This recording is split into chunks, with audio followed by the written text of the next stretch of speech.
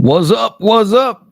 Y'all knew it. I'm gonna do a midday live. I haven't done one of these in a minute. Like I said, I've been out there busy as hell trying to get this money, doing what I could do. We know we got to start preparing on what's coming down the pipe. I mean, we see what's coming. We see all of these apps having all these issues, these problems. The protests keep coming. April the 1st is the next protest. And I'm gonna drop a video about that later today. My man Jamil sent me some for all the Phoenix drivers out there. So we gonna try to, Taz, what up, West? My man, this is first. Randy beat you, man, by a little bit. What up, Logan Block?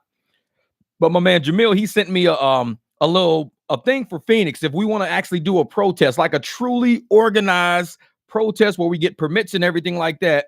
Hey, Jamil sent me something, and I'm gonna make a video about it to make sure anybody out there in Arizona that wants to organize a protest on April the 1st, or if beyond that, get your shit together. Because in case they try to come shut it down or something like that, you'll be like, listen, we got our permit. We big on permits now. Now we starting to use things for our benefit now. So we've been pushed around long enough, being slaves long enough, being on this plantation long enough. It's time that we go get it. We go out there and we go get it. All right, what up, King James, my man? Chris, he's live. I know. I know it, man. I ain't been live in a minute. I've been getting up early in the mornings doing stuff. So, helicopters coming in they're going to shoot them little green lasers at my house. You're like, there he is. Get him. We know where his car is. I'm like, man, I got search for devices off. How'd y'all find me? Shit. But no, man. Hey, I'm telling y'all, Lyft's going through hell right now.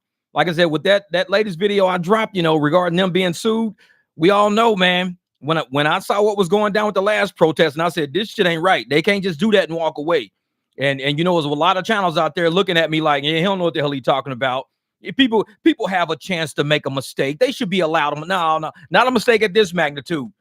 You out there taking away people's pensions and retirements and mutual funds and all kind of hedge funds are being screwed up. But like I said, I've always said Lyft had idiots working for them.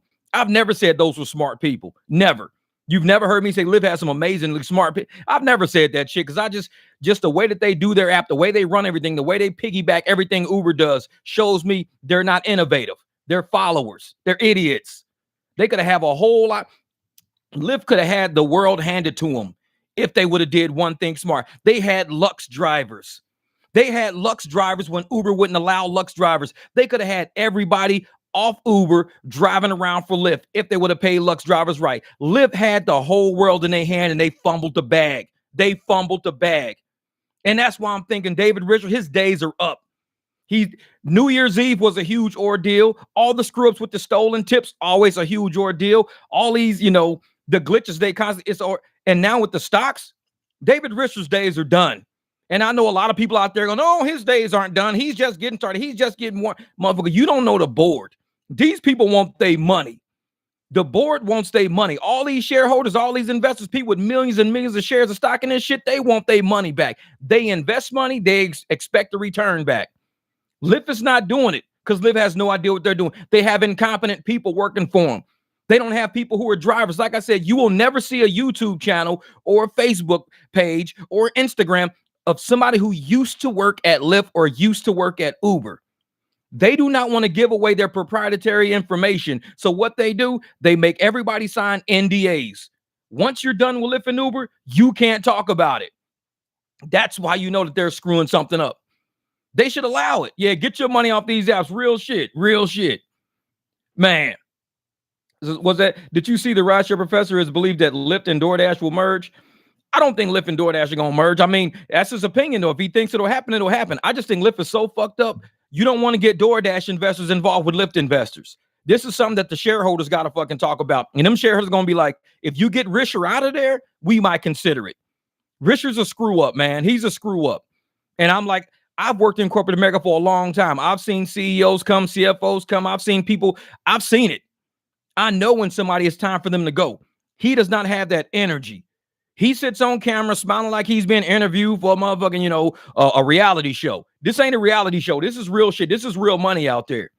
And I don't think Richard's ready for this level. He's just not.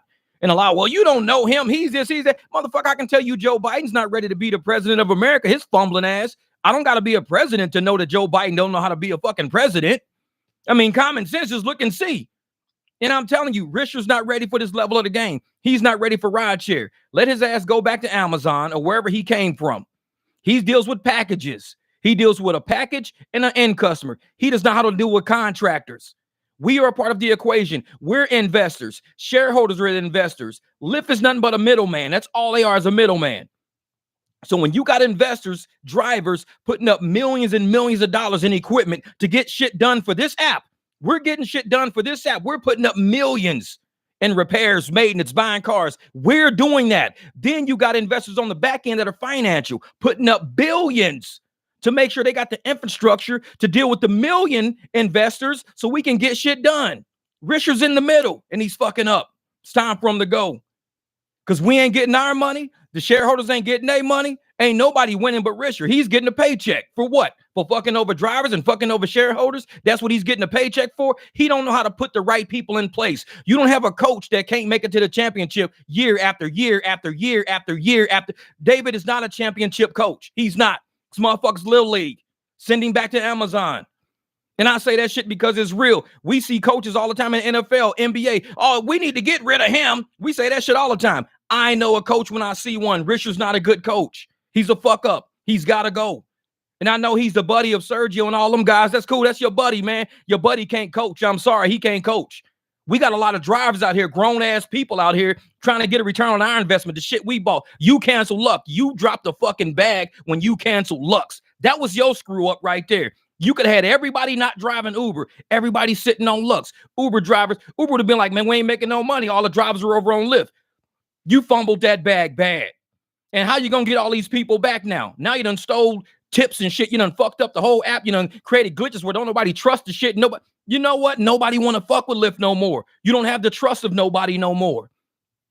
I got about $30, $40 sitting on Lyft right now. I drove for about 50-something minutes last night. Made like $39 in like 50-something minutes. Only did like 5 quick trips real quick. All short hops. Everything was like a mile. $12 for a mile because I was getting a tip and surge. $12 1 mile. I was doing that shit all night. Got it on my phone. I ain't even going to download it because I don't think it's worth even downloading. I wait till I'm over 100 to download. But I don't trust those motherfuckers. Even with that 50 is kind of sketch. It's like they going to steal my little $40. They going to steal my $40. But see, Risher, he doesn't. When the shareholders find out that Risher has no trust of the drivers, which is why we protest, which is why we speak out, which is why we talk, because we need a coach that can get in the game and say, we got shareholders on one side who are investors and we got drivers on the other side who are investors. Because, yeah, we invest in a lot of money. How much are we putting into these insurance company pockets from all this upsold ass insurance? We invest in a lot of money into these people's pockets. And yet we turn around and we get shit on. We getting called like we ain't nothing but a bunch of drivers. We unskilled labor. Motherfucker, let this unskilled labor start doing our own private rides. I bet your ass will want us to come back. They quick to stop us from doing private rides. If we so unskilled and we don't mean shit, let us do our own thing. Get up out of Minneapolis. Get up out of Phoenix. Get up all these fucking places and watch how we make money. If you can't coach the team, you got to leave. That's just how shit really is, man. Oh, yeah, Uber dropped the ball when they got rid of Select. Yeah.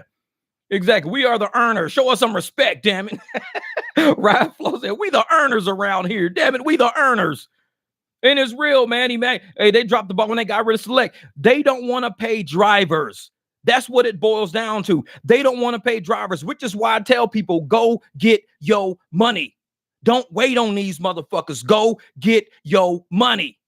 When you see somebody out there, they need a ride, go get your money. Don't sit and beg. Oh, Uber, can you do me a favor and please give me a surge? Man, fuck your surge. How much you pay for this trip? 82. Okay, they only give me a 36. Tell you what, $70, $65 cool for you. Go get your money. And when these apps see us out there getting that fucking money, guess what they're going to do? They're going to start showing us a little more respect because they know we independent contractors, motherfucker. I don't work for you. I work for me. I bought this car for me. I'll invest in all this shit, the wheels, the tires, the all things. I invest in all that shit for me so I can get a return on my investment. I'm not doing this shit to keep paying for your fuck ups. You keep paying, you keep screwing up the surge, you keep screwing up tips, you keep getting sued for this, you keep creating glitches. I'm not working and busting my ass every day to fix your fuck ups. I'm not doing that. My life is not designed for that. You don't go, oh, it's okay, people. We can keep screwing up. Got a whole bunch of pigeon-ass drivers out there willing to fix this shit for us. We're just going to kind of reduce their fare, give them a fake-ass surge, still lay tips. If they get tip 10, give them 3. They don't know the fucking difference. They going to fix our fuck-ups for us. Let them keep driving. Don't worry about that. No, because I know what I'm worth. I know what I'm used to making. I know what I can make. I know how we ride in my car, how people feel like, damn, I'm going to tip you for this. This car is nice. I know how that shit feels. So when I'm not getting the money like I'm supposed to be getting that money, that's when I say, you know what? Screen record off. Now let's get this fucking money now. Screen record off. Let's get money. Done playing games with these motherfuckers. Then they sit and say, Jeff, you ain't been on the app for a week. That don't mean I ain't been paid for a week. The screen record is off right now. That's all. I'm out here getting my shit together. I ain't got time to fuck with y'all. So you can sit up and play that game, but we sitting there waking up all these drivers. If you want to call me a independent contractor, what up, Driving the Wealth? Call me an independent contractor. Knock yourself out. But just know that I am independent. And every person on this planet is a private citizen who has a choice to say whether or not they want to pay 80 or they want to pay 60. They got that private choice. You don't lock them into a deal saying, oh, well, you agreed on 80. You got to stick with 80. No, they don't. Not if I'm only charging them 60, because you ain't giving me shit but 32. So you're going to give me 32 out of the deal like I'm an idiot when I'm willing to take 60 on the deal. They willing to pay 60 on the deal because they paying 80 on the deal. So of course they're going to pay 60 on the deal. You don't want to see that. Because when I say I'm coming for my money, I'm coming for either you going to give it to me or I'm going to go get it. Either way, you going to pay me. Either way it goes, I'm going to get this money. So it's up to the apps to make that choice. Are we going to pay this dude or are we going to get kicked out of the fucking transaction? How's this going to work out? Because they quick to pull ship and be up out your city, not caring about you, anybody that's got to go to work, anybody that's got to go to daycare, anybody who uses rideshare to go to and from the hospital to appointments. They don't give a shit about none of those people. They'll say, we pulling up anchor right here. We out of here. We're done. If y'all want to be paid more, we pulling up anchor. That lets you know right there. If they willing to pull up anchor because you want more money, that they ass is greedy and they don't want to pay you. They know drivers ain't making a living on them pennies.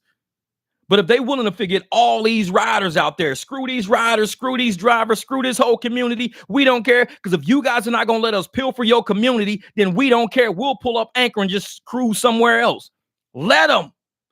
They telling you they don't give a shit about you right to your face. They never said, well, before we pull up anchor, let's make sure the community has a way to get around. Let's make sure the community that we're robbing every day, taking money from every day, has a way to still get to work and get to their dialysis appointments. Let's make sure all these people are taken care of before we pull anchor. They don't give a shit about nobody. Nobody. And that's on David Richards' back. You want to be responsible and smile like Mr. Potato Head? Knock yourself the fuck out. Then you're responsible for the community not trusting you. If you quick to do that, you quick to say, fuck this community and bounce. Because what happened when Walmart pulls anchor? What happened when Target pulls anchor? What happened when gas stations pull anchor up out of communities? Everybody gets mad because those are the people that use those services. But Lyft says, oh, I'm going to pull anchor. You think only drivers supposed to be mad? No, this is deep. This is a whole community. This ain't just about drivers. This is a whole community. So when you pull anchor, you saying fuck all y'all, not just drivers. You saying everybody involved, which is why I tell drivers, get your business cards together. Get them together, Vistaprint, figure it out, Office Max, Office Space, wherever the hell you got to get cards, make them at home. Anything, make them just have something. They got digital cards out now where you just tap somebody's phone and all your information goes to their phone. Get something like that.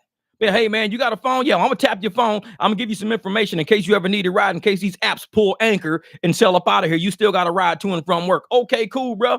Call me if you need a ride.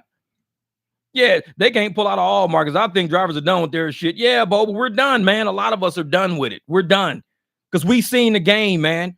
And a lot of these plantation drivers out there, they don't even understand. You're not their employee. They got to put the shit in writing for you in a contract. We had Dems Dallas read the shit to you, motherfucker. Hey, guess what? You are not an employee. This is not an employment agreement. You do not work for us. You're an independent contractor. We can get rid of your ass right now as we speak. And if that's the case, I hope you got profits.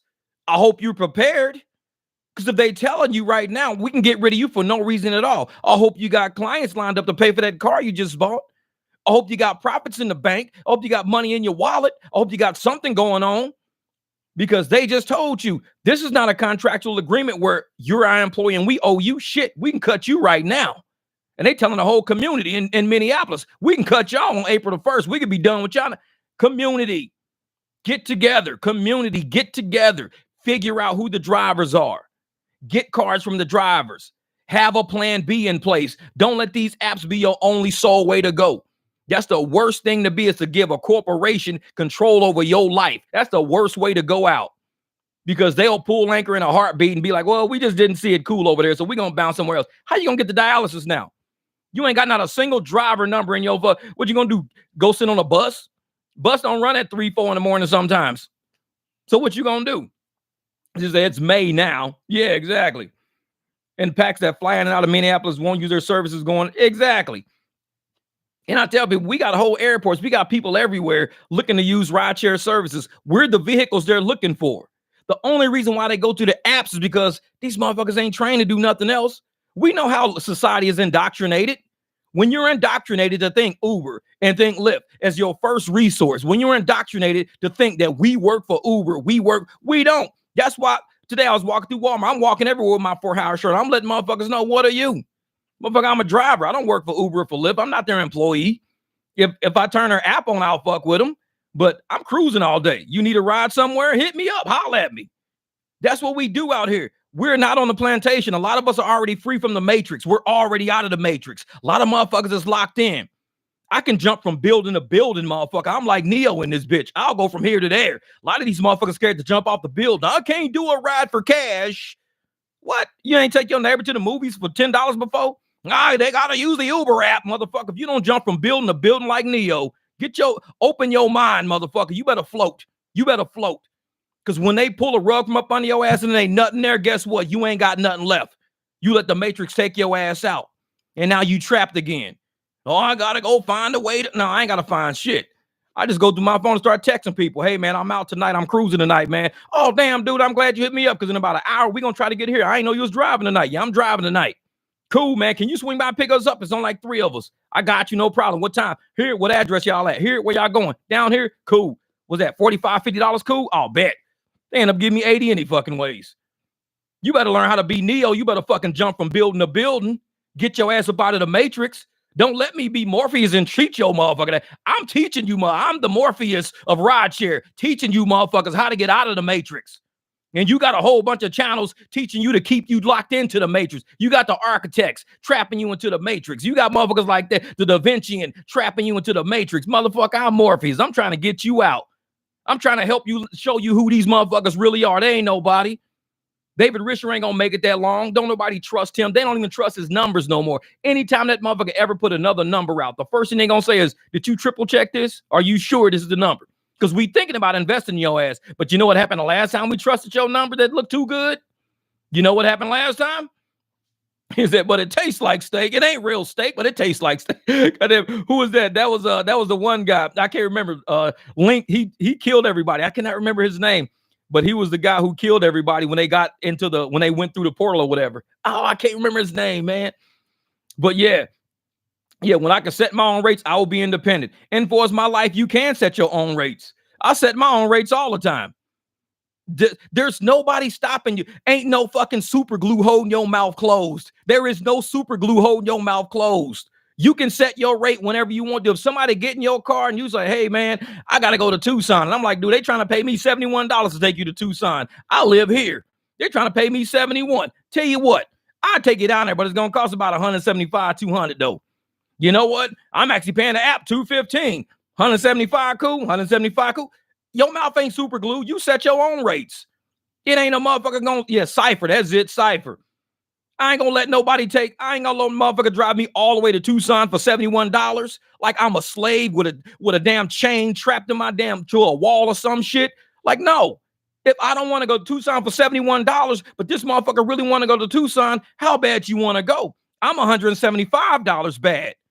If the app is charging you $215, but they talking about giving me $70, $80, I mean, how bad you want to go? I'm only saying $175. You want to go or what? I'm independent. I set my own rate. If he says, well, I just want to stay on the app, cool, cancel, get the fuck out. You good. There's a driver out here willing to do it. I'm just not. Sorry, I'm not. And I go about my business, they go out their business. But I told everybody, once I give you a negotiation in my car, once I tell you what my rate is, and you say no, there is no, okay, I guess I'll do it on the app. 100% chance that I will cancel that motherfucker once you say no. 100% chance. Once I offer you a negotiation, and I'm going to tell you why I do it like that. Because these raggedy motherfuckers like to sit on the app, ride in your car, get the ride done for the price you don't even want to do it for, then one star your ass at the end and tell Lyft, oh, he was trying to tell us to pay for cash. They do that shit at the end of the ride. End it before you even started. Once you negotiate, cancel on the spot. Don't give them a chance to fuck your account up. Don't give them that chance. Cancel that shit. Be like, hey, man, this ride is on talking about $15. It's like 26 miles north, man. Usually I do a ride like this, $40, $50. Oh, cool. Shit, because we paying the app 73. We paying the app 73. You'll do it for 50? Yeah, I'll do it for 50. Oh. But if they say, no, just leave it on the app. Just leave it on the app. No. Because if you willing to get the app 73, knowing I'm getting fucked, and you're going to sit in my back seat and you can get the fuck out. I'm sorry. This is how I operate. You willing to give the app that money, knowing I'm getting fucked, and you sit in the back seat saying, no, I just want to leave it on the app. I know you're getting fucked, but that's your deal. Cancel. You got to get out. What? Yeah, I told you I gave you a deal, but I want to do it on the app. You will do it on the app, just not in this car.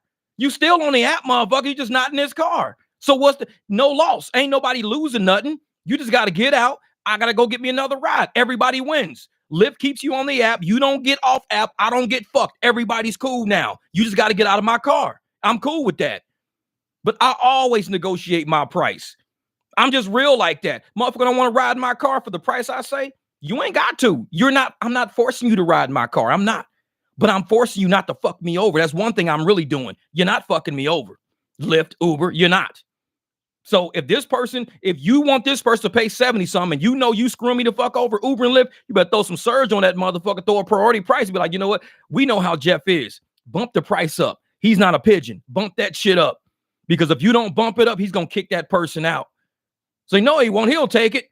Nah, because once you say no, you're going to one-star me now, and you're going to tell the app. So he tried to convert me to cash.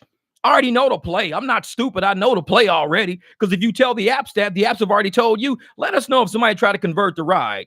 Because if they do, we'll give you a discount on your next ride for snitching on this motherfucker. I already know you're going to snitch on me, so you got to get out now. It's like, shit, I'm not stupid. I'm a smart motherfucker out here in these streets, dog. I grew up hustling. You think I'm going to sit here and get hustled by a motherfucker in my back seat? No, you got to get out. That's how shit works. Man, throw some D's on it, don't it? Just bought a Cadillac like a motherfucker. Is there a wreck? Take the Caminos to $40 Tucson and Mexican Buzz. I'm telling you, man. Throw some D's on it. Hey, knowing your worth is, that's right, Big Horn Kev. You already know, brother. A lot of people say, well, the app is making me. Now the app ain't making you do shit. You're settling for. Get it right. Stop saying the app is making you do shit. The reason why the app does what it does is because it knows it has people out there so weak that they would keep doing that shit over and over. The rates won't go up as long as you take shit rates. The rates will never go up. Why would they? Why would they jack the rate up if you're willing to take shit? When these motherfuckers look at my cancellations, it's like Jeff either didn't like the rate or he didn't like the person. One of the two. And I said, you know what? It's late at night. Not a lot of drivers out right now. You know what? And these motherfuckers offer me $13. This is a 27-mile ride. They're trying to give me $13 for a 27-mile ride. Tell you what, I'll take $45 for it. You know what? They actually charged me $67. I'm only taking $45, motherfucker. Because I don't want $13 plus a $4 tip. I don't want $17 for this. No. I told you I'll take $45 for it. No, just leave it on the app. I don't want to do it. Cancel. You canceled it? Yeah, you said leave it on the app. I mean, you got to find a driver willing to do it for that price. I'm not. And at that point, if you say, okay, well, I'll pay. Nope, prices changed now. Motherfucker, you had a deal. I said 45. The shit went up to 50 now. Keep fucking with me. Shit might be 55. You might fuck around and pay the same amount the app told me. You only get one deal. That's it. You get one deal. If you don't like that deal, the second deal is different than the first deal that you declined. When my negotiations start, my shit only goes up. It does not go down. I don't say 45. Well, how about I just give you 30? How about you get the fuck out? Because I told you I'd do it for 45. That's what I told you. This is my car. And a lot of us know that when we drive our cars, we state our prices. Like, I should go in there and do it. No, I'm not going to do it on this live stream. I'll do it next live. Next live, I'm going to show y'all. I got this envelope, right? This envelope in my safe has all the ins and outs on it. It's cash, all ins and outs. What I put in, what I get out. And it's got the date next to it. It's got the date, the in or the out. And it got the total. So you kind of got to look at, like if it says 1-1, then it says 1-4. That means on January the 4th, either I put money in or I took money out. Just got to look at the balances. And I've been doing envelopes like this my whole life. I probably got envelopes in my safe from years ago that still got, all the transactions across the cover of it. But I'm going to show you how my ins and outs work. And when people look at all like years ago, when my son first came back from Japan, my son Jersey, he was at his grandma's house. So he came back from Japan and he didn't have a job. He was just getting to Japan. He's with his grandma. He's like, you know what, this and that. So I said, I'll drive him and I'll come see you. Because I ain't seen him in a couple of years. He was in Japan. So I drove up. I handed him an envelope. Envelope had a date on it. It just had one date. It was $1,000 in it. And he was like, damn, I said, that's when I put that money in that envelope. I gave him money that was in an envelope for about 3 years. It was $1,000 sitting in an envelope for about 3 fucking years. I have envelopes laying around all the time. I got the date on it. I got how much money is in it, and I'll throw that shit in the safe. I do it all the time because that's my emergency fund in case the bank shut down, in case anything fucks up, whatever goes wrong. I only use it for emergencies. I don't use that shit to go fucking balling. There is no such thing as balling in the club with me. I'm too old for that shit. There is no showing off and getting fucking 36-inch rims on shit. I don't do that. I'm too old for that shit. But I do know there is life out there. And when people need something and they say, man, my son, he was fresh from Japan. No job, no money, no nothing. I dug out like a 3-year envelope. Here you go. He was like, damn, that date is how long that's been sitting in my safe, motherfucker. It's like, when it comes to saving money, I act like I ain't got it. I know how to save some fucking money because I'm a Goodwill shopper. When you find somebody who still shops at the fucking Goodwill in 2024, they know something you don't know. I know who donates to the Goodwill. J.C. Penney's, TJ Maxx, Ross, all these places donate to the Goodwill. All the clothes in the Goodwill come from there. It's charitable write-offs. So when a corporation wants to get a huge tax deduction, they donate all the out-of-stock shit, all the small shit, all the shit from the return bin. It could be a button fucking missing. I can sew a button. I'll buy the shirt for $4 and sew a button on that motherfucker. It's a brand new shirt now. When you find people who shop at the Goodwill, those are frugal fucking people. My 16-year-old, he's always calling me cheap. So I had to explain to him what frugal meant. Frugal means I'll go to AutoZone and buy the part and do it myself. Cheap means I won't even go to AutoZone. I'll just keep riding on this motherfucker till it break. I'm frugal, which means I'm going to go buy the part and do it myself. I don't see the value in paying somebody else to do some shit. I don't see the value in paying $80 for a pair of pants or the value in paying $40 for a shirt. I don't see the value in that. I could buy 2 of them for $40 and be just fine. Why do I want to go buy one for $40? It'd be people buying shirts for $80. It's fucking crazy. But that's why I am designed the way I am. And I try to exude that energy on this channel to a lot of people out there because we are independent. What up, Frank, my man? And we go there, Jesse, and we go out there and we show people as being independent contractors, we can't rely on a business to give us a cash advance or a payday loan advance and no shit like that. We've got to stick for each other and fight for each other. We're all in the same fucking boat. We're out in these streets every day on our own fighting. When you wake up in the morning, there is no boss motivating you to get into work or you're going to get rolled up. No, there is no write-ups in rideshare. You just go broke if you don't fucking got yourself together. So I tell people, get yourself together. Get you a mechanic willing to do that shit, in your driveway or whatever. Find you a mobile mechanic. Do it yourself. Tons of videos out there. It might be some shit that takes 5-10 minutes to do it. Hot facts. What up, man? Exactly. Hey, Chris, you're right, man. Most of the clothes say Kirkland. That's what I'm saying, man. And you got to sit up there and just understand that your clothes don't make you. You make the clothes. When people see me in cheap shit with a nice car and this and that, they don't even look at me. They say, oh man, this is a nice car. This thing is clean. This is this and that. Slap me $50. Slap me $60. Slap me $100. Motherfuckers have no idea. My whole total outfit probably cost me $18 total. I'm talking about socks, $30 fucking shoes, maybe, fucking $20 goddamn sweatpants, fucking $15 shirt. That's it. And these motherfuckers lied me hundreds. Like, here you go. Because I keep my shit clean. Life is not about, I got a name brand. I be seeing some of these clothes out there, the expensive like Balenciaga and shit like that. It just has like a little B on the shoulder. It's got a B. That's it. Like for Balenciaga, just a B. It's an all black shirt with a little B. And how much that shirt cost? $79. I'm like, you out your fucking mind. You telling me a black shirt with a B on the sleeve costs you $79? Yeah, because that makes me worth something. Now it makes you an idiot is what it makes you. Because I can wear an all black shirt and fucking not even have nothing on it. And it looks just like yours minus the B. We look exactly the same. But I paid like $10 on mine and you paid $80 for yours.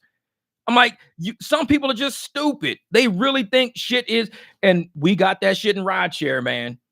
We got people who don't believe that they set their own rates. They got people who believe that every time someone comes across your screen, that's the deal you got to stick with. If it's a good deal, if you say, damn, man, that's $4 a mile, I'll take it. Oh, that's $3 a mile, I'll take it. Cool. But if it's 50 cents a mile and you better than 50 cents a mile, you know that they got you. They like, dude, they got me going 40 something miles. They're paying me $36. Dude, this is not even $1 a mile. I guarantee they charge this person $90, $95 and they giving me 36. You know you better than that. You know you. I'm not trying to say get $3 a mile for going 40 miles, but at least minimum get $1.50. Go get your $60 for that ride. Get $60 because the person paid 90 something. You're saving them 30 and you're making yourself 30 on top of that. Be smart about it. Yeah. This is a bit more complicated than that, my man, but I hear what you're saying. I don't know what you mean by complicated than that because you're speaking in ambiguous terms, motherfucker. I speak specifically. You speak in ambiguous. I have no idea what the fuck you talking about. I just said a whole bunch of shit. You like, it's more complicated than that. The fuck you talking about? Dog food? Like, what are you talking about? Be specific. It's like, yeah, Kirkland pants going the same way Levi's do. One leg at a time. Real shit, Big Kev. Real shit, man. Like when you wake up in the morning, you put pants on and go outside and wash your car, it don't make a difference. Ain't nobody looking at, hey, man, what kind of clothes you got on? What kind of clothes you washing that car in? Nah, just have clothes on when you wash it. It don't make a difference. What up, time to wake up, my man, my man. Yeah, I used to have a Costco. Can I call in? Well, I'm on YouTube right now. I'm not on the StreamYard. When I'm on the StreamYard, I can patch people in. On YouTube, I don't do it like that. So on YouTube, they don't allow me to do the add-ins and stuff like that. This is just regular. So you're going to have to type the shit today. No. He said, okay, another day then. Well, what are you talking about? I don't know what you're talking about. You can't just say, can you call in and expect me to patch you in? I don't know what the fuck you talking about. What are you talking about? Give me some reference. You don't just say, can I call in? About what? What are you talking about? Because I might not want to talk about what you're talking about. This is my channel. If you got some shit you got to say, at least let me know. Like I said, y'all know me. I keep it 100, man. I've been like this my whole life. A lot of motherfuckers, new people come through, and they thinking that I'm not who I am. I am this way. So if you can't tell me what we talking about, I might not patch your ass in, period. Because I say, be specific. Do not be ambiguous. I might not want to fuck with you like that. So don't say, can I call in? I don't know you, motherfucker. I never even seen your name before. Who the fuck are you?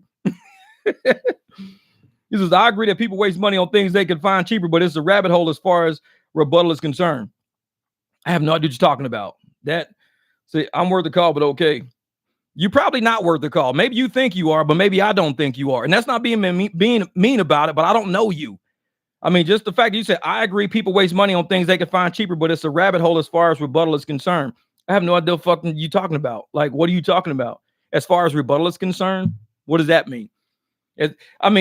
People waste money on everything. I mean, I buy drink packets when I could just drink water straight if I felt like drinking water straight. But I buy drink packets. Well, that's a waste of money, Jeff. You could drink water straight. I could.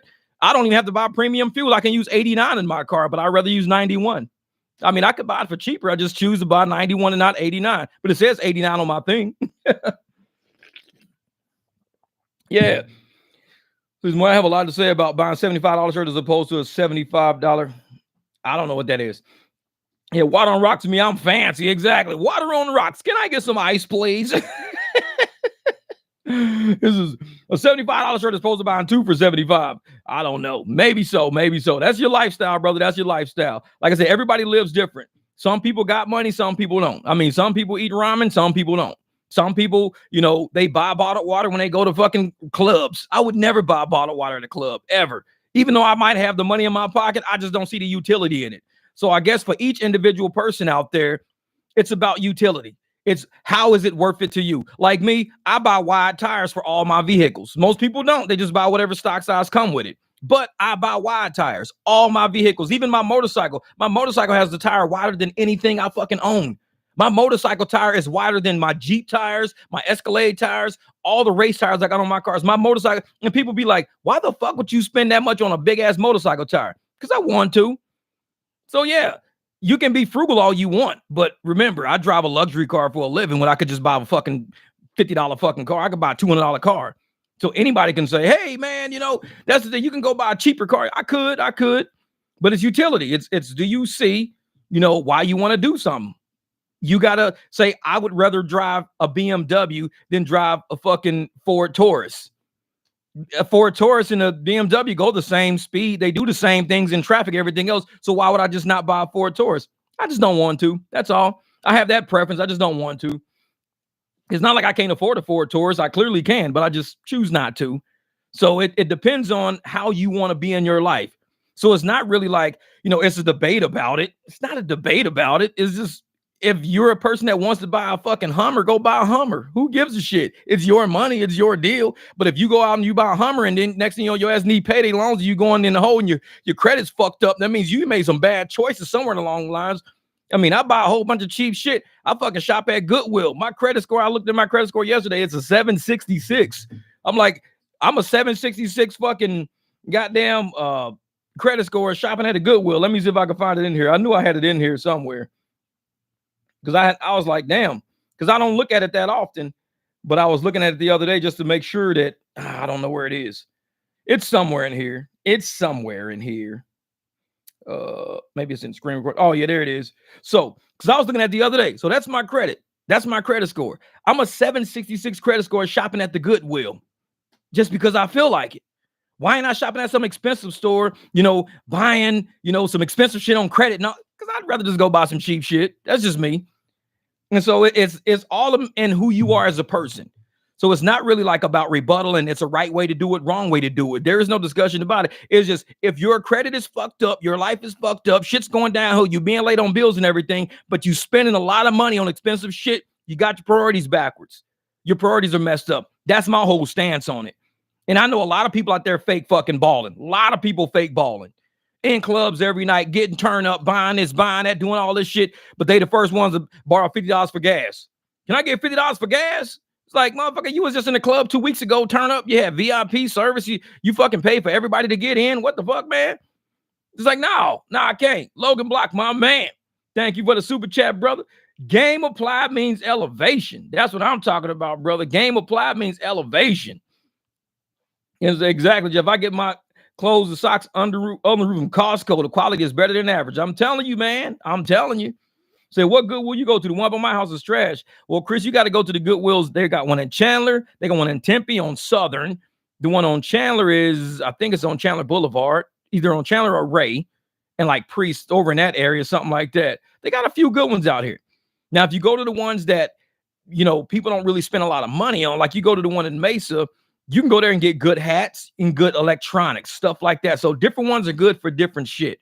But if you want to get some good clothes, like, rich people just want to have an estate and they didn't sell everything at a garage sale. They just give it all to the fucking Goodwill. Got to go to the good neighborhoods. Because you walk in there, they be having full-blown suits and shit. You're like, damn, this suit nice as a motherfucker. Nice shit, real nice shit. Take it over there, fucking get it dry cleaned and everything like that. Man. So ain't nothing wrong with shopping at Goodwill. It's just Jeff life, just like he showed with the 300. I'm telling you, Jess, man, I tell, if your credit, like I tell motherfuckers, I know a lot of people out there, they have the worst credit situation. Credit is, they don't even care about their credit situation. When your credit situation is your word, is your obligation. That's all it is. You don't have to use it, but it just says your word. Like, what is your word on paper? That's all it says. Because if your word on paper is shit and you need something one day, I'm not the type of guy that will co-sign for you. I just wouldn't. And a lot of people have a lot, like I wear my shirt says straight out of excuses. A lot of people have an excuse for why their credit is fucked up. Oh man, I was dating this girl. Oh man, I was dating this guy. Oh man, I was this and that. They got all these excuses for why their credit is fucked up. So I'm like, what's your excuse when you fuck mine up? It's like, so no, I can't do it. Big on, can I call in? It's my black lesbian ass can borrow $50 for gas. Exactly. Be on here like, hey man, can I get $50? Like, shit, Kev, you wild, brother. Oh, Kev, that they got the Ostrich Festival down in Chandler. So last night I was gonna go last night, but it started raining. I just called it good. I said, I'm done. I'm not, because at the Ostrich Festival, it's a lot of people walking through grass and dirt. I didn't want that shit in my car. So I was like, yeah, let me just call it good. I won't mud all in my car tonight. So I just called it good and came back home. But yeah, but like I tell people, man, credit is nothing but an obligation. It's your obligation on paper. And my credit wasn't always good. I mean, I was young. I remember I had a Discover card one time and I had no idea what it meant. So I would always pay the minimum balance and my balance kept going up higher and higher because I had no idea the interest was more than the minimum balance I was paying. So I was like, wait a minute. I'm like 18 years old, fresh in college, got a Discover card. I'm like, but I'm paying the minimum balance. Had no idea. It got out of control. So by the time I got to Vegas, I cleaned everything up. I said, nope, not doing this shit ever again. Cleaned everything up. And ever since then, I've been good. And it's like a lot of us don't learn about that till later in life. And if you're going to conduct business, especially in rideshare, you need credit.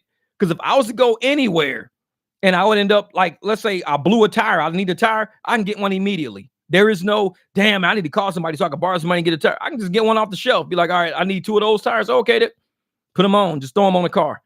Shit, when I bought the Beamer, I drove in my Jeep, bought the Beamer. I said, well, I like that BMW. I love the color of that motherfucker. That motherfucker's nice, isn't it? We came up with a cool, solid price. I said, well, let me call my bank. I called my bank. My bank said, well, if you want it, you can have it. I said, all right, I'll just sign for it now. I came back the next day to get the keys. They didn't ask for no money down, no shit like that. They was like, well, Jeff, you've been banking with us for a long time. We know, what you do. You're not a stupid guy. We know you're retired. We know you're good with money. We have all your shit in house. You've been banking with us for a long time. Knock yourself the fuck out. We're not worried about you not paying this shit off. We know how you care about people around you. You care about yourself. We're not worried about you. So when I built, even when I built this channel, I started working with, showing people how to work on cars, how to save money, because you should be able to use that money for other things that really come up, like necessary things. We don't trick off on this channel a lot. I don't trick off a lot over here. A lot of money that I do have sitting around, it's for money's for a blown engine. It's money's for a blown transmission. It's money for, if I got to replace some shit on my roof of my house, that's what it's for. If some blow, I'm not rich by far. I have way more debt than I have any cash, way more debt than I have cash. But all the debt that I normally, especially the house I'm sitting on, if push came to shove, if I ended up, wrecking my car, flipping my car, I just have to, bite the fucking bullet and take out a huge equity loan. It would hurt my life. It would hurt my soul because I know that I'm not that type of guy to do shit like that. But it's there if I need it. Most people are like, oh, I'm gonna take out an equity loan and go buy me a nice car. Why would you take out debt to create more debt? That to me sounds stupid.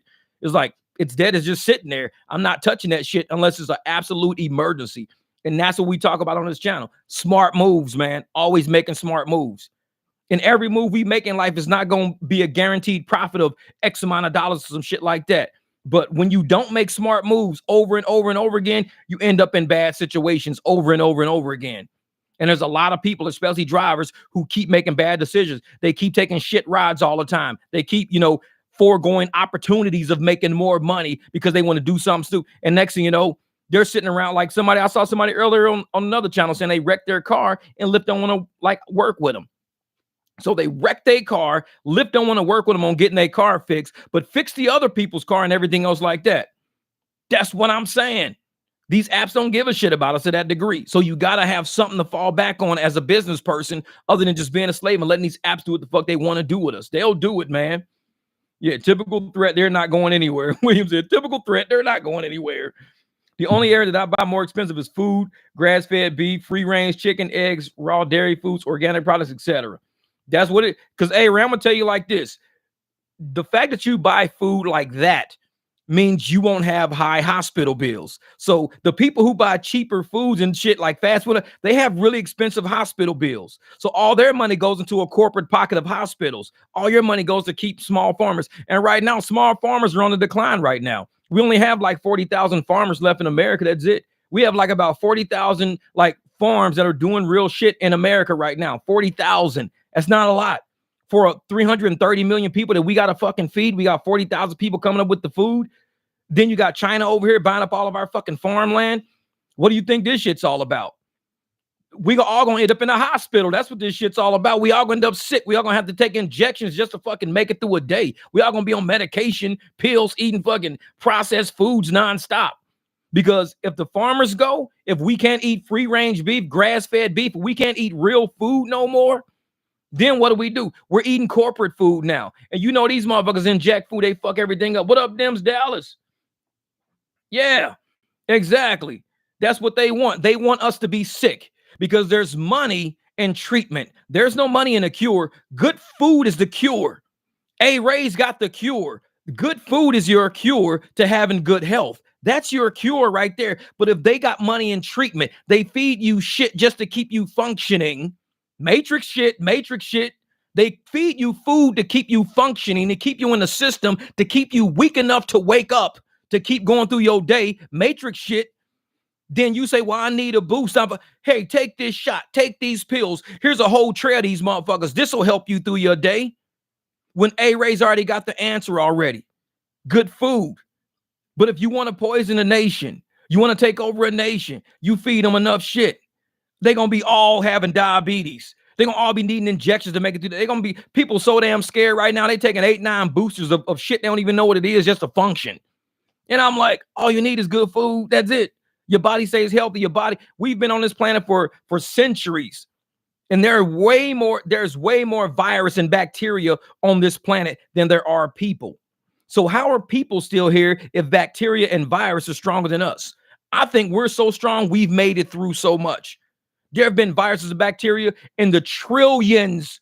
There's not a trillion people on this planet, but there's trillions of bacteria and viruses on this planet that our bodies are naturally fighting every single day. And you wonder why you don't get sick. You might sneeze for a couple of minutes. You might cough for a little bit. You might have a runny nose one day. Your body is constantly fighting the trillions of viruses that are all around us. You don't fucking believe me? Go research that shit. I ain't got no reason to lie to you. That's why I don't eat fast food. I'm healthy. I try to eat good food. I try to eat like A-Ray. I want to go get grass-fed beef. I want to eat, eggs every day. I want to eat organic foods. I want to drink my juices every day. But I'm not going to sit around eating all this shit expecting myself to function. In a minute, I'm going to be in a hospital. And somebody gonna be prescribing me some shit so I can make it through the rest of my day. I don't want to be that guy. I tell motherfuckers, about to be 51 years old. I run circles around some of these 30-year-old motherfuckers out there. And they're like, well, how come you so healthy and they not healthy? And that motherfucker, they stand in the Taco Bell line. I don't stand in Taco Bell line. It's like, can you be eating those crusty dusties though? Oh man, I eat that. I make cookies all the time, dude. I'm forever eating fucking chocolate chip cookies. Everything's in moderation. As long as you eat in moderation, you'll be good. But I'm not going to be sitting eating processed food all fucking day. Some people eat processed food all day, every day. Ask them, what did you eat for breakfast? Oh, I ordered some McDonald's. What did you eat for lunch? Or I ordered some Denny's. Oh, what you eat for dinner? Oh, I'm going to order some PF Chang. Motherfuckers, they never cook. I got 2 big-ass skillets in my kitchen that stay hot. I'm forever cooking in that motherfucker. I'm always washing dishes. My dish tray stay full because I cook all day, every day. You ain't going to catch my car in a motherfucker drive through unless I'm like, extremely fucking hungry. I'm far from home and I'm like, dude, I'm about to die if I don't eat something. I'll give me some of these ragged ass fucking tacos once every blue moon. Jesse says, can I call in a request line? Anything by Nipsey Hussle? Anything. That's my track right there. I would play it. This is the request hotline. Street Science, you're on the air. I like that. Street Science, you're on the air. What do you think about Tupac's new album? Yeah, but he's saying, things like, so many, he's talking about killing people, I had sex with your wife, not in those words. but he's saying he wants to see you deceased. I love LA. That's my old Tupac shit right there. To live and die in LA. Yeah, fast food lines stay wrapped around the building. Oh, and don't talk about going to fucking Sonic. What else? Cane's, places, man. And I'd be sitting there looking at these cars. I'm like, these are probably some of the most unhealthiest people I've ever. And it'd be a grocery store like right across the street. And the grocery store the parking lot's half empty, but the fast food place, the whole parking lot's full. I'm like, this is some backward shit right here. I would be going to the grocery because you're gonna save time, you're gonna save your energy, you're gonna have better health. Just go to the grocery store. All the parking spaces are empty. Just park, walk in, buy some shit, and go home. You're going home anyways. But it's like they would rather just sit in this busy ass parking lot and do that shit. Pigeons live off popcorn and the free hot dogs. No wonder they make poor decisions. Man, that's funny shit. What's it, Jeff? Another thing going on is a lot of corporate farmers are using nasty contaminant, wasted water, and fertilizer made from human waste to grow our produce. Oh, I heard about that too. And I also heard there are a few corporate level farms, like the big farms. They're using bugs. They're processing bugs in food. Excuse me. You know how you make like soybean burgers and stuff like that? They're making like bug food, like roach burgers and shit like that. I'm like, I couldn't be eating that shit. How are you gonna sit there and eat bugs? And they talking about, well, there's a huge source of protein. This shit's like Soylent Green. If you watch that movie Soylent Green, and they're churning up dead people to feed to people. Because it's like, well, because the food supply got so low, they decided the people that were dying, instead of burying them, they just started making them into food. And I'm like, this is what we're talking about right now. This shit is coming to fruition. Yeah, it's people. Yeah. And I'm sitting there like, we're trusting the worlds that be, the powers that be, and all these people around us who don't eat the shit that we eat. These motherfuckers is playing games. They're playing games with human lives. And it's like they got so much money, they get bored. What do? Oh, let's see if we can get people to do this. Oh man, I bet you can't get people to do that. Well, these are all my corporations. I'm gonna make all my corporations start this, and we're gonna say everything's environmentally friendly, and we're gonna make everybody do this shit. Oh, we're gonna do this on our end and say everything's virus related, and we're gonna make everybody do this. And it's like games with people. Is it about the virus or is it about the environment? Which one is it about? Who's gonna win, the virus people or the environment people? And they just fucking with everybody. And I'm just sitting around like, and people actually believe in this shit. Like, yeah, man, if you wrap a motherfucking sock around your face, you'll live longer. What? Yeah, man, because you keep the virus out. I'm like, dude, well, why are these people that's dealing with the virus walking around in full fucking hazmat suits? If a sock around your face fucking worked, then they'd all be wearing socks around their face. I mean, common sense. Well, they got a different virus. It's the same virus. They're talking about this, but they're walking around in hazmat suits everywhere they go. But they telling you just stick a sock up your fucking nostrils and you're good to go. Well, you do it first and let me see you be good to go. Let me see. No. Exact. People fall for the weirdest shit sometimes. And I'm like, man, whatever, man. I don't deal with these fucking people. Well, so do you think it's a coincidence that Soylent Green took place in our current decade, the 2020s? More predictive programming. Hey, that's what they say. Some of these movies, and they say that some of these movies are mentally preparing people. That's what it is. They're mentally preparing people to see what the reaction is. And they look on social media to see how everybody's reacting. And oh man, speaking of social media, it was Representative Jones, Jim Jones, or whatever his name is. I like this guy. He's good. And he was talking about how the government finally admitted to using telephone, social media, all of these things to illegally track the movement of people. He just had a huge thing on Forbes magazine or Fortune magazine, YouTube the other day. But people like, Uber is trying to really get deeper into the government. Uber is deep in government right now because they're tracking people's movements or what they're doing. That's why they always wanted to see like whose devices around you. Now Uber wants to be involved in California government. In California, the government has now tapped Uber as being their liaison to charge environmental fees per trip for everybody, and the state collects all these fees through Uber. It's a bunch of fuckery. I ain't even read it all because as soon as I saw that Uber was involved, I knew it was a shit show. And all the people are fighting against it because they don't want Uber involved in it, and it's for everything. All the EVs, all the cars, and it's environmental fee that they're allowing Uber to charge people. They're like, are they gonna charge the drivers or are they charging the riders? Who they charge? Doesn't make a difference. Uber's gonna fuck everybody anyway, so it doesn't really make a difference. They're gonna find a way to capitalize, just like on insurance. They're 10x in the insurance, and they're overcharging people for airport. Airport only costs like $2. They're charging you like $5. So Uber's gonna find a way to make money on top of whatever they do anyway. So when I started seeing that shit, I just stopped reading. I said, man, fuck this. I'm done with Uber already. Done. And that's why I'm like, we've got to be willing to speak up for our own money, willing to drum up our own client base, willing to see if we can get permits in the states and cities we work in. And that's why Minneapolis need to stand up. They tucking their tail right now. I would tell those motherfuckers, I'll tell Lyft, leave. Because what we're doing right now is hiring a bunch of engineers in the state of Minneapolis, in the state of Minnesota, and we're going to create a statewide website for anybody who wants to do rideshare. We do a background check with you. We make sure you're verified. We run through your driving history. We do everything right here in the state. And if you pass, we'll put a big QR code shit on the side of your car. Anybody with a phone can fucking hit your car to see all your driving stats. You say, oh, this is Jeff. He's been driving since, 2019, this many trips. This is his motherfucking, they can see all I got to do is just QR code on the side of my car. I'll say, hey, I'm a driver. Really? Yeah, that's my QR code right there. They can walk up to my car, QR code my car. It'll automatically log into a state website. As soon as they hit the QR code right to a state website, it'll tell you what my rates are. So you enter in your data. If you want to use my car, you enter in your data. It'll tell you how much it'll cost for that car right there. You might say, man, I don't want to pay $60. I'm going to go try another car. Thanks, Jeff. You walk up to another car. That car might be $32. Oh, yeah, but it might be a piece of shit, but $32 might be all you got. A state can create that website. Just use a QR code. As soon as you hit that QR code, bam, all the information pops up. You put in your destination, because you already at the pickup, put in your destination for where you are, this and that. Sure enough, bam. Or I might be far away. It might just say drivers in your area. And it might say my BMW. Say, okay, cool. Let me select that BMW. He's 2 miles away from you. These are his rates. Entering your pickup and destination. Or with Jeff, it's going to cost you $62. It's like, okay, cool. I'll take Jeff. Hit it, boop. It starts sending them out. Now I'll start driving toward their way.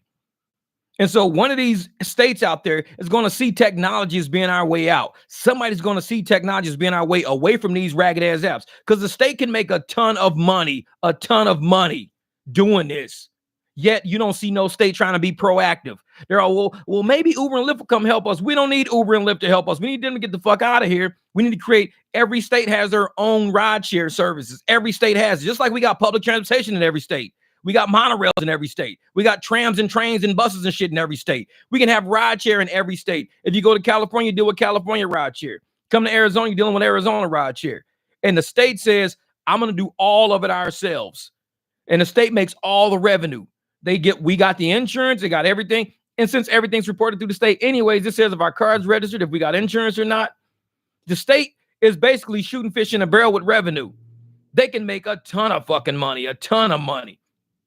So Uber is following people where they go, who they associate with and who they spend the night with. Don't be fooled, Big Brother is here. Oh, I know, Boba. I know it. That's why on both of my apps, I have, you can't see, like, I'm going to show you on my apps how I got it set up. Because I have it to where you can't see like anything in Lyft or Uber. It doesn't say whose devices are around me.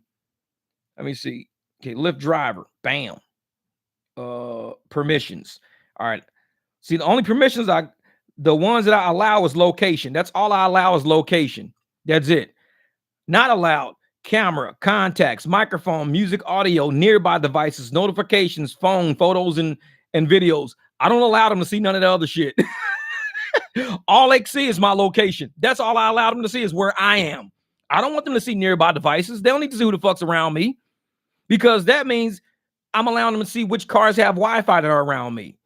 So what if I'm driving? They got like, there's 3 or 4 or 5 other drivers around me who all got Wi-Fi or all got Bluetooth on their car. So now Lyft can say, oh shit, he's got 4 cars around him and he's got this car, that car. It might be a lady next to me just taking her kids to school. Lyft knows I'm next to this car. Lyft says, I'm going to send this car some marketing material. Hey, did you know we got nice new Beamers on Lyft? And you'd be like, wait, why are they sending me Lyft shit all the time? Because I always say no to popcorn per Jeff. Yeah, exactly. There was a guy in the chat who would uninstall the app every night. Smart shit. Uninstall that shit every night. I just put no permissions on everything. Because when you give them permission to see who's around your device, you're giving them permission to market people. When I'm walking through the store, they might be like, hey, there's people all in the store. Oh, hey, there's Sarah. Sarah's in the store next to Jeff. Sarah uses Lyft and Uber all the time. Send her a fucking discount code right now. Hey, Sarah, within the next 10 hours, if you use Uber or you use Lyft, you can get this discount. And she might be in the store going, oh, yeah. And that's what they're using us as their fucking billboards to walk around and see who to market to. Like who's in the area. If we go to a nightclub, we go past a nightclub. As soon as we go past a nightclub, they're going to advertise to anybody that's on a curb right now. Hey, $5 off your next Lyft ride. Free, good for the next hour. Oh, shit, man. Because we just let Lyft know. Hey, Jeremy's outside. Motherfucker, Tanya's here at the club. Jeff's standing right next to. They're using us in our devices to know who they can market to. Because why would they market to somebody that's at home sleeping right now? If that phone ain't even turned on, they at home sleep, they don't know who to send to. This is real-time advertising. They're using our phones for real-time advertising, and I don't give them that right. I take that permission away from them. You're not paying me for that. You're stealing from me, actually. So why are you using me for a real-time advertiser? You got me in all these places, knowing all the devices that are around me, whether it's the car, whether it's, and next it'll say like King James is next to me in a car, but next to King James' phone is Sarah. Sarah shouldn't be in King James' car because Sarah just canceled a ride with King James. But because I let them know through my find your phone devices shit, I'm sitting in traffic like, hey, what up, James? What's up? What's up? I have no idea. Lyft is saying, hey, we know King James is sitting next to him and Sarah's in the back seat, but he canceled Sarah just like 15 minutes ago. What the fuck? So we're giving them all the permissions to track us, to know where we are, who we're with, what we're doing. I turn that shit off. I'm like, nope, y'all don't pay me enough for all that. If you want to know where people are, ask them. Send them a fucking, hey, where are you? Motherfucker, who are you, motherfuckers? Like, asking me where I'm at. Ask them. Yeah, that's what I asked her to take a photo now to see if it's to see where we are. A lot of times they do that. Yep. Like take a photo. I always take it in my car. I try my best to always take it in my car. Even if I'm like at home in the garage or something, I'm just scouting rides, I'll hurry up and I'll jump in the car and I'll take a picture in the car. That way they can't see shit around me. It's like, where the fuck is he always at? I don't know. He's always in his car. Exactly. You don't need to know where I am. Just say no to popcorn. Medic, it was a dream, more like a nightmare. Then I woke up. Yeah, man. The modern state is owned by corporations. Everything is corrupt. And that's what they're, like I said, it's a technocracy. They're really trying to get us to think that technology runs everything. If you look at, Minority Report, stuff like that, it's all predictive. Everything's based on data. Nothing's based on reality. It's all based on data. That's it. What up, Joe, my brother? Hey, thank you for the super chat. New driver here. Loves this channel. Thanks for showing us how to take out the trash. Hey, that's what we do around here, brother. Hey, if anything, I'm gonna give you enough courage to know that when you get tired of being sent shit rides over and over again, you teach the app a lesson. You say, you keep sending me shit rides, I'm gonna start converting them into cash rides. So it's up to you. Either you send me good rides and make it worth my time for being out here, or I'm gonna turn off screen record and I'm gonna make it worth my time for being out here. Because I didn't leave the house for nothing. So you're going to keep sending me shit rides? Guess what? Sending me another $13 ride for 29 miles. Send me another one. Watch what happens. As soon as they send you a $13, 29 miles, drive up to those motherfuckers. Be like, hey, before we get going, no disrespect, but they're only giving me $13 for this ride. That's it. And I can't do it. I know you want to do the ride. I can't do it for $13. The least I can do this for is like $30. That's the least I can do. And then I'm like, oh, cool, because they charge us $52. It's like, all right, I can do it for $30. All right, what do we have to do? I'll cancel it right here. You can cash at me, Venmo me, give me. What if I just give you cash? Cool. Motherfucker might give you two 20s. Here's 40. Instead of 30, here's 40. Keep the change. Let them keep sending you shit rides. Let them. Keep playing with me if you want to, Lyft. Keep playing if you want to, Uber. You keep fucking with the pit bull. You keep hanging motherfucking pork chops in my face. Keep hanging the motherfucking pork chops in my face. I'm gonna bite that motherfucker. Next time you put that pork chop over the fence, damn, he took the pork chop. You fucking right. I took that motherfucking client. I converted that motherfucker into cash. You keep putting that motherfucking pork chop in my face. I bet I bite that motherfucker one of these times. They know it. They see my shit. I'll tell you what happened. I'm gonna see if I can find it in my phone. This shit is funny as a motherfucker. Lyft did this shit to me the other night. I was laughing like a motherfucker. Hold up. I'm gonna find this shit, y'all. Me and Lyft be going at it. That's why I can't wait till David Risher gets the fuck out of here. Because we be going at it. Risher don't like me at all. Wait a minute. What did it say? Oh, here it is. They put me on a 54-minute suspension the other night for canceling too often. While we understand some situations cancellation is unavoidable, it can be disruptive for passengers. Your driver account continues to be flagged by riders for providing poor passenger experience. These motherfuckers canceled me. They suspended me for 54 minutes. I said, fuck them. I still made money on the deal because I don't have time to play with them. And I told them I'm not playing with them. So if they say, Jeff, as a matter of fact, disable your car's GPS too while you're at it, I wouldn't be surprised if they can't. Oh, they probably could. I never thought about that. They can interfere and collect your car data. I never thought about that. Yeah. This whole threat of suspension shit. That's the thing. I know my regions. I know my area. And I'm not one of them people that's going to sit there and play with them. The Underground Railroad is alive and well, baby. Sitting on a $20 surge from last night. Time to wake up. Get it. Shit. He said, I'm still sitting on the surge. Fucking Harriet Tubman, let's go. But I told you, man, if these apps keep playing with you, they gonna, hey, man, here's a ride right here, $14 for 27 miles. It's like 32 minutes. I'm like, I'm not making no $28 an hour on a night this busy. Not doing it. But I'll tell you what I will make. I'll make about 80. So I'm going to go tell this person $30. Hopefully they give me a little bit more, but I'm going to tell them 30. Let's see what they say. A lot of times motherfuckers be quick. They be like, that's a good deal to me because these motherfuckers charging me $54 for this ride. What? Yeah. So they charging people luxury prices. They're charging them lux rates, but they're not paying me as a lux driver. So this person is paying $54 for rides where they used to charge people $54 for this, and I don't get a lux rate for it. Now they charge them $54. I get a Lyft rate because they call me a Lyft driver. I'm a Lux driver because I got a luxury car. Fuck what Lyft saying. Fuck what Uber. I don't listen to them. I don't let them dictate who I am. I'm a Lux driver. I got a luxury car. People know it's a luxury car when I pull up. So I pull up and I give them a luxury deal. Now, if Lyft wants to say, Jeff, we want to use your car and we want to start paying you luxury rates.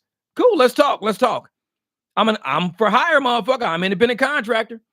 But if they say, Jeff, we like your car, we like it's nice and everything, but we're gonna change the category. We're gonna put you as a basic car. I don't give a fuck what you put me as. I never asked you to put me as shit at, honestly. I just like what you paid me. But now you're saying because you're gonna call me, like I said, I don't give a fuck if you call my car a dump truck. I don't really give a shit. It's what you pay me, not what you call me. So call me whatever you want to call me. If you're not paying me, I'm gonna go get my money. So you can say, hey Jeff, you know that you're a basic Lyft car. I could be basic Lyft, but you better be paying me some good ass rates on basic Lyft. If you ain't paying me no good rates on basic Lyft, cash conversion. I'm an independent contractor. I don't work for y'all motherfuckers. So either y'all change the way y'all paying us, change the way we doing things, or we will make the changes ourselves. There is no negotiations going on right now. The only negotiations going on is driver to rider. And we use negotiate a better fucking deal. We save them some money. We save them some time. We get them off the road. Because at the current rate you're paying drivers, this motherfucker gonna be standing outside for an hour. Ain't nobody taking this shit. I'm helping this rider out. Because everybody else is like, man, I'm not picking that. No, that's a shit ride, man. Man, $14 to go way up there, man. I'm not taking that shit. Hell no. That person gonna be standing outside for an hour. I saved the person because I cruise up and say, you know why you've been standing here the whole time? Ain't nobody, this is what Lyft is paying us. $14. 14. Oh shit. Man, I pay like $49 for this ride. Yeah, they give me 14. Tell you what, $30 is cool. 30's cool. All right, bet. That's right, Melly Mel. Cash is king. And so the negotiations are taking place in the streets because Lyft and Uber don't want to talk to us in the boardroom. Lyft and Uber don't want to talk to us in email. They want to talk to us on the phone. So therefore, we're cutting them out of negotiations. If you don't want to talk to me, it's cool. I don't give a shit because I'm smart enough to speak for myself.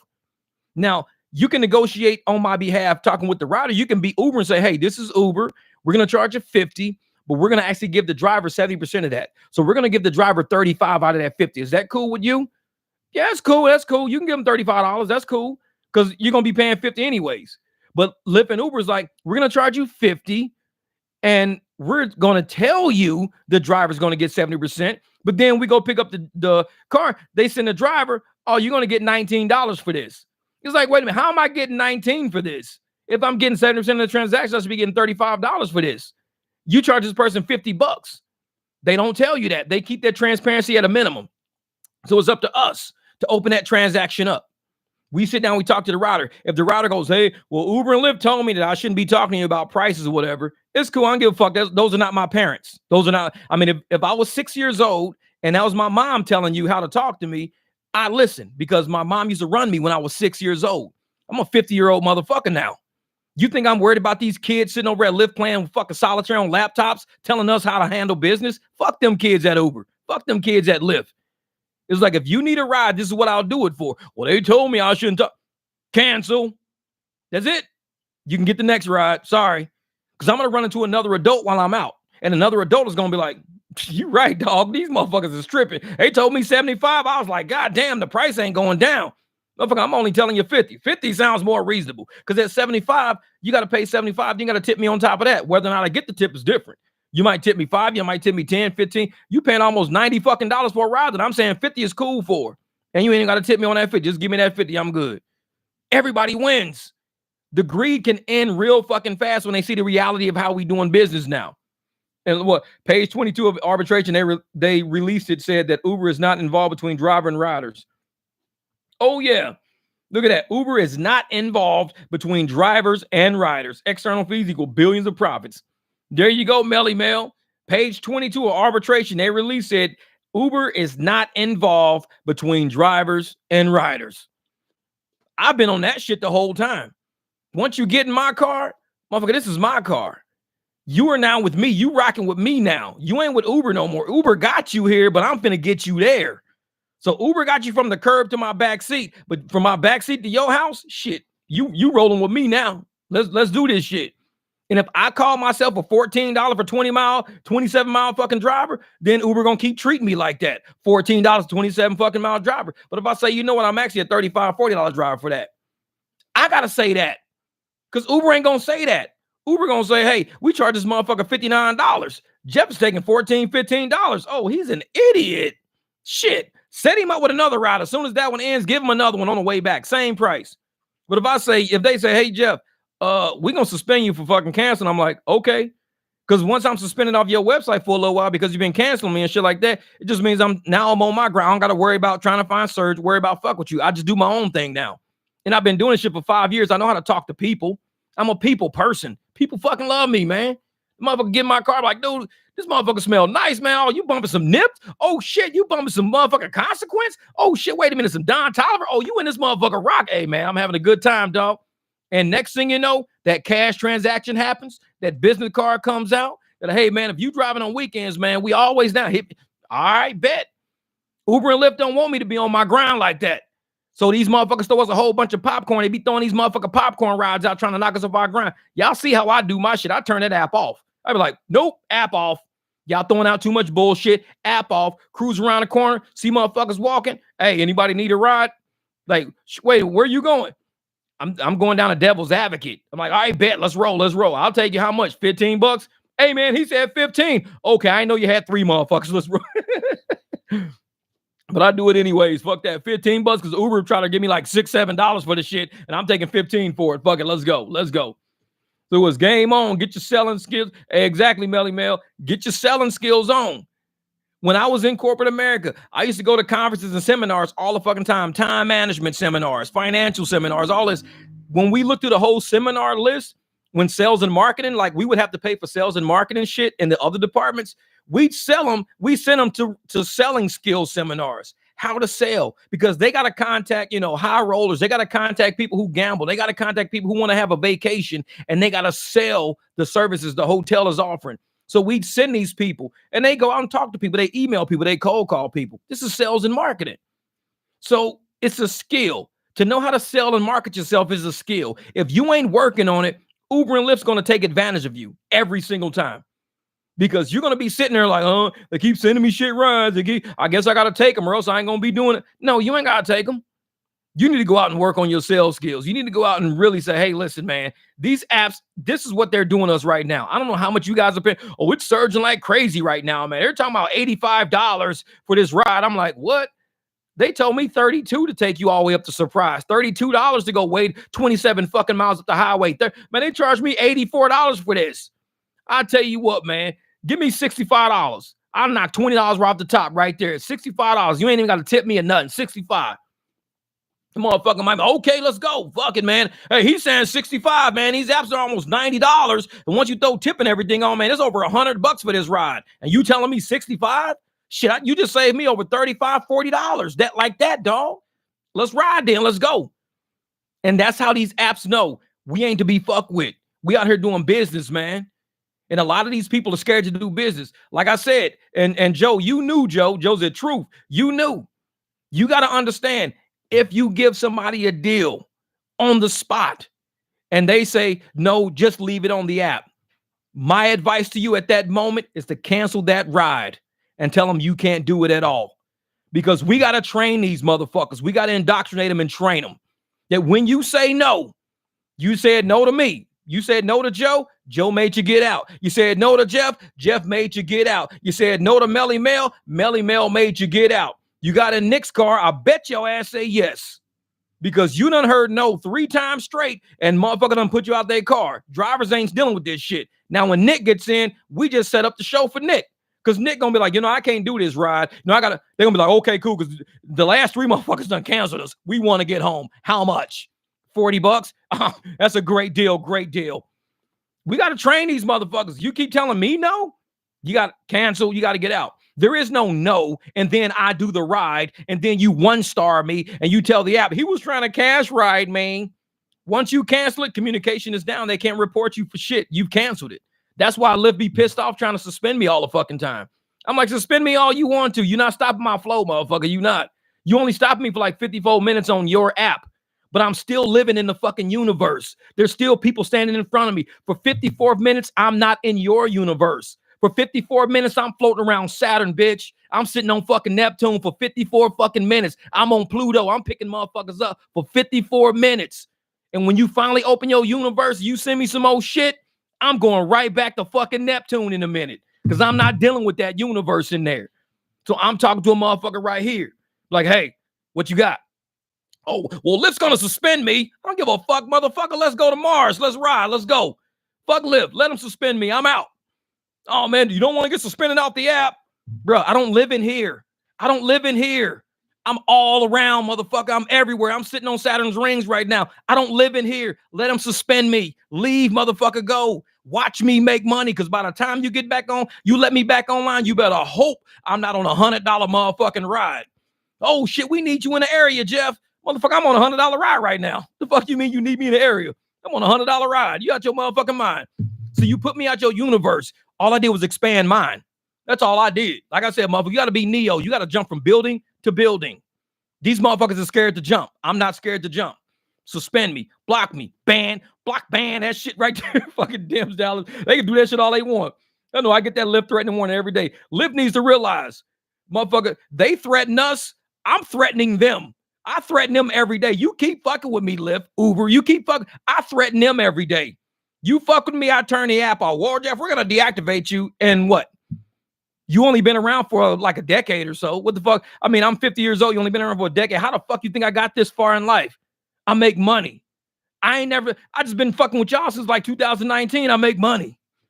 So y'all can deactivate me, block me, whatever fuck you want to do. Guess what? Next time you hit me up, damn, Jeff got a black SUV. Where'd you get that money from? I told you bitches, I'm in the universe, motherfucker. I'm traveling right now. I don't live in your phone. Your platform is only one plane of existence. That's it. I exist in Phoenix, motherfucker. This is a whole nother plane of existence. I can drive from here, Tucson, Flags. I can go wherever the fuck I want to go. Somebody want to pay me? Hit me up. You can go look on my Instagram page. On my Instagram page, I'm sitting with this shirt on my Instagram page like this, saying, hey, if you motherfuckers need a ride, y'all this and that, y'all. I'm right on my IG page. I'll put that shit up every fucking weekend. I'll make that post hey, if you out this weekend, you want a good, comfortable ride, blah, blah, blah, hit me up. DM me real quick. Hey, just hit me in the DMs. I'll be around.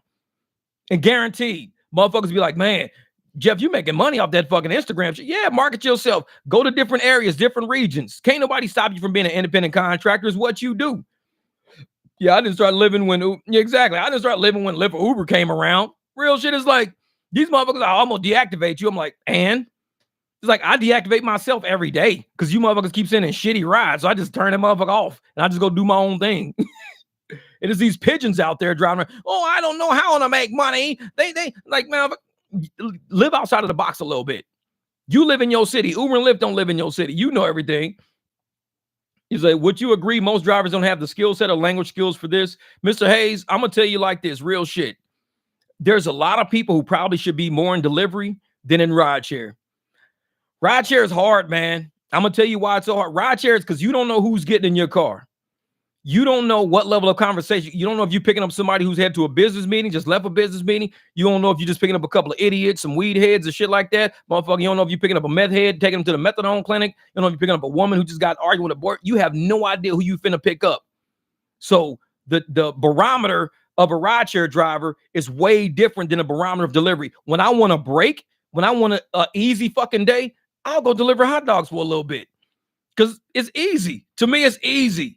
Because I'm cruising in my car, I'm blasting my motherfucking music. And people sing when I used to do videos, I had the Jeep tops off. The whole fucking Jeep top is off. Like, it ain't no roof on that motherfucker. I'm driving around delivering motherfucking Baskin Robbins and shit. I got motherfucking hot dogs and goddamn pieces in the back seat. I'm bumping like a motherfucker cruising in a big-ass Jeep around town. I just want to feel like just fucking around. I can't do that with people in the car because a lot of ladies do their hair. They do their hair. I'll fuck their hair up driving around like that. I just spent an hour doing my hair. You ain't got no roof on this Jeep. Yeah. So I only do when I take my tops off the Jeep, I'll do it that way. But if I'm going to be driving people, you got to realize it ain't like driving food. You've got to be you got to be cohesive to what they're on. You got to say, hey, okay, I don't know what you on or your business. You laughing, you're joking, you're happy, you're sad. You got to gauge these people with your own barometer when they're getting in your car. Hey, how you doing? People get in. What's up, man? Man, this is a nice. Now you know this is a cool motherfucker. You can get down. Somebody get in the car. Hello. Say, hey, how you doing? Good. Yeah, I'm not talking to this motherfucker. So we're going to listen to some music. That's what we're going to end up doing. What they want to listen to, I can give a fuck less. I'm listening to what I want to listen to so they can enjoy me. So I'll fucking put that shit on some old ass Biggie Small, fucking Hypnotic CD, the Life After Death CD. I'm playing Hypnotizing that motherfucker. I'm playing Sky's the Limit. Sky is the limit. You know, keep on pressing on. I'm blasting like a motherfucker, cruising down the street. And it's like, whether or not they want to listen to it is not my fucking problem. It's what I want to listen to. Because I gave them a chance to talk to me. I said, hey, what's up? This fine. Yeah, you cool? You cool? I'm good. All right, motherfucker, you finna listen to some rap. Fuck you. It's like, I gave you a chance. You had a chance. And usually they don't want to talk, and I'm cool with that. They'd be the motherfuckers that give me the tip. Because I stopped pressing the issue. I didn't even try to talk to them. They be the ones giving me the tip. It's like all I do is just play music and just cruise. And they just in their phone doing their own fucking thing. They get out the car, $5 tip. I'm like, that's what I'm like. Those be the quickest ones. Is the ones that be kicking it with all the time. They'll give me a tip too. But usually it's the quiet ones that don't want to be fucked with. And once you realize that shit, they be like, okay, I like this driver. He caught on pretty quick, motherfucker. Here's $5. It's like I'll fight you. It's like, hell yeah. Sully was saying, your realism is what makes you invaluable. Man, and I believe every person out there, Hollywood, I'm real shit when I say that. I believe everybody out there is a treasure. Because you don't know what the fuck you're going to get, man. You don't know what you're going to get. I've met people, we ride around, like these one guys I met a long time ago. I'm going to tell y'all some funny shit right now. I don't really tell y'all shit like this, but I'm going to tell y'all some funny shit. So I'm riding around with these guys. I pick them up, and we leave a bar. So I'm driving with a bar, and they tell me, yeah, man, we're trying to find, a strip club to go to, this and that.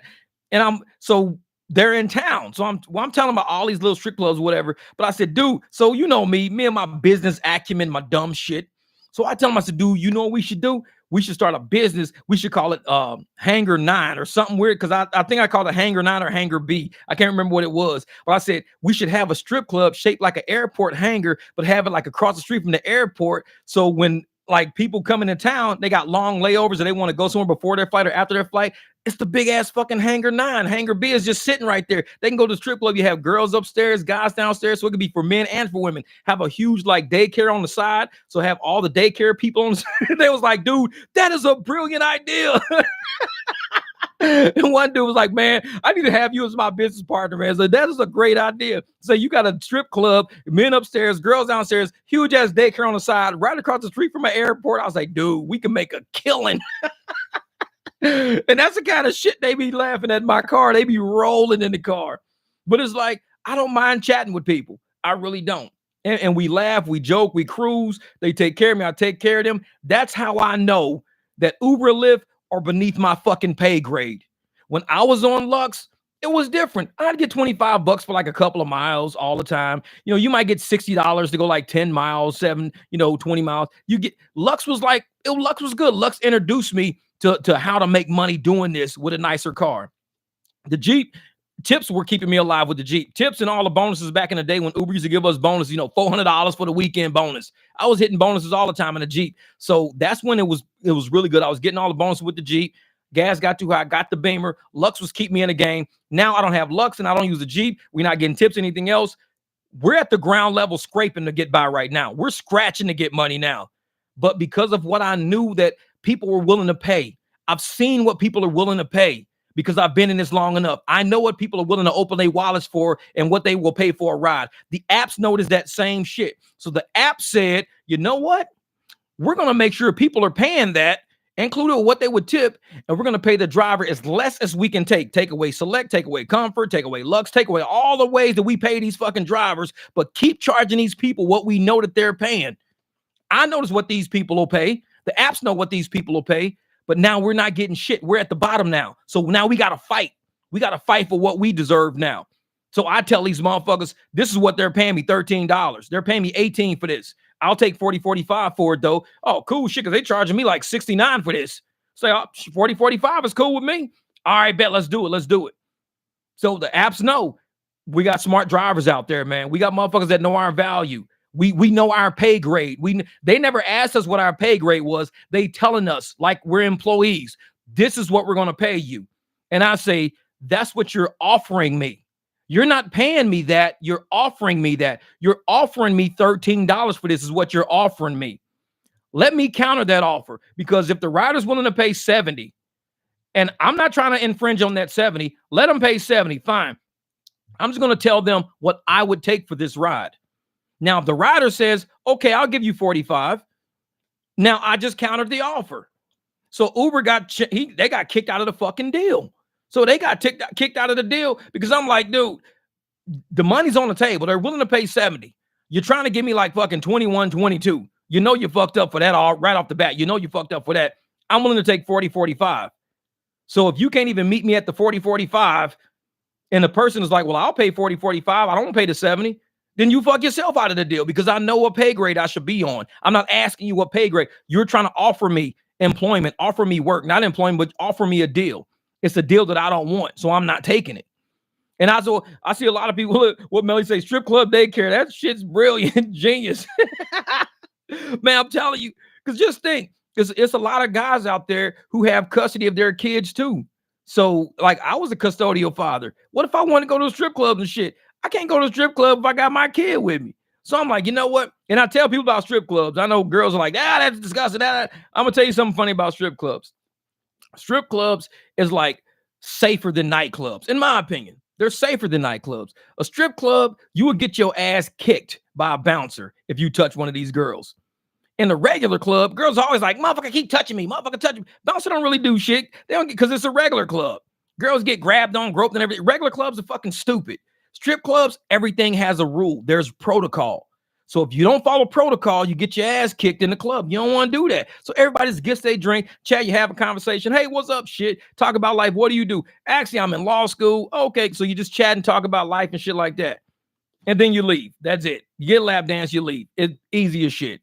Regular clubs, you go in, you got girls trying to hustle you all the fucking time. Hey, you want to buy me a drink and buy my girls a drink, and then I'm going to change phone numbers with you and you can pay my fucking rent tomorrow. Like weird shit. So it's like, I don't fuck with regular clubs. I was over regular clubs when I left Vegas. I go to regular clubs and I just look around and I just see a bunch of suckers. I'll be like, look at all these motherfucking dudes out here fake balling. Like, he's going to pay her rent within a month. He's going to probably pay both of their cell phone bills. She's going to have two of these idiots give her a down payment on a car. I'm just looking around the club, just spotting all the idiots. It was like, you better have just going to a strip club, spending like fucking 50, 60 bucks, calling that shit good. Go home, go to sleep. Like, man, well, I don't see how anyone can do UberX route without surge. There is no money in it. Drivers have to go upside down on the car in 2 months. Oh, yeah. Mr. Hayes, that's what I'm saying, man. The pay scales, we all know our pay grade for the cars we got, for everything else. So if we going to sit up there and do these rides, knowing what these people are paying, knowing we belong in that equation for the part of investment we got, we have an investment too. I invest in my car. I invest in the fuel. I invest in the opportunity of me doing something else instead of doing this shit. Because I could be out doing something else. And people, well, why don't you just go do something else? I'll be like, well, why don't you just shut the fuck up and go about your business? That's just how I handle that. Because I'm willing to give up my opportunity whenever I feel like it for what I want to. If you marry this girl, you give her the opportunity to marry that girl. If you, want to go to this place for it. What up, Miss MB? If you go to this New York for vacation, you give up the opportunity to go to Florida for vacation. If you, decide on working as a clerk in this building, you give up the opportunity to work as a clerk in that building. Everybody's giving up an opportunity to do something. So when we do rideshare, we're giving up the opportunity to do something else. Everybody on this planet, every motherfucker that exists right now, like who are fucking breathing and sucking in oxygen, is giving up an opportunity to do what they do right now, to do something else. They're giving up the opportunity.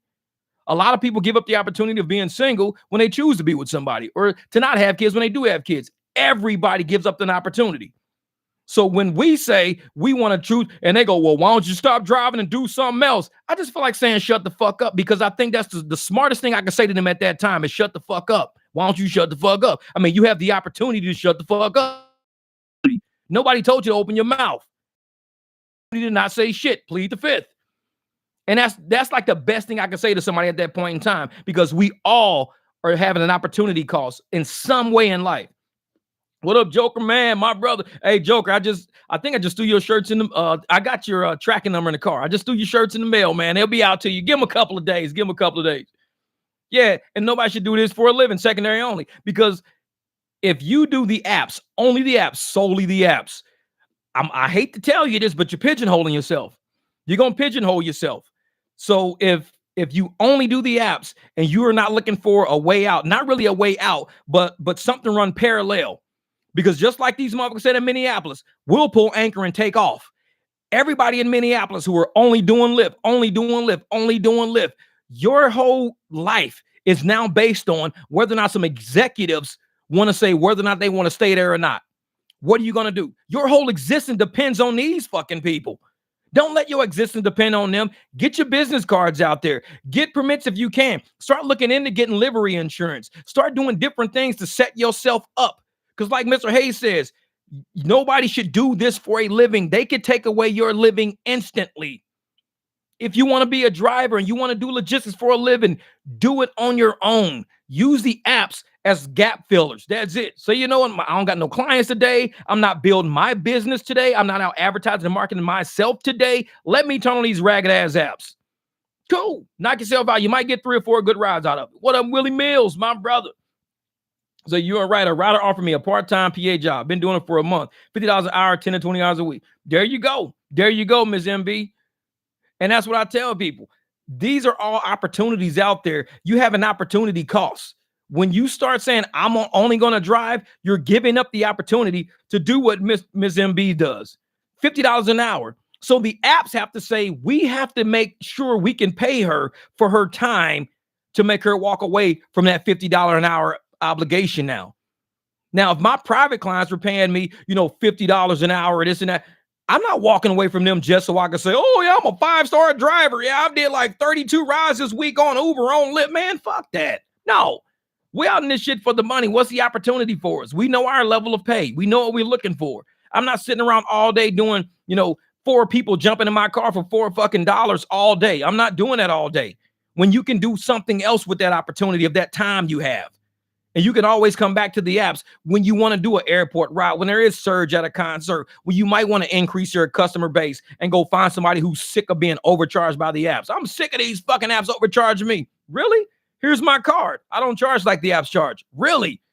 You have a freedom to not use these apps, woman. You have a freedom.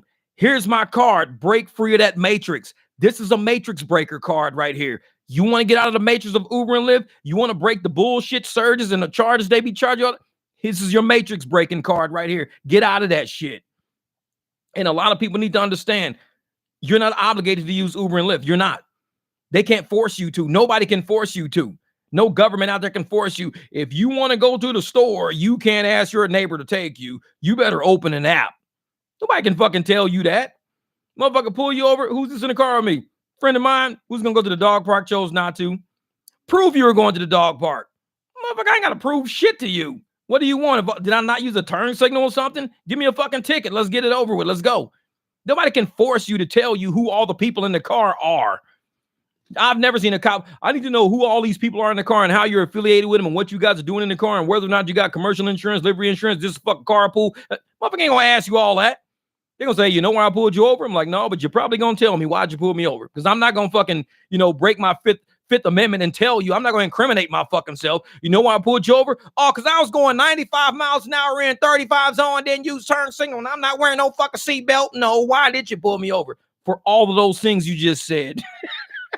It's like, don't ever fucking answer that. Do you know why I pulled you over? Nope, but you're going to tell me why, huh? Why did you? Motherfucker, don't ever incriminate yourself. Just say, why'd you pull me? Just give them license, insurance, be done with it. Let them do whatever they do. Now, when they come back with the lie, now you can bust them. But man, exactly. Get your cards and QR codes, business grind. They can't stop you. They can't do shit. You're an independent contractor. That's right. Uber is only worth it when the surge is on. Offer 50 cents a mile to having a random stranger in your car with hope for a tip is such a liability for us. I'm telling you, Bobby, that's real shit. Real shit. And it's like, we don't work on hope. We don't work on, well, I hope this person, because the apps don't work on hope. They work on charging these people like a travel agency. They say, oh, yeah, you guys want to leave the concert? Oh, cool. $93. The base ride is $93. And guess what? The base drive is the person going to get $29. Say, how the hell you getting $29, $30 for a ride that they're getting $93 for? Oh, you ain't got no surge. They try that shit to me all the time. I ain't got no surge. I'll be cruising around and say, hey, man, it's just like 40 miles this way. They offering you $32. It's 40 miles down the highway for $32. Motherfucker, you ain't got no surge. You better fucking add like a $30, $40 surge on that. Say, because I'm not doing that shit for no $30. That's 40 miles that way. And I got to come 40 miles back. That's 80 miles for $30. I'm not doing it. And they would. Say a ES 2006, Package Express 2008 Uber X, 2017 Black Hourly, 2018 Comfort. Damn. You out there, you got the car, man. You got the car. Alexa will qualify for Uber Black. I'm looking at an Acura MDX, man. So yeah, that's the link for all cars. Okay. Yeah, drivers have to pivot, as you rightfully advised. You cannot rely on the apps. This week, Uber Eats was offering me a total of $18 an hour. Got 2 pings in 3 hours in the mornings. Cannot rely on hope. Nope, Miss MB. And like I said, a lot of drivers, not only do they rely on hope, but they rely on the gotta stay busy mantra. I'm just going to take whatever I can take. I'm not going to be out here for nothing. Opportunity costs. Because if you sitting up there taking $3.26 and you making it every 20 minutes, that's about $10, $11 an hour is what you making. You gave up if you only making $10 or $11 an hour for that hour because you keep taking $3.26, right? Because you want to stay busy. I want to stay busy. I might get a tip. I hope I get a tip. No, because all I got to do is just take one ride for $30 and I just 3x that money. I could just sit there in the parking lot for 15 minutes, wait till a banger ride comes. Banger ride comes, or I'm sitting on $7 surge, a $23 ride, do it. But yet the gotta stay busy person, what are they doing? Riding around for $11 an hour because they just gotta stay busy. They give up the opportunity to wait for that $30 ride to come through, that $40 ride to come through, that potential cash ride to come through. You'll never catch me driving around for no $3.26 shit, ever. If it's $3.26, guess what? It's going to be a $7 surge added to it. I'm going to get $10.30 for a ride, and Lyft's going to be making negative money on that shit because I got a $7.50 fucking surge, and guess what? I'm going to use that shit on the shortest ride I could find. It's like, I'm not using that shit on no banker. And they'll try it. They'll have you a $7, $8 surge to try to give you some nature hike somewhere. It's like, no, not doing that. No. What? See, I had the lady picked up on Thursday, 4:30. Offer came for 22 for 9 miles. I took and asked her how much she paid for the ride. She told me 50. I said, damn, I could have gotten that. Damn, $50 for 9 miles. Holy shit. Yeah, well, she was paying for rush hour traffic too, though. That's what it is. When you start picking up people like that, because my client, see, I don't do rush hour rides. So I only take her in the morning. That's it. Now, she pays me $15 in the morning. When she's ready to leave work, they charge her almost $30. And it's the same distance. In the morning, I think they charge her like 18 or something like that. They charge her 18 in the morning. And so 18, and I charge her 15. So I just do the $15 ride every morning. Because if I didn't do that, because it's only like 6-7 miles, I'll probably only get like $6, $5 to $7, somewhere in that area. But I charge her 15 every morning. So I do the $15 ride. She ain't got to tip me nothing. She saves like $3 as soon as evening comes. When she leaves at 4:30, $30 religiously. And she'll sit, wait. And she's like, I wish you did afternoon rides. I'm like, half the time I'm asleep. The other half, I'm not finna go down and fight all this damn downtown traffic because she's just north of downtown. I'm not fighting all that traffic to get down there. No, that's crazy. And the only reason why I take her to work is because I live right down the street from her.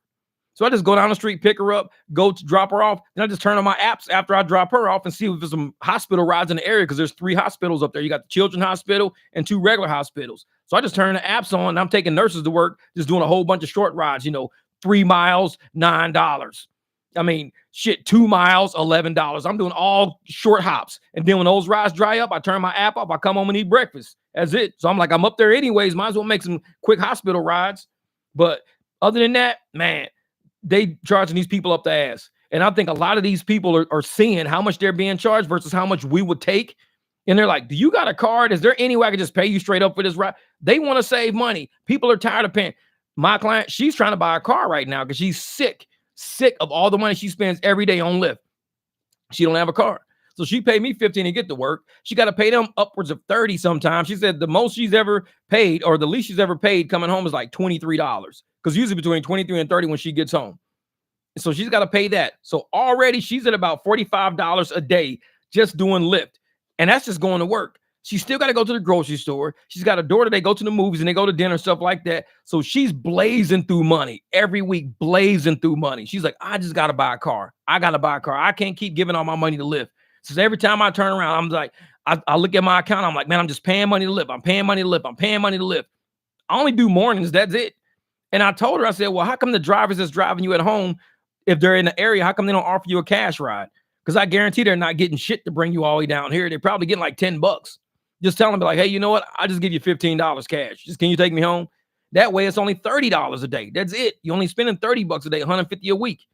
And that's just to get to and from work. That's nothing. Because she's paying almost $50 a week, almost every day. 15 with me, 30 with the app. She's already at 45. She leave a tip.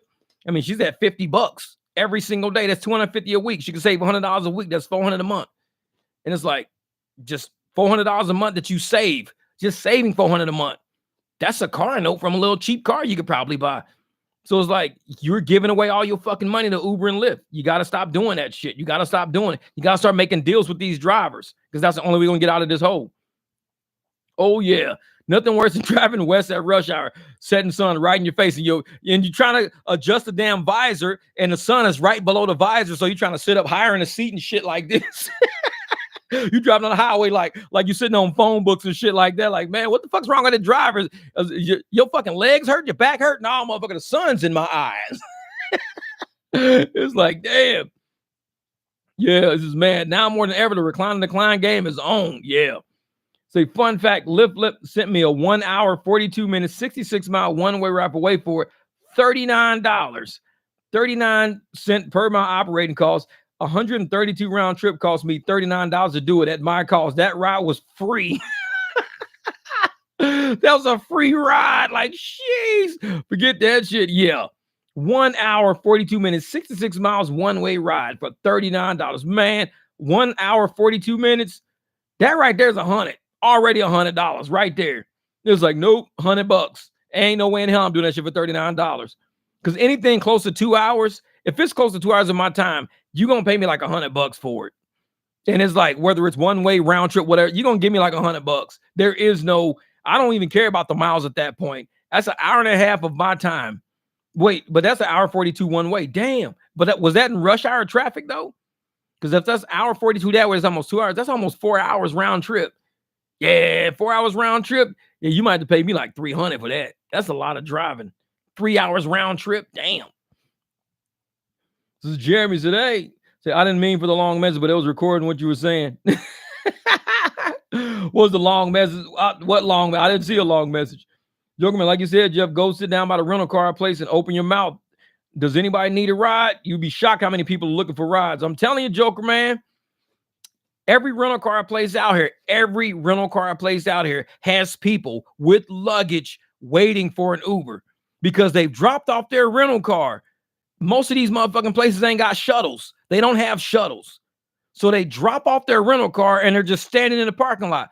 All you got to do, drop to a rental car place, get out of your car, start wiping your car down, cleaning the inside of windows of Windex, wiping out your seats, start wiping out outside. I got turtle wax spray. I'll spray turtle wax and I'll spray my car down with turtle wax and stuff like that. What up, Flex? And you get everything all clean on your car and everything like that. And you start seeing people come out the door. And they got luggage and they'll stop at the curb and they'll pop their phone open and you can see right there. They're looking at what's the cheaper options they got out there.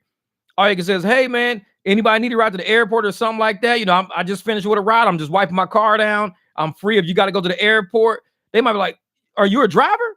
Yeah, I'm a driver. I'm just wiping my car. I just dropped some up and wiping my car down. Man, if you can run to the airport, we really appreciate it. $20? Oh, hell yeah, $20 is fine because online everything we're looking at is like 40 and 30. $20 is fine.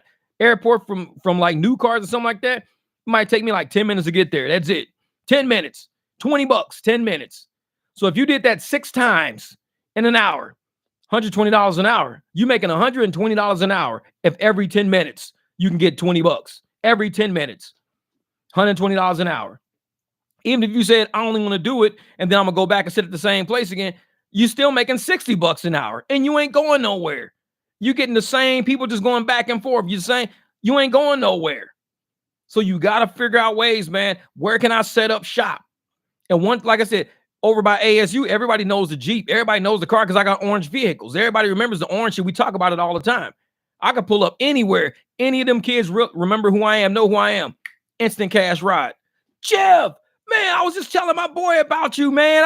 And here you are. You come pulling up. I'm like, what's good, man? We're looking for a ride. Can you take us back to the dorms, man? Shit, let's roll. Man, I told you, man, dude, it's cool. Let's ride. They remember them orange ass fucking cars. I pull up. Jeff, hey, man, you picked us up last week. And that's what you got to do. You got to make yourself known in these areas. Don't like, hey, Logan Block, he'll tell you, me and Logan, we walk down Mill Avenue. We walking around with our shirts on. We cruising and shit. I tell motherfuckers, you got to be seen. You got to get out the car. You got to walk around. Let people know who you are. Hand out a card. Hey, man, I do cash rides, whatever. You guys, if it starts surging later, you guys don't want to pay surge prices, hit me up. I'm always in the area, man. I'm always either by the Jack in the Box, and name some places. Let those motherfuckers know you know where you at. I'm either by the Jack in the Box. I'm over by Zips. You might catch me down here by, Casa. Usually I'm parked in a little circle by Casa. Just hit me up. And once they know, you know the area, you know where you at, you become part of that community. And they say, hey, man, there's a driver that's always sitting over by Casa. He's waiting for rides to surge and shit like that. Hit him up. Oh, man. Hey, are you by Casa? Actually, I'm just by Jack in the Box. Hey, man, it's like 3 of us. We just need to get back to the dorms, man.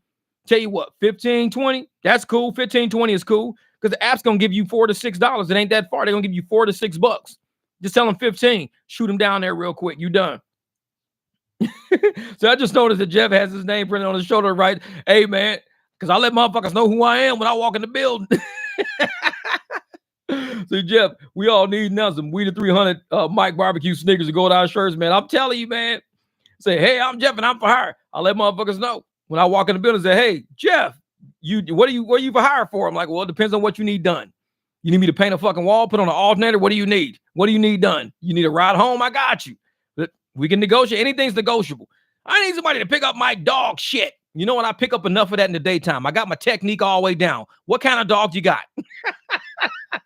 No, I wouldn't do no shit like that. Hell no. I need to pick up some dog shit. Well, you need to get rid of your dogs, motherfucker. Because I'm tired of picking up dog shit. These motherfuckers need to learn how to use the bathroom. Like jump up on the toilet, god damn it. This is Papa say, hey, do you have any issues with that BMW drive? Not really, man. The only issue I had was when I had that leak. I did a video on. I got the whole BMW playlist on my channel that shows you all the issues I've had with my car and how I repaired them all. It was just basic stuff. I did I did the biggest one was that the thermostat, the heat unit. So I replaced that one. Then I did, basic stuff, tune up stuff, brakes. I'm always doing something based to it, replacing the charge pipes, intake, stuff like that. So it's always something. Tom, Jeff said, Jeff, what do you need in a customer? You know what it is. That's funny shit. That's funny shit. You know what it is. Fucking concrete in the basket. Jamil, my brother, what's good? What's good?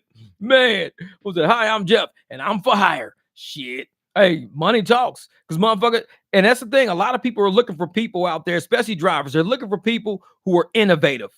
Who I want to go out there and get things. I'm a go-getter. I want to go out there and get something done. So a lot of people don't want to do shit, man. Some people don't even get out and move luggage. And I think that's where most of my tips come from, is getting out, just moving luggage around. And I do it because I don't want nobody to scratch my shit up. But a lot of ladies be like, oh, yeah, that last driver made us get our own luggage out. He just hit the button and the trunk opened up. I was like, that lazy motherfucker.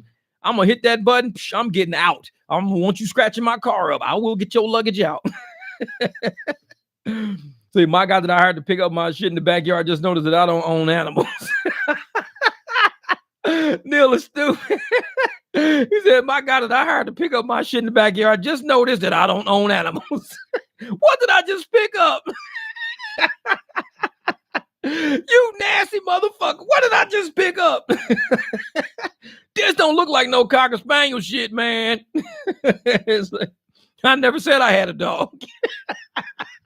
That's some sick shit right there. Neil, you wrong for that one. You wrong for that one, man. Hey, that need to be your signature on all your emails. Just put that quote as a signature on all your fucking emails. My guy that I had to pick up my shit in the backyard, just know that I don't own my own animals. Every time you email somebody, let that be the fucking message at the very bottom. They're gonna be like, who the fuck do we just hire this Neil guy? Did you see what his quote said? He's sick. Like, say that shit to your kids, fucking like principal at school. You'll be like, no wonder, that's where your kid gets it from. Your kid is sick too, motherfucker. He's always saying weird shit like that in class. I might have to make that my email signature line right there. That's some funny shit. I know that shit is sick. I'm gonna make that my email signature line on the motherfucker. My guy I hired to pick up shit in my backyard. Just notice that I don't own animals. Motherfuckers gonna stop emailing me immediately. Don't ever email that guy back. We don't want him to work for us. He's sick. He's something wrong. That shit is so funny. I would do that. I would think I'm gonna use that shit on my email signature. I'm gonna go to YouTube. I'm gonna go to Yahoo, make that shit my Yahoo, because I rarely use my Yahoo. I'm gonna make that shit my signature. Somebody gonna read that shit and it's gonna go viral. They gonna be like, dude, this motherfucker's so nasty. man. Neil, you wrong with that one. Oh, man. Jesse said, uh-oh, no airport for me. I just put in 2 12-inch subs. Hey, Jesse over there bumping. Yeah, and that's the thing, man. With the Jeep, I know I got subs and stuff back there, but I got enough space back there that I can still fit luggage and everything. But yeah, if you put subs back there, you're done. You're done. I had a passenger leave me $30 tips. He said I was the most professional driver she's ever had. You should have spelled professional with 2 V's on that motherfucker. Professional. Yeah. See, a lot of drivers have disabilities. That's why they don't assist. True, Bob. I never forgot about that. And sometimes you're right, because I have seen drivers like walk out of a building like with a walker or with crutches or something like that. So you are right. A lot of drivers that do make extra money on the side and things like that, they may not, be easily getting in and out of the car. Like we can just jump in, jump out, jump in. So you can't always say that they're lazy. You're right about that. And a lot of them do have vans because they need like more space for like their own wheelchair or their own walker, crutches or something like that. So yeah, you're right.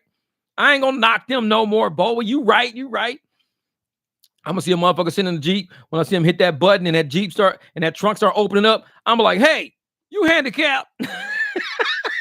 They gonna look at me like, what? Motherfucker, you handicapped. You better be handicapped because you ain't getting out the car, motherfucker. If I find out you ain't handicapped, I'm gonna break your motherfucking leg. You help this lady out. Bro, I can't walk. All right, I'm just saying. Motherfucker run up on me, man. I can't even walk, dog. I ain't got no legs. All right, motherfucker, you better not have no legs. I'm gonna fucking find out. He said, boys in the hood with easy subs. So you making noise now. Hell yeah, he hitting it. Neil is popping squats and dropping turns. His yard's like a rabbit. This motherfucker got a trail leading all the way to the pool. Like, man, I was like, hey, where's the dog at? I see the poop. Where's the dog at? Motherfucker, I ain't never said I had a dog. What are you talking about? You nasty. I'm not swimming in your pool. That shit's funny. Joker said, hey, beware of trying to convert scheduled rides to cash rides because Uber is charging the customer $25 cancellation fee no matter what. So make sure it's not a scheduled ride. And that's the thing, Joker, man. I think on Lyft does the same shit. So even if you canceled on them, they still get that either the reservation fee or cancellation. It's something that they charge them. I can't remember what it is. Because a lady did that one time with a cancellation. She had to cancel it. And it charged her to cancel that motherfucker. Like, I didn't cancel it. It charged her. And I got like $18 out of that shit just for her canceling. I was like, whoa, that's crazy shit, man. That's why I read the newspaper. Yeah. So they get charged just because it's a reservation or a scheduled ride. They get charged no matter what. So yeah, that shit'll hurt, man. That shit'll hurt them. Say, Neil, someone dropped the soft serve ice cream in your yard, but it's not melting for some reason. Say, Neil, have the spatula ready. It's Friday. Spatula time. Like, fuck that. Man. Y'all are wild. Hold on, wait a minute. I know I had something on here. Oh, I got a grocery list, but I had wrote something out on my grocery list. I totally forgot about what it was though. It was earlier today. I think it was you, Miss MB. It was you saying that about, driving on the apps, give people this false hope.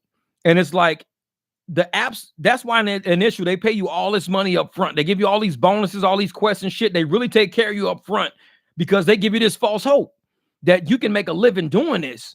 And you start putting all your opportunity to the side because you're like, man, I'm making good money doing this new shit called rideshare. Man, I'm making good money. I'm hitting bonuses. I'm getting good rides. They're sending me good rides.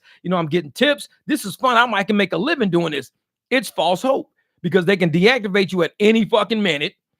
They can sit up there and pull all these surges and quests and bonuses away from you. Once they know you don't have an opportunity to do nothing, you've cleared your plate of any opportunity out there because you fell victim of believing rideshare is the holy grail of making money.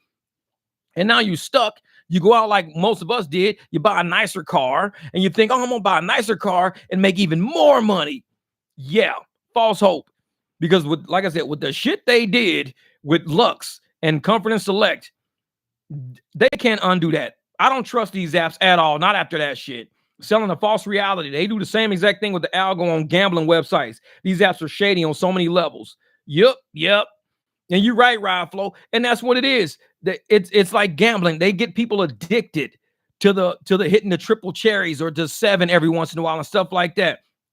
And I'm like, the way rideshare works is the same way, because we used to hit them bonuses. We get these streaks. They used to give us streaks all the time. They give us, we be getting our tips and everything else. And you get addicted to that winning to where it becomes psychological, that you thinking, today is going to be the day I hit it big. Today is going to be my $300 day. You end up making like $130. Okay, tomorrow's going to be my $300 day. You end up making like $160. And you just keep doing it over and over again. You finally have a $400 or $500 day. You're like, yes. $400 or $500. It's the same thing with gambling, man. You finally hit, and you're like, oh yeah, I'm good. When the professor started a ride share, what was the ride share called? Is it called Fair Co-op or something like that? I think I heard that before, Fair Co-op. What Dim say? I had to tell the professor I don't assist because tips are not guaranteed. I know that's funny. Tips are not guaranteed. I don't assist because tips are not guaranteed. Motherfucker, you lucky I even brought you here. I almost took your ass to my house and made you walk. Tips are not guaranteed. Like, man, this does surprise to charge $80 for the sound, but then never get back to you. App. Like, very true. The false hope of the apps are gangsters. They're like drug dealers. Yeah, exactly. Game gaslighting based on intermittent diminishing returns with the app plan, I think, from the get-go. Yeah. And all of us got there, man. We all started buying nice cars. We started having these visions and dreams of, hooking our cars up, making them more amazing so people can really be involved in it. And these guys be like, yeah, we ain't paying you no more than that. The apps will charge more. They will charge the rider more, but you're not getting more out of the deal. They're going to keep having you pump money into new tires, better tires, pump money into new rims, an exhaust system, everything else. And the whole time you're fair, like you said, diminishing in returns. You start getting less and less and less to the point where, like I said, when I open up my phone for challenges for the week, $25 for like 30 rides. I'm like, I'm not even doing like 30 rides. I don't do 30 rides on these apps because they don't give me 30 rides. I'm better. I could do 10 rides, 10 at my own cash conversion rate and make anywhere between $300 and $600 off 10 rides. That's it. If I'm doing 10 rides on the app, I'm getting paid $5, anywhere between $5 and $10 per ride. I'm making between $50 and $100. 10 rides on the app are between $50 and $100. 10 rides, base miles, no crazy shit. Doing cash conversions, I'm making between $400 and $600 religiously. Easy. And people are like, what? I'm like, and that's only one tank of gas. $400, $600 on one tank of gas, doing base miles. And I'm like, I'm not even doing them all in the same day. I'm doing them all different days. I might do 2 or 3 cash rides today, 40, 50 a piece, make about 100, 150 in cash. Tomorrow I might do one, make $50. The next day I might do another one, 40. Next day I might, knock out 4. At the end of the week, I just made $600 off of 10 rides. It's the easiest shit. Because if I was to do 10 rides on the apps in one day, I'm only going to make like $50. $50 in 10 of the exact same rides I was doing, damn near. Almost the exact same rides, 10 of them. And I'm sitting there like, man, I ain't making no money on these fucking apps. I'm running this car into the ground on these apps, but these apps are making money on me. They're selling my car. They're selling my service. They're selling, we got a 5-star driver. He's always clean, has great conversation, great music, this and that. $38 for the ride. Okay, I roll up, motherfucker. Okay, $38 for the ride. As a driver, how much do I get out of it? $17. I'm like, how do I get $17 out of this $38 ride? And I got to go like 14, 15 miles for this shit. So I'm tell you what, this is what we're going to do. I'm going to charge you $30 for this. That's it, $30. Cool, because I'm almost charging $40 almost. And then I was going to end up giving you a tip. So I was going to be paying close to $45, $50. If you only charging me $30, you saving me like $20 right off the bat. There you go. Saving you $20 right off the bat. And you keep doing that enough times, you don't have to do a lot of rides to make a lot of money. Because once people start getting used to converting rides and understanding how conversions work, you're going to see how fast the money adds up. And you'll be like, you don't have to record shit. No screen recording. No fucking, this, that, ending shit, arguing with motherfucking. You know how much time people waste arguing with this AI shit on customer support? Hey, I was supposed to have a $10 surge on that. My surge didn't come through. I don't see the $10 on it. And you don't argue for 20 fucking minutes in the parking lot when you could be converting a cash ride back at the bar you just left. These apps are taking up so much of your time, man. Was that what up, Roger Professor, my brother? Follow the Jeff White Zulu formula. Amen. All the best to your subscribers from California. Can you see Lyft and DoorDash merging, Jeff? I was saying that earlier. I don't know, man. DoorDash is doing so much better than what Lyft is going to be doing. Because with DoorDash, I think they're going to be able to gain trust of people in a way different way than Lyft is gaining trust. Lyft is losing. I think Lyft is a sinking ship. And the only way DoorDash would merge with a sinking ship is if DoorDash started having some type of financial problems like cash issues and they needed Lyft. Lyft needs DoorDash more than DoorDash needs Lyft. Lyft has to tell DoorDash, we're not a liability. Because if Lyft says, hey, if DoorDash sees Lyft as a liability and going to drag them down, how Lyft is being drugged down right now with all the mistakes and shit they're dealing with, DoorDash is not going to want to touch it. They're not going to want to touch it. DoorDash is better off merging with a grocery store. Last night I went to Fry's. So I picked up this lady last night from Fry's and she works there. And she was like, if you want to like shit, because I was like, yeah, I do delivery, I do this. And they said, well, if you want to do a job for our store, we actually do shoppers here.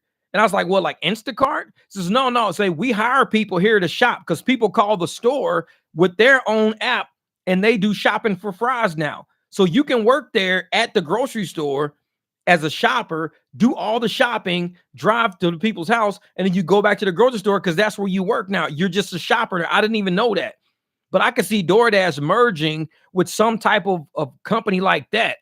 That would be, hey, we need a shopper network, not truly a DoorDash type of network, but a shopper network like a grocery store chain that would, start somehow putting their shit on DoorDash.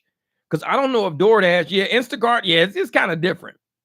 Yeah, Lyft hit the iceberg. Lots of holes in the hull, filling with water. Yes. Because right now, Lyft, man, with the shareholders now chasing them down, and shareholders are big people. These ain't little people. Shareholders got mutual funds. And when you start investing people money in like mutual funds into Lyft, you start investing hedge funds into Lyft, you start investing people's pensions into Lyft, hoping to get return on your money. Because most of these people live off of commissions. So when they flip somebody's pension, the pension grows, but the commission is bigger than the growth in the pension because they're making money off of money. They're gambling other people's money. Lyft is not a sure bet like it used to be. So right now, Lyft is more like, your people can't even trust your financial statements right now. You just put out a horrible financial statement and a bunch of people lost a lot of money in a short amount of time. I'm talking about in a matter of hours. In a matter of hours, people lost hundreds of millions of dollars dealing with Lyft on that stock that day. Oh, yeah.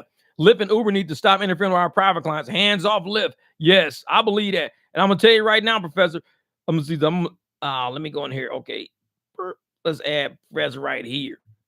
Yeah, and then the thing is, and I tell people all the time, especially with how Lyft and Uber are, if we can have our states say we want to do something with our drivers to make money for our state, not just for the corporation of Uber and for Lyft, but money for our state. Let's get all the drivers who want to drive in our state a for hire permit. And let's make it an easy to enter barrier, like easy to entry. So we're going to say each permit should cost you $50 and it lasts a year. Let's say something like that. That's about $4 a month. $4 a month is what you're paying to have the ability to cruise around and pick people up, but you're registered with the state. So now you're registered with the state can give you a QR code. That QR code, somebody can hit it in your car or hit it on the side of your car, and it pulls up a state website with your picture, your car, your rating or whatever, and probably your rate. Like, what's the average rate that you would charge? Like, say, hey, I charge anywhere from $2 a mile up to $6 a mile, depending on like the time of day or whatever. And that person might say, hey, you know what? I just hit your rate thing on the back. I'd like you to take me somewhere. Like, what's your going rate right now? Oh, man, I usually charge around about, $5 a mile for this. Oh, I only got to go 5 miles. $25. $25 is cool. Because the apps are going to charge like almost 30, 40 at this point in time. 25 is cool.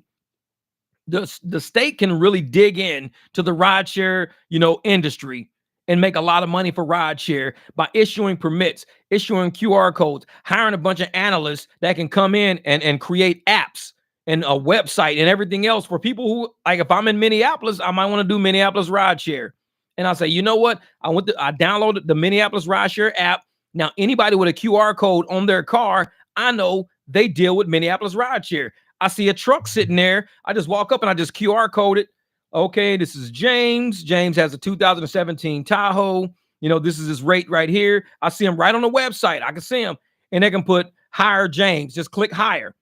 He could be in the car. He could be in the restaurant. He could be wherever you want to go. He could just be parking his car right here in the parking lot right now. Hire James. And it just says James is available or not. Anybody can go online and be available or not. Hire. He may say, not available until these days or something. I don't know. But the fact that we're watching a huge industry of rideshare be overtaken mainly by two apps. Two apps is all doing this shit when we got 50 fucking states. We've got 50 states that can do their own thing. 50 states can do their own thing. And I'm sitting there like, why in the hell won't these states, step up to the plate and say, we want to be more proactive into create money for our state, not just for these corporations. We want to create money for our state with the citizens that live here, that drive, and the citizens that work here and need these riders. So I'm like, man, I don't know, man. It's just, it's like a huge, like, untapped industry right now. It's states getting involved, and just like they got public transportation, they got, monorails, they got buses, they got cars. It's untapped territory right now. Untapped territory, man. This is what they could buy it once it sinks pennies on a dollar. See, so glad I didn't rely on Uber to pay my bills anymore. This is the worst Friday, Saturday I've seen in Phoenix since I moved here. It's supposed to be the busy time of year. Yeah, Nick. Like I said, I made like $40 last night, and then started around. I was like, yeah, I'm out of here. I'm done. No, This is, I'm the hot dog professor. I'm seriously training all areas involving buns and windows. I could dress them in expert with all kinds of condiments, fixings, relish the good times, my friends. Time to wake up. Got a whole trunk full of relish. He's driving around that 1985 relish. Hey, time to wake up. Have you been out there stealing more condiments? This motherfucker like, you don't need this much ketchup. I'll keep a few of these. Like, man, you can't just steal people's condiments like that. Oh, this is spare condiments. I'm using this for later. Motherfucker forget his, like, man, I ran out of syrup. I'll be right back. Motherfucker run outside, get some syrup out of his trunk, pour it on the pancakes. He's like, wait a minute, where'd you get that from? Out of my trunk. Like, dude. I said, Jeff, this is Roger, Professor's son, Ryan. Keep up the good work. Hey, thank you, Ryan. I appreciate that, brother. Hey, man, your dad, he is out there leading the charge right now, man. Like I said, we just support him in what he's doing. We see what he's doing. And these apps are crumbling right now. They're shaking to the pressure. They're doing so much right now to try to stay ahead of the game. They're not being able to stay ahead of the game. They see us coming. They see a whole lot of drivers right now waking up. And like I said, man, your dad, he's been on it for a long time, man. He's been on it for a long time. And finally, I'm glad channels like mine, channels like, any channel out there who's really supporting what your dad is doing, we're all now banding together. And we may not all agree on certain things, but I think we all agree that the whole movement that your dad is starting, yeah, there's no turning back now. There's no turning back. I think these apps know. They already know. So, okay, we need to start paying attention to these drivers now. We need to start paying attention because they're not taking this as a joke no more. These guys, they know they're not employees. They know they're independent contractors, and they're waking up to how much power they really have. So I'm glad your dad stuck to his guns, man. He's never backed down, not once. It says, hey, my son is in the feed. Ryan, Jeff operates out of Phoenix, AZ. Yeah, I'm in Phoenix. Pedro, we need more relish back here. Yeah. It's Kevin. Yeah, Pedro. No, that's funny. The new shirt. You scared, bro? Like, what's that? What up, Maddie? What's good? Yeah, watch out with Pedro. Time to wake up. He will send you to the homeless gang for you. Hey, I'm driving the areas and it's dead out here in Phoenix right now. I'm totally dead. Yeah, Jamil, I was out earlier. I turned the apps on just to see because I had to go to Walmart. Turn it up. No surge whatsoever. It was completely flat. I was like, yeah, I'm not doing this. But I can't wait. And Jamil, like I said, Jamil sent me something for April the 1st regarding the protest we're having on April the 1st. I'm going to kind of read a little bit of it to you. Hold up for a second. So what Jamil sent me was, wait a minute, let me go back in here. Oh, there it is right there. Right. Okay.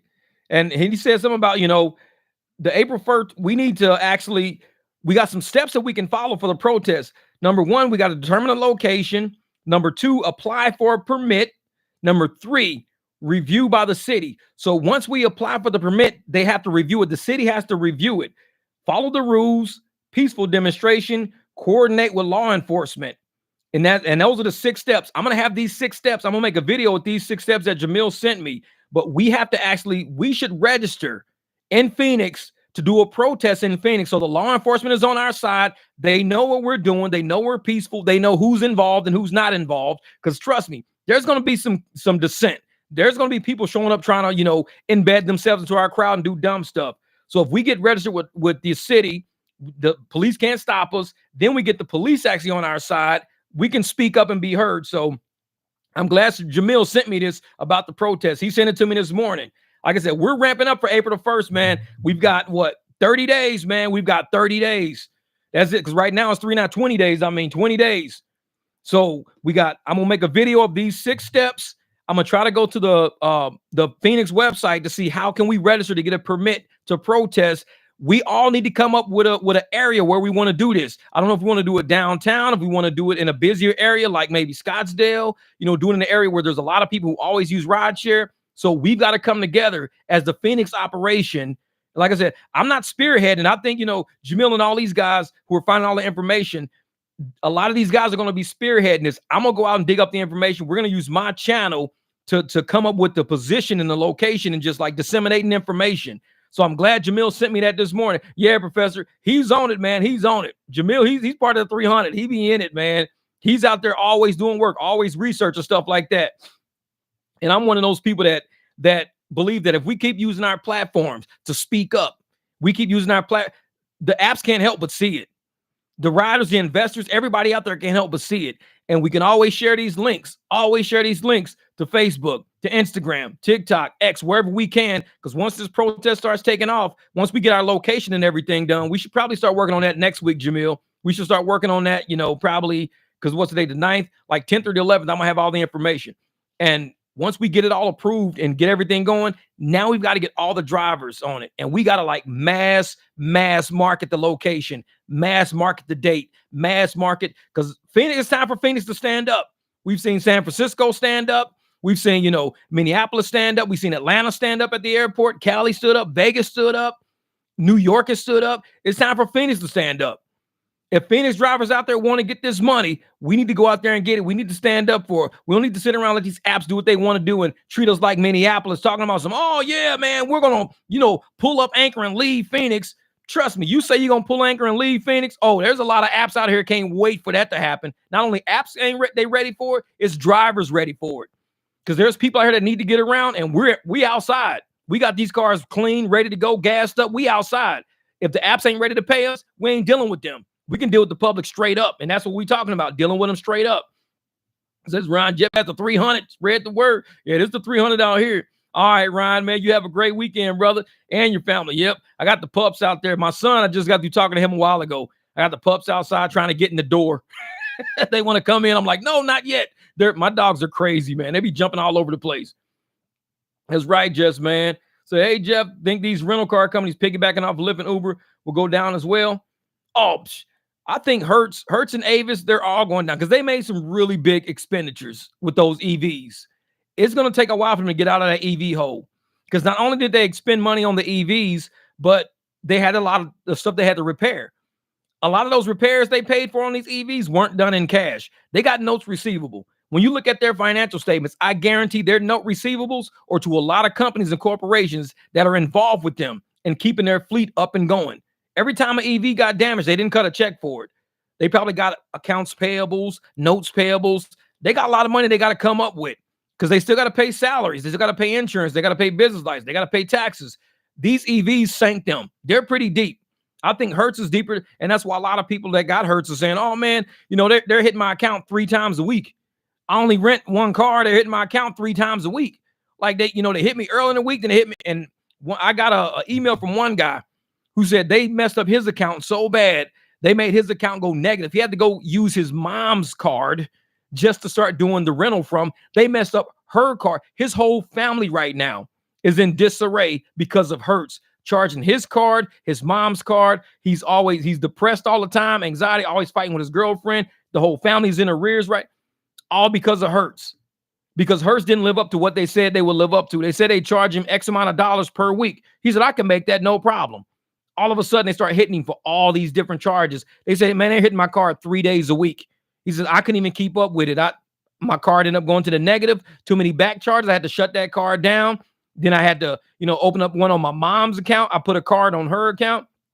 I put my Hertz account on her card. Now her card is all screwed up with all back charges and stuff like, dude, these companies, man, I think they're really taking advantage of drivers. They're really taking advantage of drivers. And once we start going after riders ourselves, doing our own thing ourselves, not using these apps, not using our rental cars, nothing like that, they're not going to have anybody to go after. These apps are going to crumble. These rental car places are going to crumble. Hertz already claimed bankruptcy once before. They're working on that way again. They're going down that path again. And dealing with somebody like Uber, dealing with somebody like Lyft, who are notoriously in court, always being sued for something. Same thing's going to happen. Because you can't deal with criminals and crooks and snakes and sneaky people and glitches all the time, but you come out squeaky clean. No. Any company that's dealing with them, something's going to happen. And right now, like I said, the state of California is trying to spearhead and put Uber as the protocol, Uber as the central point for all these collections of fees for EVs now. I was kind of reading that this morning. Like I said, I left it alone. When I started reading how deep this was getting, I was like, oh, man, Uber finna rip off everybody with an EV out there now. Like everybody said, oh, yeah, Uber just gave us, $750 for the EVs. Uber gave us $500 for the EVs. Today, I read today, Uber's going to be in charge of those EV fees in California now. So that money you think you got, they finna get it all back. They triple fold. If you think they overcharge you for insurance, they're going to be overcharge you for the EV fees per trip. And it's going to be unregulated. Uber's regulating it all. The state of California has given Uber the right to regulate it all. The state is saying, we don't want nothing to do with it. We're going to tap Uber to deal with it. Trust me, it's a mess. It's about to be a mess. So yesterday was my last rideshare day. We did both apps. I don't want to read those shitty messages from Uber and Lyft anymore. I don't want to drive 90% really crazy, clinically and unhappy people. Yeah, I'm telling you, Daniela, that's why it's time to get your private clients up. I mean, if you want to just take people to and from easy rides and stuff like that, deal with retired people who just don't want to drive no more, easy stuff like that, those people are out there. Because a lot of people that don't, that use Uber and Lyft, they're upset. They're upset at the fact that they're being overcharged by these apps. And that's why a lot of people are upset at Drive. They think we're getting all this money, which is why I love telling people how much I get, because they jump on our side real quick. But I'd be like, oh, man, I'm getting $7 out of this ride. $7? Dude, I just paid $27 for this ride. You're getting $7? Yeah, man. $3, and then I'm getting like a $3 or $4 bonus on it, $4 surge on it. I just paid $27 for this ride. I'm like, it's crazy, man. I know it'd only be like 1.5 miles, 2 miles, but still, $27 to go 2 miles? That's nuts. That's nuts. But that's what these apps are paying. And they don't need to be doing that to these people. A lot of people are getting upset about it. So the fact that you say, you know what, I'm hanging my hats up, I'm out of the rideshare app game. I will call it the rideshare app game because rideshare itself is carpooling. It's taking neighbors to the store and back. It's you and a family member sharing a car. It's all rideshare. You're sharing your car. But I think when people think of rideshare, all they think about is the apps. That's it. Rideshare must be the apps. Rideshare is you sharing your vehicle. And if anybody wants to say, hey, Jeff, Saturday, I'm going to dinner, man, could you take me and my wife? That technically is rideshare. I'm sharing my vehicle with them. I'm sharing my time with them. I'll take you. Cool, man. We'll shoot you $70. Perfect. Let's go. Let's do it. And the apps, they see that and they go, we can tap into that type of transaction. We can say, hey, you need to get to work tomorrow? Schedule, like I'll be looking at Lyft scheduled rides. It'd be like $2, $4, $7. I'm like, these are scheduled rides? Like, no, nobody's like gonna lock up their phone for a $4 ride at 4:30 in the morning. No, that person right there need to have a driver straight up. If that person had a driver straight up, somebody would do that ride for $10, $15, but for $4 at 4:30 in the morning, no, that's not happening. That's not happening. It says, we're not gonna take it. That's funny. Yeah, Jamil, commercial insurance, they're 5X in it, man. They're charging people 5X. Man. Daniel said, today I feel like I'm born again. No stress, no morons in my car, no more stupid Uber and Lyft messages. I'm telling you, it's like I showed my Uber app. Like I tell everybody, This is what I've done on Uber all week right here. And it's different. It's very different. Well, right now Uber won't even let me log on because they said that I have to. There's a new update for my review. That's the only way I can get online is if I do the update for the review. But this is what I was online this week with Uber, 1 minute and 12 seconds. That's what I made this week for Uber. I was online for 1 minute and 12 seconds. I didn't make nothing. It feels good sometimes to have private rides lined up. It feels good to have cash rides. People saying, hey, man, what's up, Connie? It feels good to not have to, like I said, even when I open my Uber app, it says the required actions right there. You can see the required actions. I still haven't even signed to the new stuff yet because I've been using my private rides. I've been doing other things. So if you got other stuff set up, you don't got to worry about these apps. I got a ride every morning, I do. Even after that ride, I do other stuff with. You don't have to worry about that app, Mr. Potato Head. You have 30 days to opt out of the agreement. Oh, so you got 30 days to opt out of that agreement? I didn't even opt in yet. So can I just go and just opt out? I don't have to opt in. Say, Jeff dropped my food last night down. You call him Mr. Potato Head. That's what he looked like. He all smiling all hard and everything. Like, I'm like, dude, whatever, man, whatever. So is Roger Professor, you still here? Him and Ronnie probably have stuff to do today. Yeah. And like I said, man, Daniela, you've got to go out there and still be a part of the community. You're just not being on the plantation within that community. A lot of us are still on that plantation. A lot of us are working our way to get off of that plantation. And it can be done. And a lot of people have done it before. They've went back to W-2s. They've networked with certain riders and gotten business opportunities with those riders. People have found ways to get off these apps, get off these plantations. The new drivers, oh, if you guys leave and you guys don't drive, they're just more for us, more for us. Like I said, in my comments today, somebody in my comments today had an accident driving on Lyft with the Lyft passenger. Driving on Lyft with a Lyft passenger. They got hit. Lyft wouldn't fix their car. Took care of the passenger, but wouldn't fix their car. These are the type of people that get caught up with the plantation rides. Because if I'm on my private insurance, I'm doing my private thing, my private insurance is going to charge me like $500 deductible. They're going to say, Jeff, we'll fix your car. We'll do this. We'll do that. We'll do all this to you. But you got to come up with the $500 deductible. I'm like, here's the $500. Start the process. Okay, go drop it off at this shop, man. It'll be ready when it's ready. Cool. Appreciate it. That's my private insurance. And like I said, if my private insurance don't want to get with it, I just call my attorney. My attorney will be like, Jeff, and once you contact an attorney and your attorney contacts the insurance, you can no longer contact the insurance anymore. They cannot speak to you no more because you now have representation. So you make sure when you get that representation, you got some dogs with you. Because my attorney, he ain't no joke. This motherfucker, he gonna fight you tooth and nail. And when I walk away, my shit's getting fixed. I'm getting taken care of. He's getting taken care of. Anybody involved is getting taken care of. Because my attorney's like that. So the best bet for my insurance company is to say, Jeff, don't call your attorney. This is what we'll do for you. Just don't call him. It's like, yeah, because if I call him, you motherfuckers are done. They know that shit. You could pay me a whole lot less without him involved. I get him involved. Oh, you motherfuckers are done. You're done. And that's how they know. So that's what I'm saying, man. A lot of these people out here driving on these apps, they really think they're going to be okay. I'm on the app. I'm insured through the app. The app's going to take care of me. Like I said, man. Yeah, that Lyft driver in your comments got off lucky. Yeah, because I'm going to tell you right now, if you wreck your car while you're driving on the apps, that commercial insurance they got should cover you. That $2,500 deductible, that $1,500, whatever they got to pay on Lyft, that's garbage. It's garbage. And these apps know it. It's a deterrent because they know they're not paying you enough to have $2,500 laying around. They know that. They're not stupid. They're like, dude, just charge them $2,500 deductible. They don't got that laying around. So that means when your car gets wrecked, and you say, hey, we'll fix it. You don't have $2,500 to get it fixed. We don't have to fix it. So they just collected all these premiums from you. All this money they collect, 5X, like Jamil said, 5X. They collected all these premiums from you. And they don't even have to fix your car because you don't have the money, the profits, to even start the process. It's a win-win situation for the apps. Lose-lose for you. You've been overcharged for the insurance the whole time. And then on top of that, you don't even get your car fixed with the insurance premium you paid the whole time. And the app is like, well, that's one other sucker now we have to worry about no more. They're off the app now. Well, send them a Hertz rental thing. Hey, you want to rent a car from Hertz? He's like, Well, I'm gonna have to rent a car from hers if I'm gonna have to pay. Okay, you can do 50 rides a week. Dalton's in the building. Where's Dalton at? Those is preach trying to wake up just a tip, my man. Says Jeff, Mr. Potato Head is coming after your head. Yeah, right. You have to opt out in writing, I believe.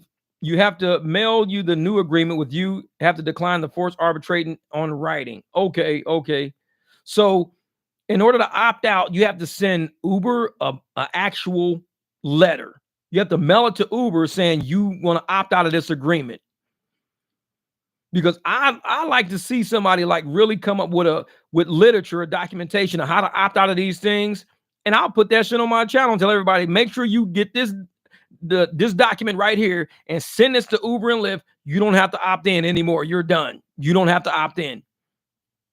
Would it be possible for a passenger to be as big as a pigeon as a driver could be? Yep. The professor has a link to it. Okay, cool. So if he has a link of it, yeah, I'm definitely gonna go check that out, man. I'm gonna definitely check that out. I saw the video. I just didn't see if he had the link on. He said somebody had a link down in the description of it. So I was like, okay, Jeff, you have a right. Absolutely. I don't really care why riders are upset anymore. My ears and soul knows what they hear and feel last 4 years. Yeah, I'm telling you that. And it's rough. And this is what we do for a living. We choose to do this for a living.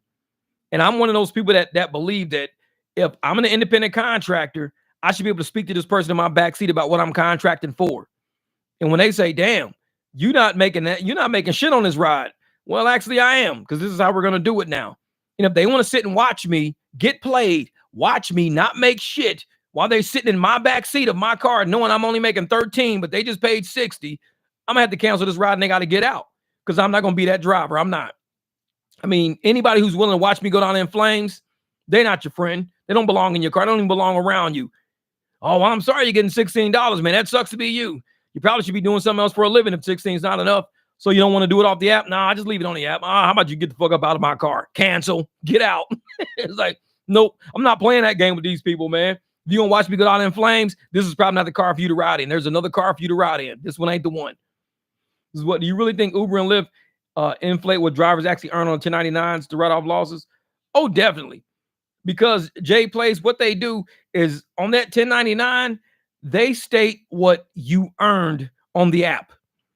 That's it. They state what you earned on the app because you're an earner. They don't do your taxes for you at Uber and Lyft. They state what you earned, as in what a passenger paid getting in your car. They state what you earned. They don't state all your write-offs and everything you want to write off, and your mile write-offs and your gas. They don't do your taxes for you. They give you a huge gross amount. You have to now go through and do all the reductions to see what you actually brought home from Uber. Then once you get that, what you brought home from Uber, now you can take out your deductions outside of Uber, like your fuel, your mileage, your tires, your alternators, shit like that. Uber and Lyft's not going to do your taxes for you. They're going to give you a documentation and they're going to make you do that shit. You're going to say, hey, here's a number right here. And you look at that number, he's like, damn, this is a pretty big number. I really made $119,000 this year.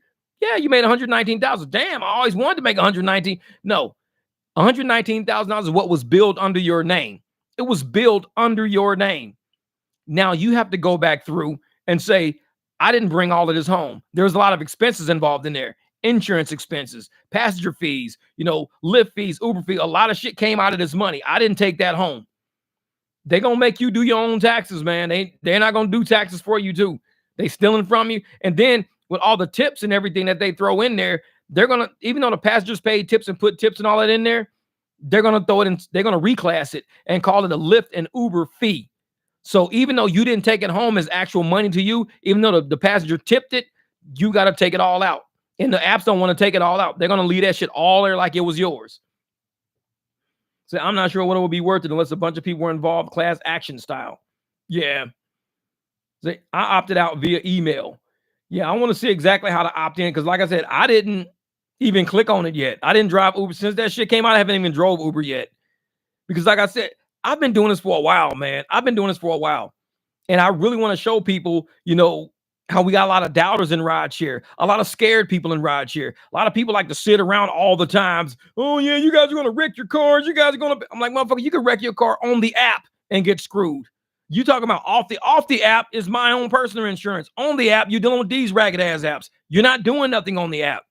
On the app, you're screwing yourself. Off app, Now you got a chance. At least you got a chance. On app, you don't have a chance. Too many people have wrecked on the app, and the apps have just left them hanging. Too many people have that happened to it. So it's like, man, this is why these apps don't show book time, book miles clearly for the day. Well, I think Lyft probably shows a little more. Uber definitely doesn't show. Uber don't show at all. Like, no, Joker man, oh yeah, I had a rider who thought he was gonna load my truck up with the $5 luggage. Yeah, I remember that. I remember that shit, man. So and that's the thing is so many people out here who don't understand like how the apps driving on the apps versus off the apps. You're gonna lose every time. These apps are not designed to help us make money. They're just not. Because I've driven on the apps, like I said, since 2019. It used to be all right. It used to be all right. Used to have a chance. Now these apps have figured it out. They know how to rip off drivers. They know they got desperate drivers out there. They know they got the driver. Oh, I'm never gonna drive off app. I'm never, ever. You're gonna have to, it don't have to be an act of Congress for me to drive off the app. I'll always drive on the app. I'm on app for life. And all of us was like, motherfucker, you the idiot they looking for it in. Because we out here making money. We making profits because we know the moment anything happens, these apps are going to be like, you're independent. You're not an employee. Sorry that happened to your car. Sorry that happened to you. There's nothing we can do about it. But I was doing it for your business. No, you was doing it for yourself. There's nothing we can do about it. So if you ain't got profits, you ain't built shit up and everything like that, you ass out. Uber's going to just throw another driver in right behind you. They don't care about you like that. So you got to go out there and get your money, show that you care enough about yourself. That's how this game works. When you show you care about yourself, you're going to make some good money. But when you just start taking whatever these motherfuckers give, nah.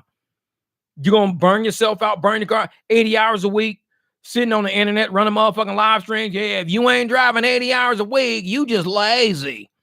Motherfucker, you sound lazy. Just the way you speak sound lazy. Like your brain ain't even functioning on full fucking energy right now. We running nonstop. We get good sleep. Motherfucker, I sleep 8 to 10 hours a night every night. I don't have to be up at the crack of fucking dawn to make sure I'm doing a 12 to 14 hour day for these ragged ass apps. Ain't gonna pay me nothing but about 180 to 200 that day. No, I don't do it like that. I got private rides. I went out there, I talked to enough people out there that know the deal.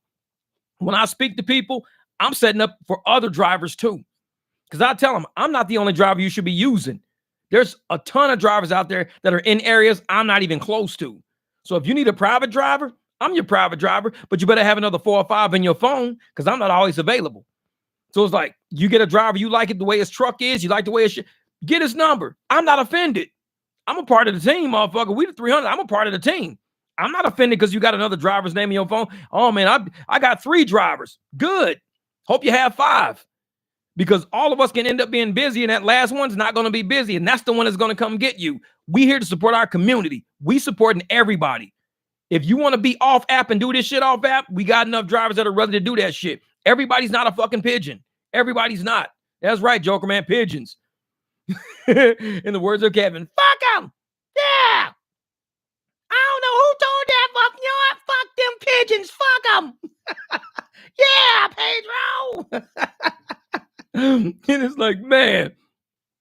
And if we don't sit up there and educate drivers on being, smarter with how this industry really works.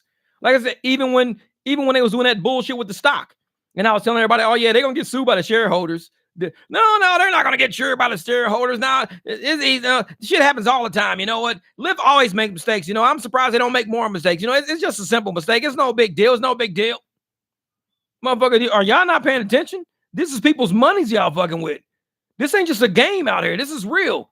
So when I'm in this street, it's real money out in them streets. I know it's motherfuckers right now standing outside the club right now. They're like, hey, I'm just trying to get home, man. $40. I'm willing to offer $40. Where you live? Just down in Gilbert. $40, man. Take me to Gilbert. I'll take you to Gilbert because the app ain't gonna give me number probably 14. I'll take you for 40. Shit, yeah, I'll take you for 40. Because half the time it's 2 people in the car and each one of them just pitching in 20 and 20. So it's costing them motherfuckers $20 each. So I'm like, you got to speak up. Know your areas, know your regions, know your market, know your community, know who you're working for. You're working for yourself. You're working for your community. We're not here for these apps. It's like these apps ain't here for us. They're not here for us. They're here for themselves. And they're going to take everything out of you, everything out of that rider, and they're going to take that shit back to headquarters and leave you stranded. I need a new tire, Lyft. You ain't got no profits? Motherfucker, we ain't telling you what rides to take. You ain't got no profits. If you ain't got profits for new tires, motherfucker, what you looking at us for? So you can't hook me up. Man, I made a lot of money for y'all last week, man. You can't hook me up with a set of tires? Motherfucker, you better get you some profits. The fuck up out of our face. And that's how the apps act. They're not going to sit there and hold your hand through business. They're going to try to hold your hand and train you on how to be competitive against them. They're not doing that. They're training people to be slaves. They're training you to take you. When they send me that message saying you're deactivated or you're suspended for 54 minutes for cancels, I laughed at that shit. I didn't stress the fuck out. That was one less situation I had to deal with. I had Uber running. I got private rides jumping all around me and shit. And these motherfuckers like, yeah, you're off of us. 54 minutes, you're suspended. I said, no, for 54 minutes, you're suspended, motherfucker. I'm still out here making money. You suspended for 54 minutes. You ain't fucking with me. It's like, so all these apps be like, yeah, man, we just gonna keep kicking them off the app. Kick me off. Well, you think I'm not making money? Do I look stupid to you? Like, I got the car. I got the keys. Motherfucker's full of gas. I don't wipe this month. You don't think half these motherfuckers standing in front of this bar right now done seen this car before they know I'm a rideshare driver? The big ass orange Beamers. How many orange Beamers have been up and down Mill picking people up? One. Mine. They know who the fuck I am. I'll pull up around the corner. Hey, man, anybody need to ride? Motherfucker canceled on me, man. Oh, we're just going back to the dorms, man. All right, let's ride. Hey, he'll take us. We got to ride. We got to ride. Shit. Motherfucker, you 54 minutes suspension. No, you suspended for 54 minutes. I'm getting money for 54 minutes. Fuck that. Say, do you shoot for at least $2 a mile with the clients? Well, it depends. It depends on that. It depends on where I'm going, the time of day. It depends on a lot. So, you know, and it also depends on the client. Like, where do I have to go to pick them up? So it's hard for me to say a static rate on what I charge people, because if it's somebody down the street from me, got to go downtown, it's different from what I would charge somebody who's in Mesa and they got to go downtown to the same place. Because I got to say, okay, I got to fight through traffic to get down there. Then I got to fight through traffic back this way.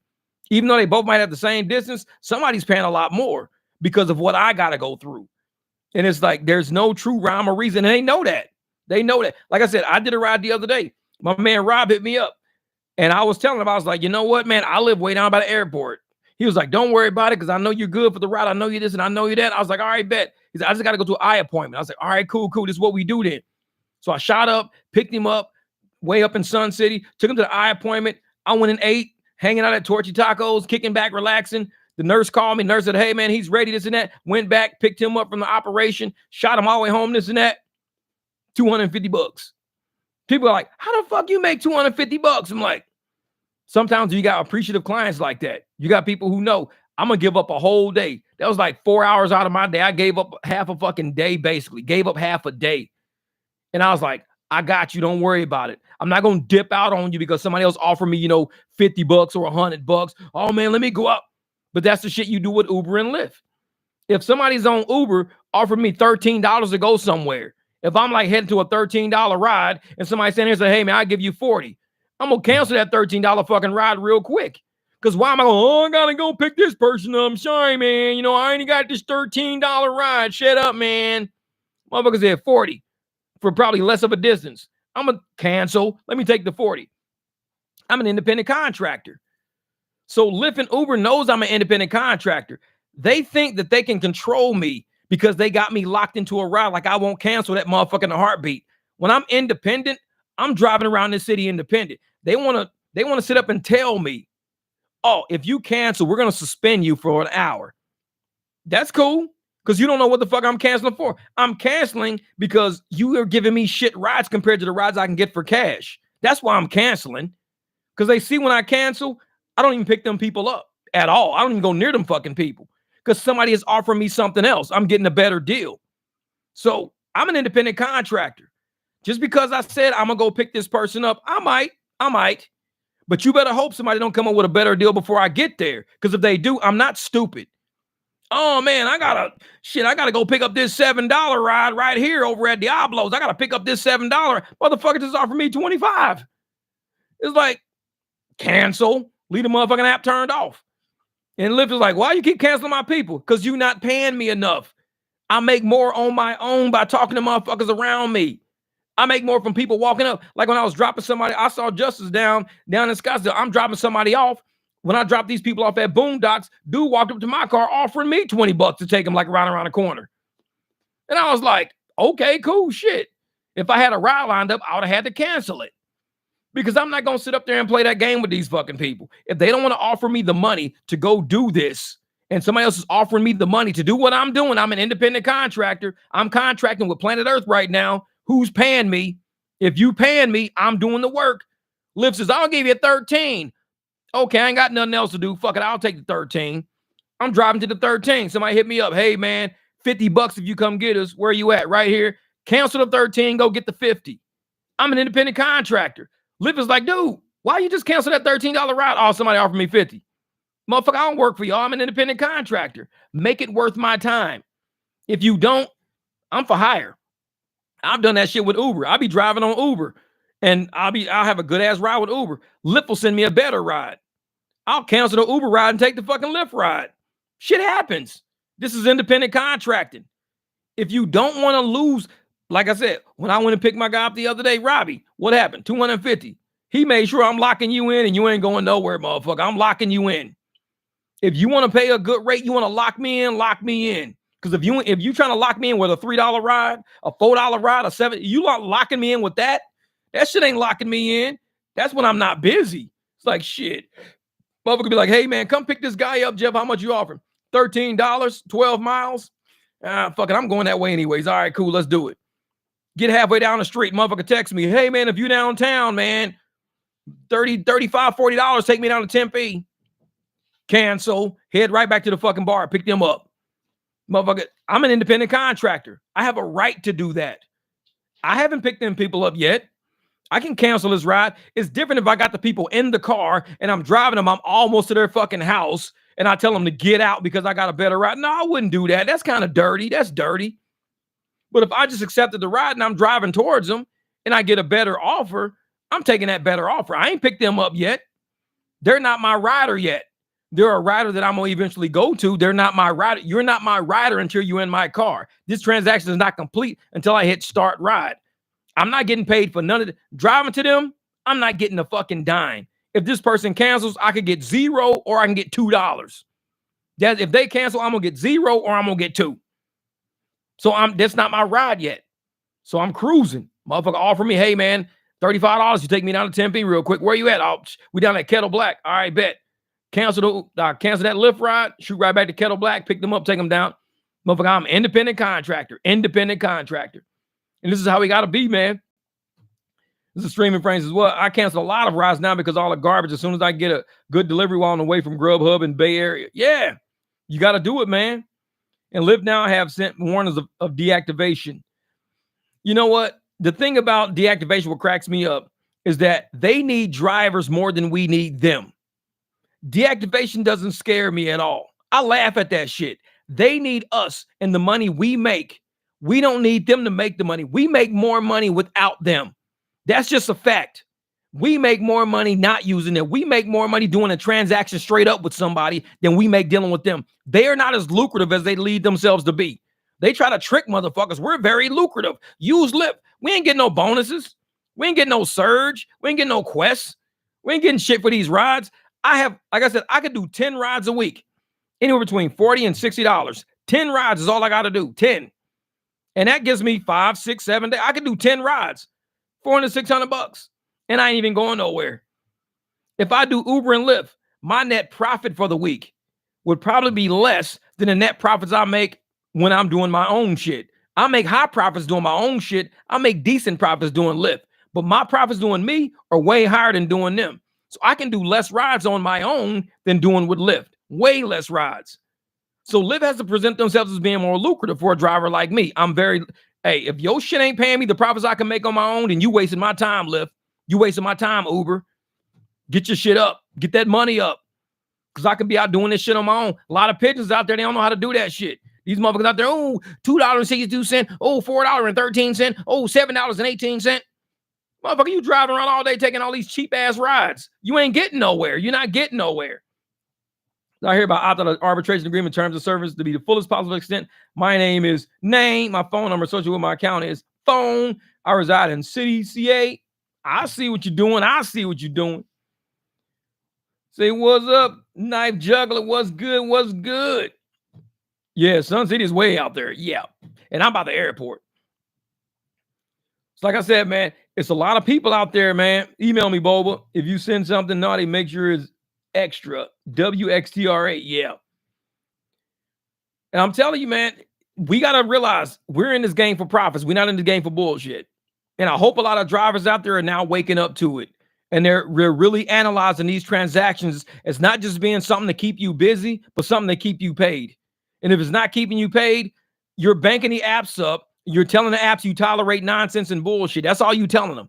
Like I said, a lot of pigeon drivers that are, well, we can't get no better rides. No, you can get better rides. Trust me, you can get better rides. If they're sending you this ride right now, that's at 30 cents a mile, 40 cents a mile, 50 cents a mile, they sent you the ride. They sent it to you. That's your ride. 50 cents a mile is your ride. Go to that person. Tell that person, hey, they're only giving me $15 for this ride. And the person says, well, shit, they charged me $37. That's your ride. You say, I'll tell you what, just give me 25. You got right people. Oh, I have to take 50 cents a mile. That's all they send me. I have to take 70 cents a mile. That's all they send me. I only get 40 cents a mile. That's all they send me. They're sending you the ride. You're accepting the bullshit without negotiating. You're getting rides all day. If all they are sending, if the max they're sending you is that, see, I know my max. They'll send me an $11 a mile ride in a heartbeat. $11 for a mile, $8 a mile. They'll send me that shit in a heartbeat. So I don't worry about it. Because they know if they're not sending me shit like that and they sending me 50 cents a mile, guess what? I'll turn that shit off and I'll do my own thing. So if they're sending you 50 cents a mile ride, they're sending you the ride so you can go negotiate. You just got the ride. It's 1 mile away, 25-mile rides, $13. You have 1 mile to think of your fucking plan as you drive. You have 1 mile to come up with a plan. 1 mile. By the time you get there, took you 4 minutes. Come up with your business plan. You pull up. You know this is going to be a 25-mile ride. Hey, excuse me, man, but you know what? I hate to be like this, but you know, it's hard out here. They're only giving me $13 for this ride. I want to show you to prove you. I screenshot it. That's all I'm getting right there for this ride. $13. Wow, 13? Well, shit, they just charged me $37 for this ride. You want to do $25? I'll do $25. I got QR codes. I got Cash App, Venmo.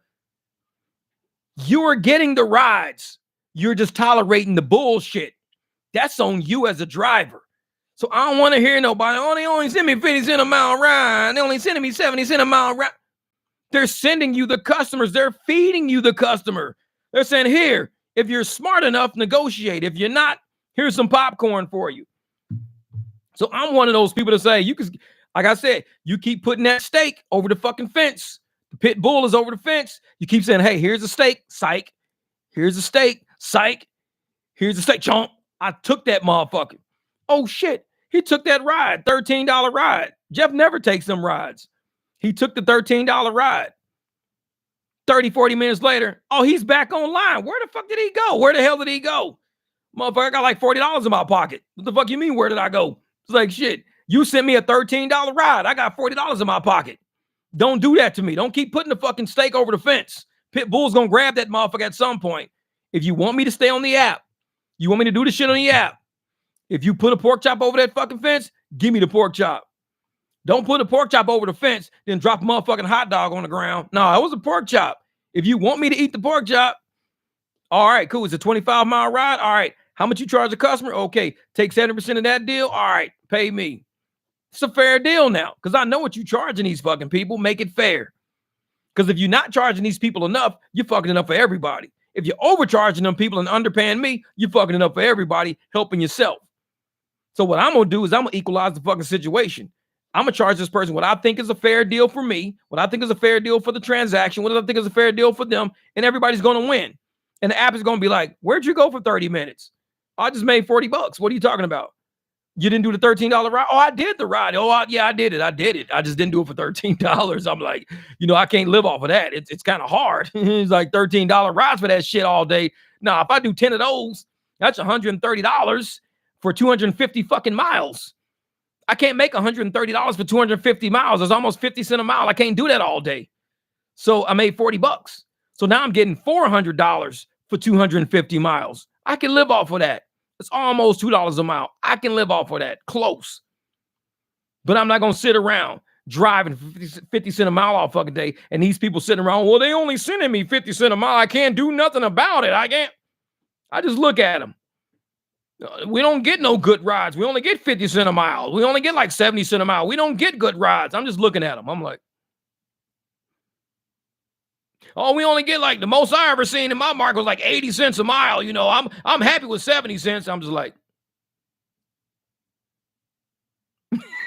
I'm like, bruh, they giving you all the rides. They're setting you the fuck up. You choosing to shut down and not do shit about it.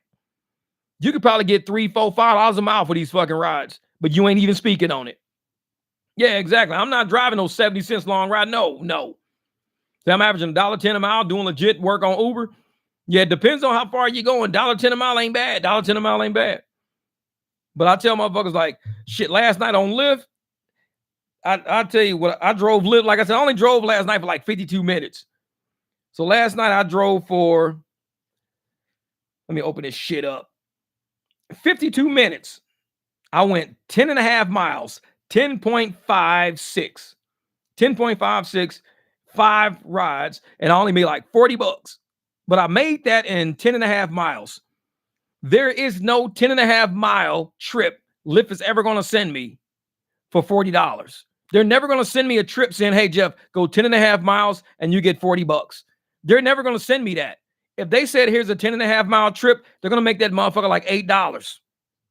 They're going to make it like $7 if they send me a 10 and a half mile trip. So how do I do a 10 and a half miles of trips for $40? You put that shit together. You don't take the shit they offer you. You put that shit together. So like my first trip was an easy one. I think it was gas station shit. Yeah. It was like $12 for like 1.66 miles, something like that. It was $12 for like 1.66. Took me 10 minutes. Estimated was 7 minutes. It took me 10 because the lady had to load her groceries up. You know what it is, motherfucking ass. Then my next trip was $7.20 for 1.99. Because I only do short trips. I don't do long trips. You don't get to sit in my BMW that long at these prices. You can't sit. You can only sit in my car for like 10 minutes. That's as far as you can sit in my car. Then the next trip I took was 2 miles for $8. 2 miles, $8. And it was 11 minutes. Like I said, you're not sitting in my car that long. For these prices, you can't sit in my car that long.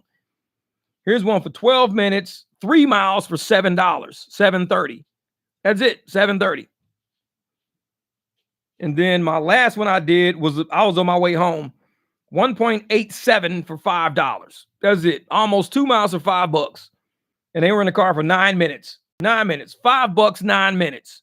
So if I did, 6 of these, I'd be making what? Yeah, 6, like $30. $30, that's it. Going like about 7 miles. They're not giving you $30. They're not giving you, $30 for those 7 miles out there. They're just not doing it. So you got to make these trips up. You got to create these trips. That's what you got to do. Says, what if the customer snitch? Well, Chicago, A-Vape, Chicago.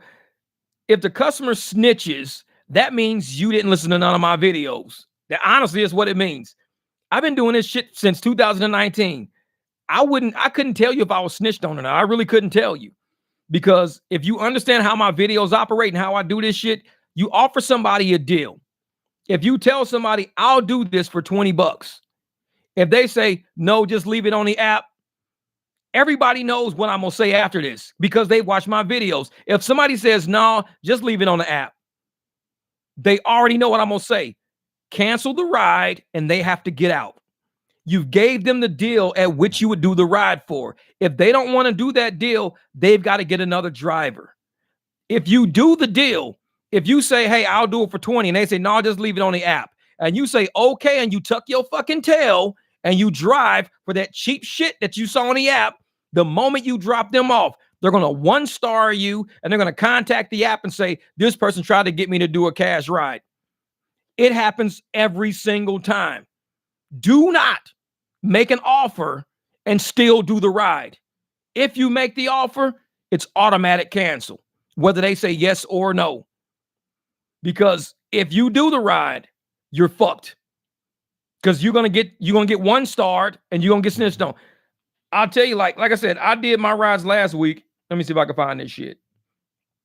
Because I did all my rides last week. And Lyft sends me feedback and crazy shit like that all the time. I did 6 rides last week. Wait a minute. 6 rides, and I got all 5 stars. All 5 stars, because I'm a 5-star driver. Do you think I only accepted 6 trips last week? I did 6 rides on the app last week. I did 6 rides last week. I didn't do 6 trips last week. So you would see some 1 stars in there if I tuck my fucking tail after I made a deal.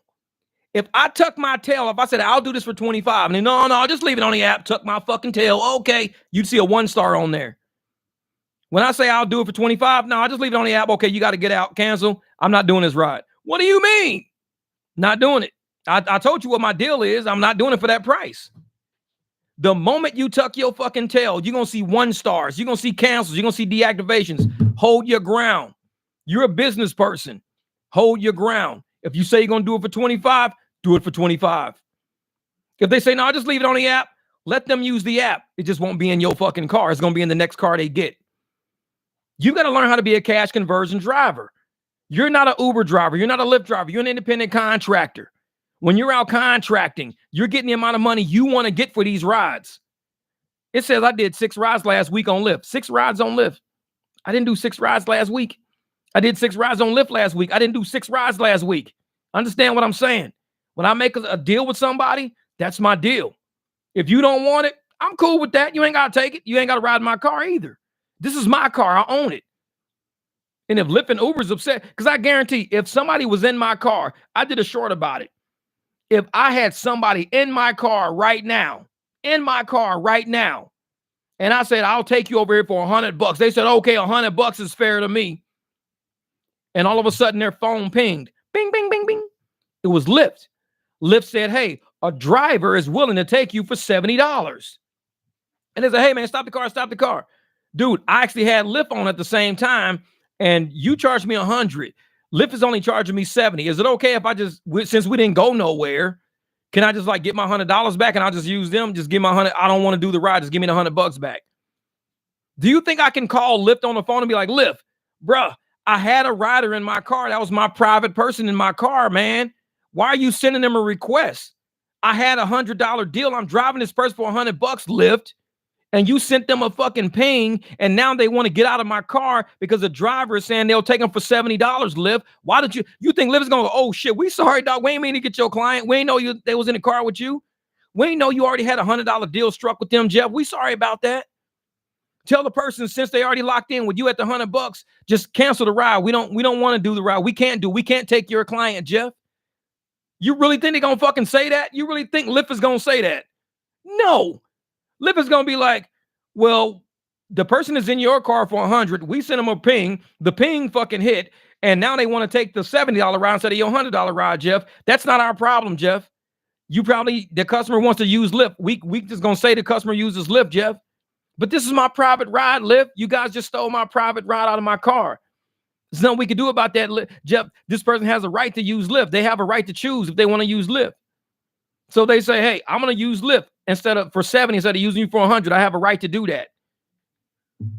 So because that customer has that right to do that, because they have a right to do that, to say, I want to use Lyft instead of you, Jeff, you don't think the customer has a right to say, I would like to use Jeff and I don't want to use Lyft.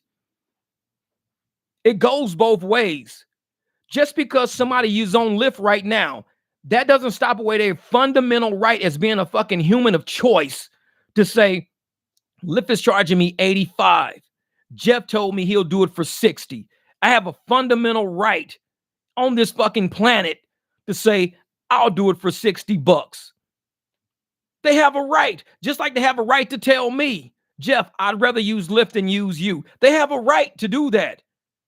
Lyft does not have a right to say, if you let this client, take this client off my app, then you're wrong. You're in the wrong. How am I in the fucking wrong? Are you in the wrong because you took one of my clients? No, you're not in the wrong. You'll say it was a great marketing tactic. You'll say it was a great price point. You'll say it was great because your app has good marketing ability. That's what you would say. But I can't say that about me, that I have a great marketing tactic of having a clean ass car sitting in front of them.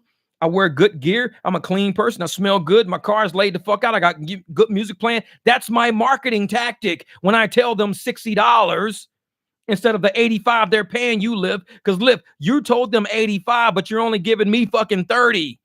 You told them 85, but you're giving me 30. The nice, clean fucking car you just sold me for 30 bucks.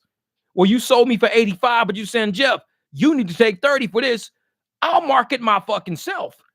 I can market myself for 60. I don't need your 30. Keep your 30. Keep it. Like I said, you can leave. Keep your 30. I'll market this same car for 60. And I'll get that same fucking customer to say, okay, I'll do the 60. Yeah, the point is, Lyft can poach your clients, but not the other way around. The customer picks and should always decide on who they want to ride with. It all comes down to the driver. Yep. That's what I'm telling you, man. That's what I'm telling you. Also remove microphone access from Scrubber and Grip. They listen on you when your app is on. Yep, I got that removed already, brother. It's called independent contractors, Brandy. My business. These corporations and their double standards. Exactly. And Dalton, that's what it is, man. Lyft and Uber can freely poach whoever the fuck they want to poach because they think it's their right. They call it marketing. They call it sales and marketing when they poach somebody else. It's like going to Walmart and you walking into Walmart and Target says, hey, bro, you can't walk into Walmart. You shopped with us yesterday. What are you doing? You came in Target yesterday. What are you walking in Walmart for today? Target can't be mad at fucking Walmart. You could be inside of Walmart. Pull up your Target app and say, oh shit, I can get it cheaper next door. And you walk next door. Walmart can't stop you at the door. Be like, hey, what are you doing? Well, I was looking on my Target app. You can't use no Target app in our store. What the fuck is wrong with you? If you in our store, you got to buy this shit, motherfucker. Well, it's cheaper next door by like $10. We don't care. You're in our store. You're our customer.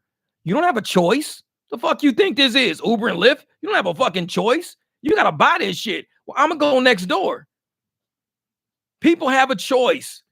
Lyft and Uber want to remove that choice from people who deal with independent contractors. They want to remove that choice. They want to say, we want to charge you $129 to leave this concert.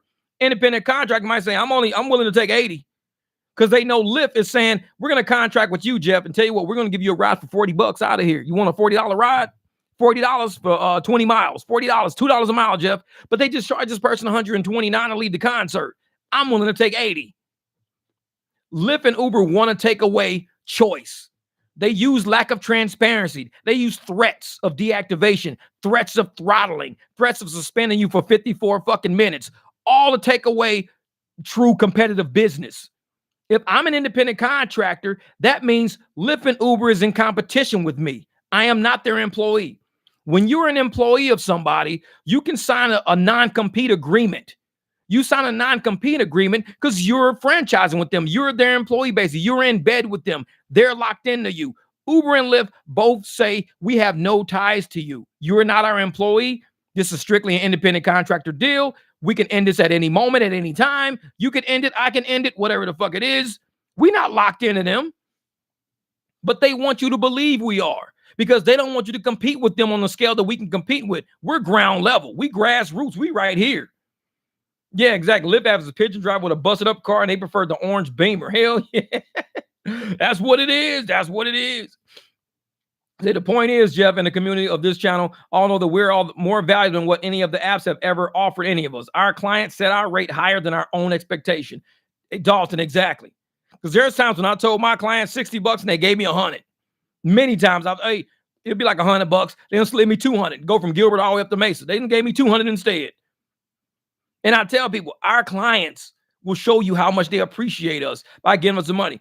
Why do you think Uber and Lyft, like Lyft especially, set the max payment or the max fare we could get on Lyft? The max fare is $400. No matter what happens, the max we can get is $400 as a fare. The max tip we can get is like 40, 50 bucks. That's it. Because they want to cap us. If somebody says, dude, I mean, how many times have you heard of somebody going into a restaurant, leaving the waitress $1,000, leaving the waitress $10,000 just to be fucking nice? There's people leaving in casino right now. They love to leave you a $10,000 tip. Man, I'm going to leave you a $10,000. I'm going to leave you. That shit ain't never going to happen in rideshare because they cap.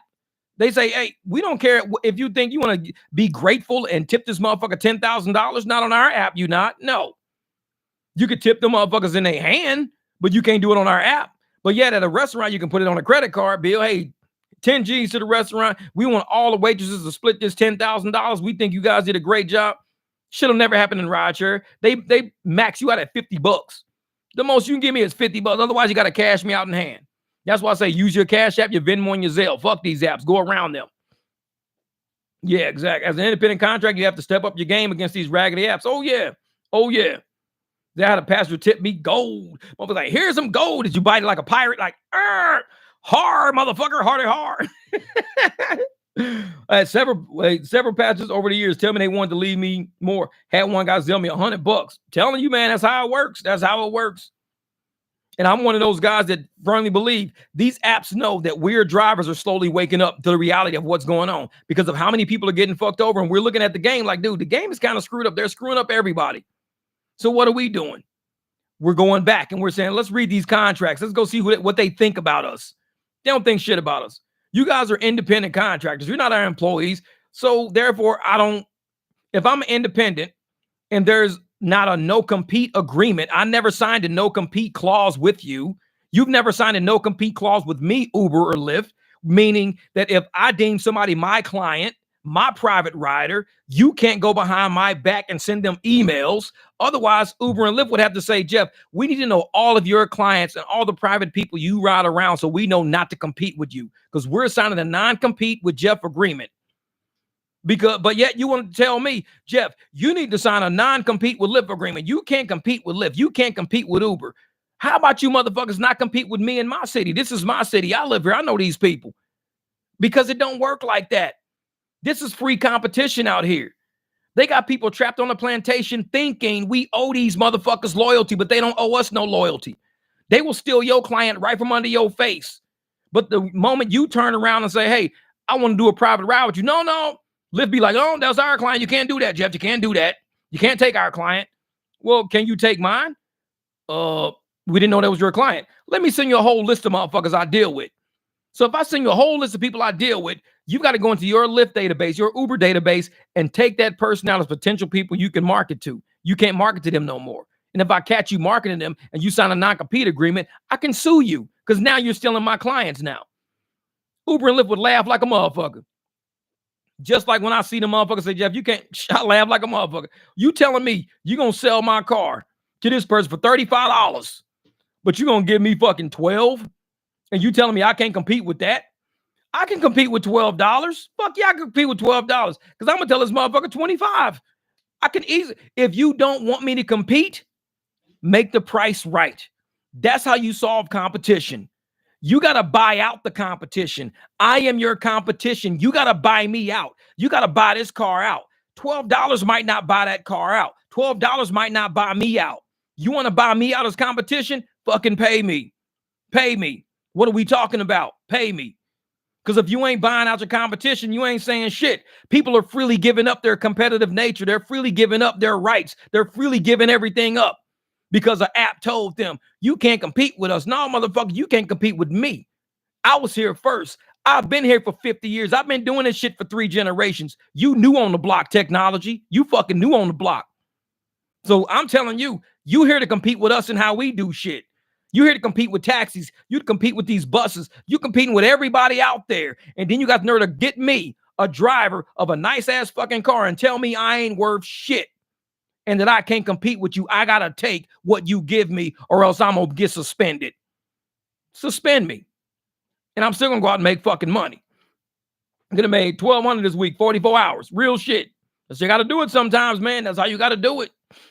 In most markets, you have to work 100 hours to make $2K on the apps. Yeah, exactly. I mean, I can't tell you how many times, man, I've made like $1,200, $1,300, $1,400 working like 19 hours. That's it. I'm like, dude, 19 hours, that's basically 2 days of work. Two 8-hour days of work. That's basically what we get. And I'm one of those people that's easy to say, man, last night I had some real large ladies order a ride. Then 2 of their friends came out the door. There was 3 of them total. I told them front seat was out of commission. She started yelling, "See y'all, decline and recline." Exactly. I think riders are getting the point now. I had a rider complain about the airport ride she ordered. She was charged 120 and I was offered 60. I offered 80 and she gave me 100 for 25 miles. That's how you do it, though, boy. That's how you do it, brother. Because right now these apps, they digging people's wallets, man. They eating up everybody's paychecks. They eating up all these people paychecks and they ain't giving us shit in return. It's like we're helping them break society right now. We're helping them go out and milk society for all their fucking worth. When I see airport rides, I instantly just turn them off. I decline them because for one, I don't got the trunk space. For two, I know these people are getting ripped off because I see the prices I'm getting, $9. I'm like, $9? This person probably paid like $40, $50 to go to the airport. $9? No, I'm cool on that shit. And the apps love when people take them little cheap ass airport rides. They be like, ooh, we found a sucker. Hell yeah, take that little $10 airport ride. Because they don't charge the person like $50, $60 for that shit. Because people expect to pay that much to go to an airport. Because they're thinking, I could take my car, pay for parking for 3 days at $24 a day. So I'm already at $72 right there. So that's $72 just for parking. Then I got to pay for, the gas to get in, the gas to get out, $72 in parking. I'll just do a ride. They're going to say, okay, $50, $55. The app's going to say 50, 55 because you're saving about $20 on parking alone just by using rideshare. You're saving on $20 in an app. And we go, and the person go, okay, cool. That'll work. I'll pay 50. I'll pay 50 to go to the airport. Cool. Let us find you a driver. Hey, is any $10 motherfuckers out there? Y'all want to take this dude to the airport for $10? Anybody want $9, $10? Who want to take him to the airport? Now, they just told this rider, we're going to save you $20 on daily airport parking by only charging you $50 on the ride because you're going to pay $72 if you park there, parking alone, $72. We're saving you money. So we already know they're paying at least $50, $55 right there, but they're giving people $9 to $10 to take these motherfuckers to the airport. So they're making $40 on our backs. Well, I could just tell a motherfucker, dude, I'll take you to the airport, $30, $35. You ain't that far anyway. 30, 35 is cool. It's cool with me. All right, let's roll. Shit, because I don't want to pay no 72 a day, 72 for parking my car there. Shit, I'll just rather pay you 35. Save half the money. Exactly. And then when you come back, you get another ride back. Shit, that's $70. And you get a nice, clean, cool, private ride. You cruise up to the fucking curb. You fucking get out of a clean fucking car. You listen to good music and shit. I mean, damn, you can't beat that. You ain't got to worry about your car. Your car is safely at home in the car garage, like motherfuckers shutting shit. You cool, man. That's why we use private drivers, because we save people the problems that these apps deal with. We save people the issues of having to take their own car and do all their own shit. This is what we do it for. So know your worth, know your value. Get out there, man. Get out there. Yeah, people need to stop with that employee mindset instead of being an independent contractor you are. Yeah. Look at Frank said, your confidence is encouraging me. You're awesome. Hey, man, I'm going to tell you right now, when you start understanding the game and you start knowing the logic behind everything that's doing shit, Frank, the first thing you're going to do is start getting the courage to say, I'm going to start building me. And the first thing, like I told people, like I said, I got a video on my channel well over a year old that really got the ball rolling. I'm telling y'all, man, I'm going to have to do it. I'm going to have to show y'all these envelopes. Because when I took the professor's course a long time ago, and I did that video on my channel, my commercial on my channel, and I started doing my own private rides in my BMW. Man, first I started with when I did them in the Jeep. The Jeep was easy to do private rides in because I was always driving it all the time. But once I started with that BMW, it opened a whole new world, man. Whole new world. A lot of people go to college. They're paying $100,000 for a couple of years of college, $80,000 a couple of years of college. I tell motherfuckers, I paid $50 to learn how to ride share because I was never a private driver. I was never one. So I went to the professor channel and I paid $50. I'm like, why not just learn from somebody who's doing this shit already in a real fucked up market, California? It's all kind of regulations and stipulations in California. So I learned from the hardest market ever. I went out there, I said, I'm going to get this course. I'm going to learn from the hardest market. And when I came out here and saw how easy it was out here, people like, dude, I paid my Jeep. I had a 6-year loan out on my Jeep, paid my Jeep off in 24 months. I had a 6-year loan on it. I paid it off in 24 months. Turned around, bought the BMW 4 or 5 months after I had paid that thing off in total. People are like, how are you doing it? Do you really think the apps are doing all of this shit? The apps don't do it all. The apps were doing well, but the apps will put a lot of effort, a lot of fuel in that Jeep, a lot of miles on the road. You can maintain with the apps, but the more we work on the apps, the worse it's fucking getting with the apps. It's getting worse and worse. But it was to the point where I understood the premise of how cash rides work, how private ride service work. I had none but airport people, all airport people. Because once you learn from somebody who's done it for a long time, like when I teach people how to do shit on my channel, little things that I've done for a long time, this is how we spit game. This is how we invest in each other. This is how we thank each other back and forth. I say, you know what? I'm gonna support you. Like a lot of people, I love how people support the channel because I do spit a lot of knowledge on this channel. I appreciate how people support the channel.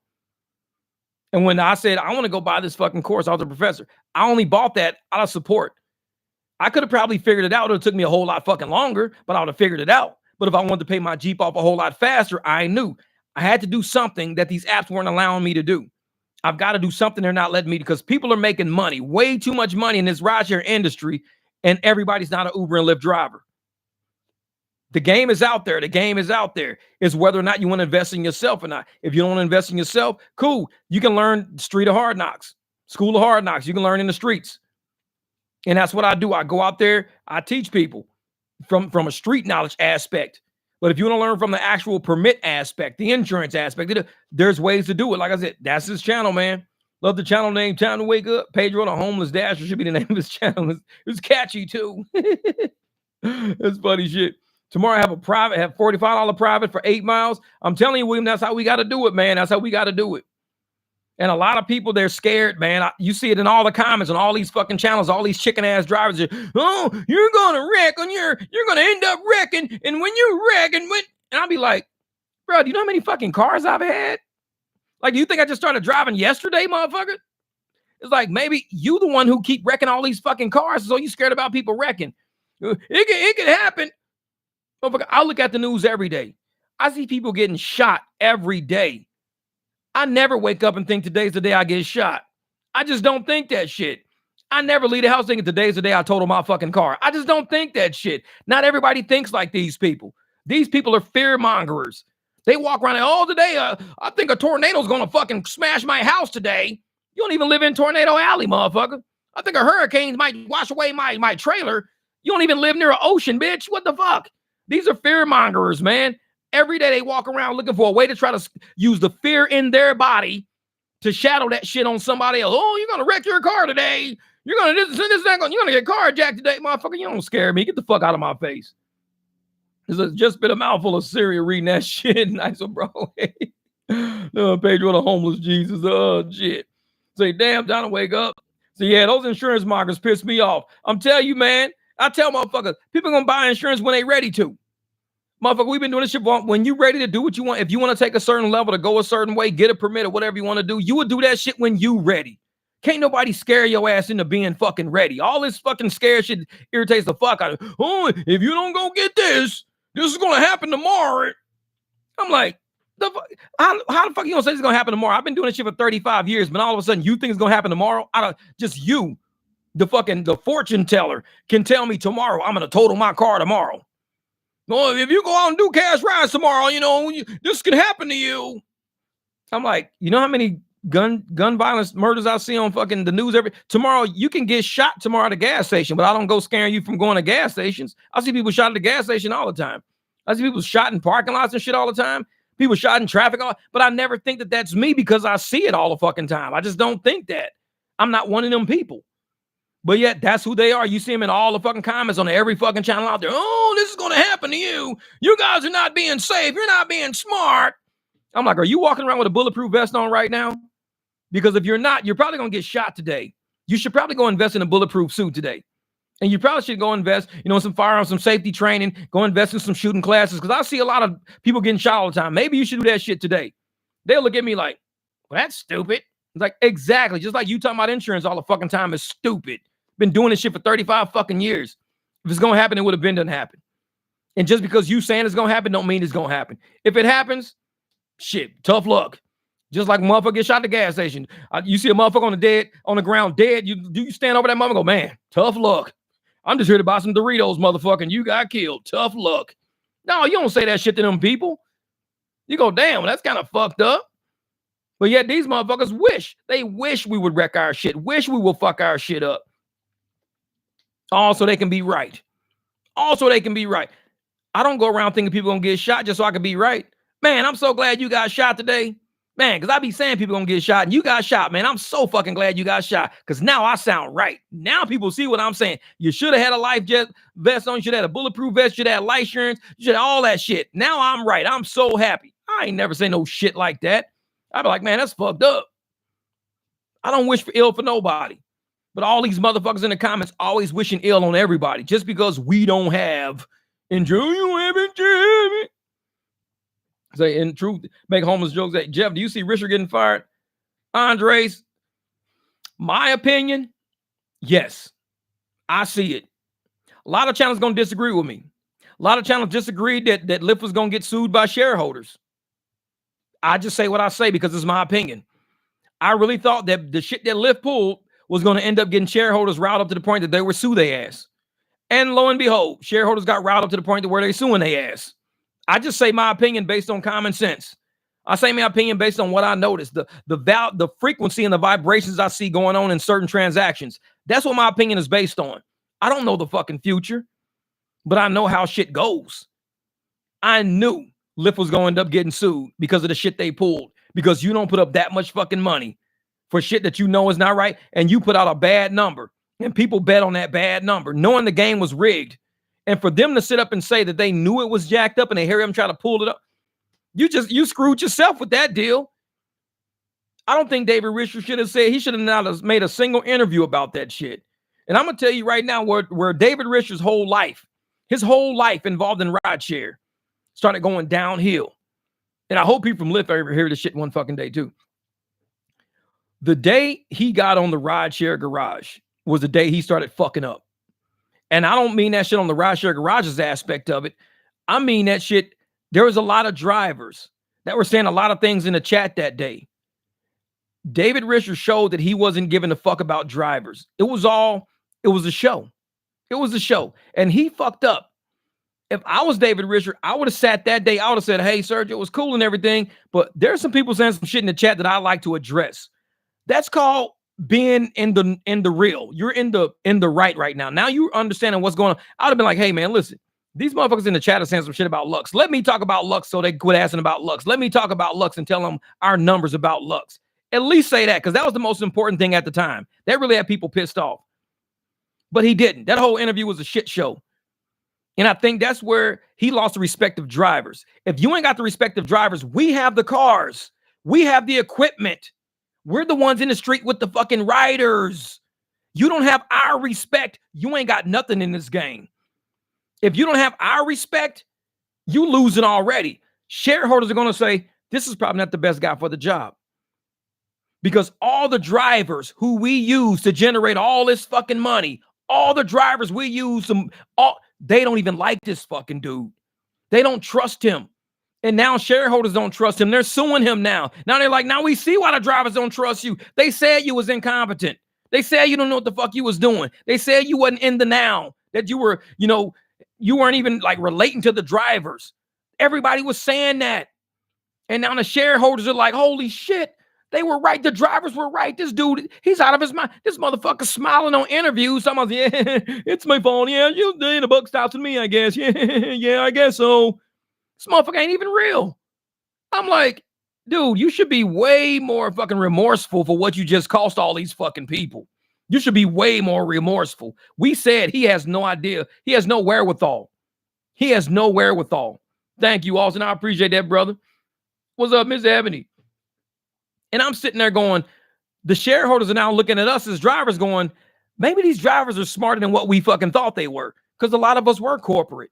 A lot of us do own our own businesses, have owned our own business. A lot of us got families. We run really good households and shit like that. We know how to keep our shit together. We all ain't rejects. Some of us may be, but we all ain't fucking rejects. For the most part, drivers are smart motherfuckers. We make the industry work. Without drivers, what do you got? You don't have cars. We got to take care of these cars. Imagine if drivers didn't take care of these cars. We had a bunch of busted ass vehicles showing up, not running. Nobody would trust the apps. Every time I get a goddamn car, man, the motherfucker turns off in traffic. I can't rely on these apps. Oh man, I was going to work, car kept overheating. Oh man, this dude, his fucking tires came out. Oh, this car didn't have no brakes. Oh, this car didn't have no windows. Drivers make rideshare work. So if the people like us don't trust that motherfucker, we don't trust them at all. And now the rideshare drivers are like, we got bamboozled, we got swindled, we suing these motherfuckers. Something big happened. David Risher ain't gonna last that long. That's my opinion. That's my opinion. He has no love. This motherfucker has no love, left or right. Shareholders don't like him. Drivers don't like him. Now what? Where you gonna go? You sitting in the middle of a storm swirling around you, and you just sitting there smiling like motherfucking Mr. Potato Head. yeah, it's all, buck stops with me. Yeah, it's all me. It's my fault. You know, I should have checked that myself, you know. Motherfucker, we like, do you understand what the fuck just happened? Dog, are you here? It's almost like I look at this motherfucker like I'm looking at Biden sometimes. I'm like, dude, do you understand what just happened? Do you understand it? And even a lot of YouTube channels, they didn't understand it, man. Oh, everybody makes mistakes. It's just a mistake. No, motherfucker, a mistake is putting my left shoe on my right foot. That's a mistake.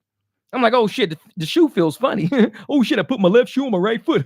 Mistake. That's a fucking mistake. This shit, that ain't a mistake. That's egregious. You have accountants, you have staff accountants, you have internal audit, you have external audit, you have CEO, CFO, you got treasurer, you got the controller, you got the assistant controller, you got the administrative people all at top. And you telling me none of those motherfuckers looked at that sheet of paper and says, man, that's a big ass number at the bottom. We're really making money like, come on, man, don't fuck with me. Don't play with me.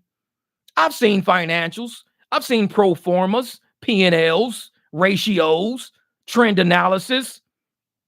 So if I'm gonna look at this trend analysis report and I go, holy shit, last quarter was this quarter was that. How in the hell did it jump like 500 base points? What do you mean jump 500 base points? Oh man, who was about to put this shit out? Man, this shit didn't jump no 500 base points. You motherfuckers are nuts, man. You guys are nuts. I'm glad Jeff looked at this shit because man, he knew something was funny. This is an anomaly. It like went through the roof. What the hell happened, man? We were here. All of a sudden just spiked the fuck up. What happened? You get some competent people in there around you. You don't be a CEO with incompetence all around you. When you got incompetence all around you, those are the people you put in place. As a CEO, you put incompetence around you to run a company that's got millions of people's dollars, billions of dollars. And because you doing that, shareholders, everybody's looking at you like, bruh, you've had glitches, you've got drivers pissed off, you've always got errors and mistakes and sorries and let me do some adjustments and my mistake, buck stops. You got, man, you like Barney Fife in this motherfucker, man. We can't have no Barney Fife ass CEO. We need somebody stronger. We got way too much money relying on this. We need somebody with balls because a motherfucker stand up. Thank you, Ebony. I appreciate that. Thank you for the super chat. Because a motherfucker gonna stand up for all these shareholders. All these billions of dollars. We need somebody stronger, somebody more serious. I will tell you right now, Stephen Klubeck from Diamond Resorts, Polo Towers, they merged with SunTerra back in like 2007 or 8 or something like that. No, it was after 2008 because my son was born by then. So Stephen Klubeck, he was at Polo Towers, Diamond Resorts. His dad, Sheldon, used to run it. Then Stephen was running it. And his brother, Richard, was the attorney for there. I was the assistant controller. Kathy was the controller. We all did the financials together all the time. Stephen rarely had a smile on his fucking face. Stephen would go the fuck off. I remember one time I'm sitting in Stephen's office and I'm telling him, I'm like, yeah, man. I said, well, this is what we should do with this and this and this. And he was like, Jeff, I don't know. I just don't think that. I said, well, this is, and I'm the accountant. I'm the assistant controller. You know, I'm the one doing the financials, balance sheets, all that shit. And I'm trying to tell this man how to run his fucking company. I'm like, dude, this is what we need to do. He says, Jeff, I'm going to tell you right now. Do you want this fucking chair? I said, what? He said, do you want this chair? Do you think it can handle all the responsibilities of this fucking chair? Because you a lot of talk. You a whole lot of fucking talk, Jeff. You want this chair? And I was like, no, not really. And I was dead serious. I said, no, not really. But when he did get a new office chair, as a joke, they wheeled his chair up to my office and gave me his big ass plush fucking chair. It was a huge joke. Because it was like, yeah, Jeff, now you finally got my chair. But other than that, I knew what he was talking about. He says, you want this chair? You want this chair? And I was like, I knew what he meant. This motherfucker deals with a lot of shit, a lot of people, a lot of things. Deals with Marriott, deal with fucking SunTerra, a lot of signatures on a lot of paperwork. It was something that was above my pay grade. Nope, don't want to deal with it. Don't want to deal with it. I'm a young fucking up and coming exec, and I'm not that ready to take on that level of responsibility. Because when you start taking on heat that strong, you are the figurehead for every fuck up. If the janitor does some shit and if the janitor mops the floor wrong and somebody slips and busts their fucking head, they're looking at the CEO. If the motherfucking people swimming in the swimming pool get goddamn, bacteria on their body and everybody goes to the hospital, they looking at the CEO. Motherfucker get food poisoning, they looking right at the CEO. You want to do that? You want this chair? No, I kind of like going home at a normal time. I like going home and eating my motherfucking Starbucks, eating my brownies and shit. I like walking my dog. I don't want your chair. I really don't want your chair. But David Risher, the way he sits in that chair, he's like a goddamn AP clerk. This motherfucker act like he does accounts payable or some shit. AP is like what 20-year-olds do, 25-year-olds do. But that to me, David Risher is like an AP clerk. He's goofy. He doesn't take this shit serious at all. He acting like he wants to be liked. What Pac said, I'd rather be feared than loved. There's a reason why people like Pac said, I'd rather be feared than loved. Machiavelli said, I'd rather be feared than loved. Kings out there, kings that ran fucking kingdoms, I'd rather be feared than loved. It's about respect. My own mom, she loved me so much, but she whooped my ass in a heartbeat because she didn't care if I liked her or not. But I was going to respect her, I'll tell you that much. You can disrespect me, I'll whoop your ass. You don't like me? Motherfucker, I ain't gotta like you. I'm your mom. I love you. I don't have to like you. I'll whoop your ass. That's how you become a leader. You lead a family. Motherfucker ain't gotta like you. I gotta tell motherfuckers all the time, you ain't gotta like me, I don't give a fuck about you. But when I walk in the door, you're gonna realize I don't change. I am who I am. I don't change. If I say I'm gonna do something, I'm gonna do it. I'm not saying it to get likes or loves. I'm saying it because I feel it in my heart. I'm gonna do it. When people say, hey man, you think David's gonna get fired? Fuck yeah, I think he's gonna get fired. I just feel it in my heart. I think his days are numbered. Even when Fauci was going on, I said he's not gonna make it through the presidential term. I said that shit on Facebook. I told everybody he's not gonna make it. Did he not resign? Everybody was like, no, he's not. He's been around forever, Jeff. He's gonna retire. He's gonna do it. I was like, no, I said he's not gonna make it through the presidential term. I said he's only doing this shit to get a kickback for cash from China, man. Everybody, you're a conspiracy theorist. And I wear my conspiracy theorist shirt. Thank you, Frank. I appreciate the super chat, brother. Thank you, my brother. And I'm sitting there going, yeah, last minute I heard he was from Amazon, and I'm like, Lyft is going down. Yeah, exactly. Appreciate that super chat, Frank. Thank you, brother. And I sat there and I said, Fauci's not going to make it through this term. I'm like, he's here to get this kickback. He's here to get this money from China. Everybody laughed at me. You a conspiracy theorist. Get the fuck off of Facebook. You don't get blocked. Banned, motherfucker. And I did. I used to get blocked, banned all the fucking time off of Facebook. All the time. And I just gave up. And just like I said, where's Fauci when you need him? Motherfucker, he's gone. He left. Before the pandemic was even over, he left. All this shit still, he left. I told everybody what was going to happen. Not that I can tell the fucking future. I could never tell the future. I say what I feel. I say what I see based on common sense shit. I say based on what I see going around me. I cannot tell you the future. But why is it when I say shit, it happens? Because it's common sense shit. It's nothing spectacular. I ain't, oh man, tell me the future. What's the lottery number? No, common sense. This motherfucker don't know what he's talking about. The truth is coming out. Everybody's talking now. Everybody realizes this shit ain't for real. Everybody's knowing that all this shit was fake. It was fucking phony. That, over in Israel, they did the whole study and everybody tried to keep the Israel studies out of the mainstream media because the Israel studies even said exactly what was going on with all the shit. And they didn't want to say it. The India studies, they didn't want to put the India studies because if it's the exact same virus, how come the India studies aren't being talked about in mainstream media in America? The truth came out. And all these motherfuckers now they got all these compensation plans. If you got the vaccine, you can be compensated. Fucking told y'all. I told y'all. Yeah. So your conspiracy theory should be taken as a compliment always. It means you're able to think critically and you possess common sense. Yeah. Oh, I wear a whole shirt, my brother. I wear a whole shirt that says conspiracy theorists on that motherfucker. They don't like me. Trust me. These motherfuckers do not like me. I know I got it in here. It was some funny shit.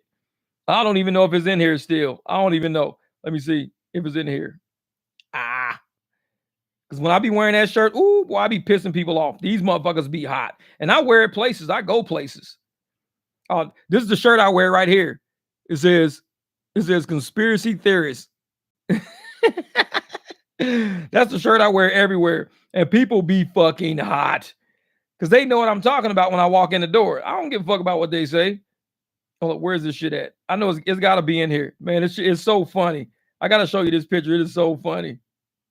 It's probably not in here. It's probably in here. It's just probably so far down. I have no idea. Because I've had that shirt for a long time, a very long time. I can't find it. What if? But when I wear it places, people don't like it. They get mad because they know what I'm talking about. And a lot of people that were wrong or upset. I'm like, it's okay to be wrong. We all can't be right 100% of the fucking time. There's a thing called, a percentage of error. We have a percentage of error we can deal with. Maybe 5% of the time we'll be wrong. 10% we might be wrong. Maybe it'd be different if you were wrong 90% of the time. I mean, I'm not always right. It's cool. I mean, I'm wrong, but I can admit, hey, man, I was wrong. That shit was fucked up. But when I'm right, motherfuckers don't like it. People have always hated when I was right. They've always hated when I was right. And I don't know why. It's like, what's wrong with just knowing the truth and knowing reality? What's wrong with that? Is it something wrong with knowing truth and reality? Is that but it's not that it's truth and reality that they don't like. It's the fact that they expect me to be an idiot because I cuss and I say, fuck off. But I got an accounting degree and I fucking build Jeeps and I'm really fucking smart when it comes to doing what I want to do. They would love for me to be a fucking idiot. They would love it. But I'm like, sorry, dude, you missed it with this one. I'm not the idiot this time. I'm not. It's going to be hard to make me. I might be wrong about some shit. I mean, I have been divorced, so I am wrong about some shit. I choose some bad people sometimes. But when I come to saying what I'm talking about, motherfucker got to give credit where it's due. And a lot of people is not like they want to give me credit about where it's due. And it's like, when I said Lyft was going to be sued for the shit they pulled, and so many channels out there, you don't know what the fuck you talking about. Fuck, it's an honest mistake. Ain't nothing wrong with that. It's an honest mistake. It happens all the time. Okay. I tell motherfuckers, I don't need your approval or I don't need your credit. I know I'm fucking smarter than you. That's the sad part. When I realize who I am against somebody, I'm not the smartest one on this planet. Fuck no. You got motherfuckers like Stephen Hawking. You got people with real high fucking IQs. But when I look at a dumb motherfucker, I know I'm smarter than a dumb motherfucker. I just know I am. You ain't got to tell me. I don't need a dumb motherfucker to tell me how smart I am. I already know it. It's like, why do I need you to verify how smart? I'm way smarter than you. I don't need you to tell me, well, you cuss a lot. I don't give a shit what you think. Give a fuck what you think. I can be street and I can be sweet at the same fucking time. Not a lot of motherfuckers like me on this planet. I'm cool with that. I ain't trying to be like nobody. Even my channel, I'm not trying to run it like nobody's. I don't copy fucking people. If I rock with you, I rock with you. We cool as a motherfucker. You're like Just Jeff. He's my cool friend. He's a little different. That's what you can tell motherfuckers. He's my friend. He's a little different. Tell you, Melly Mel. Yeah. So yeah, there are people who love to remind you all the time when you're wrong. Exactly. All the time. Man. I lost my taste for weeks with COVID. Me too, man. I was one of the first one with the shit. I caught COVID in December of 2019 before they even knew what the fuck it was.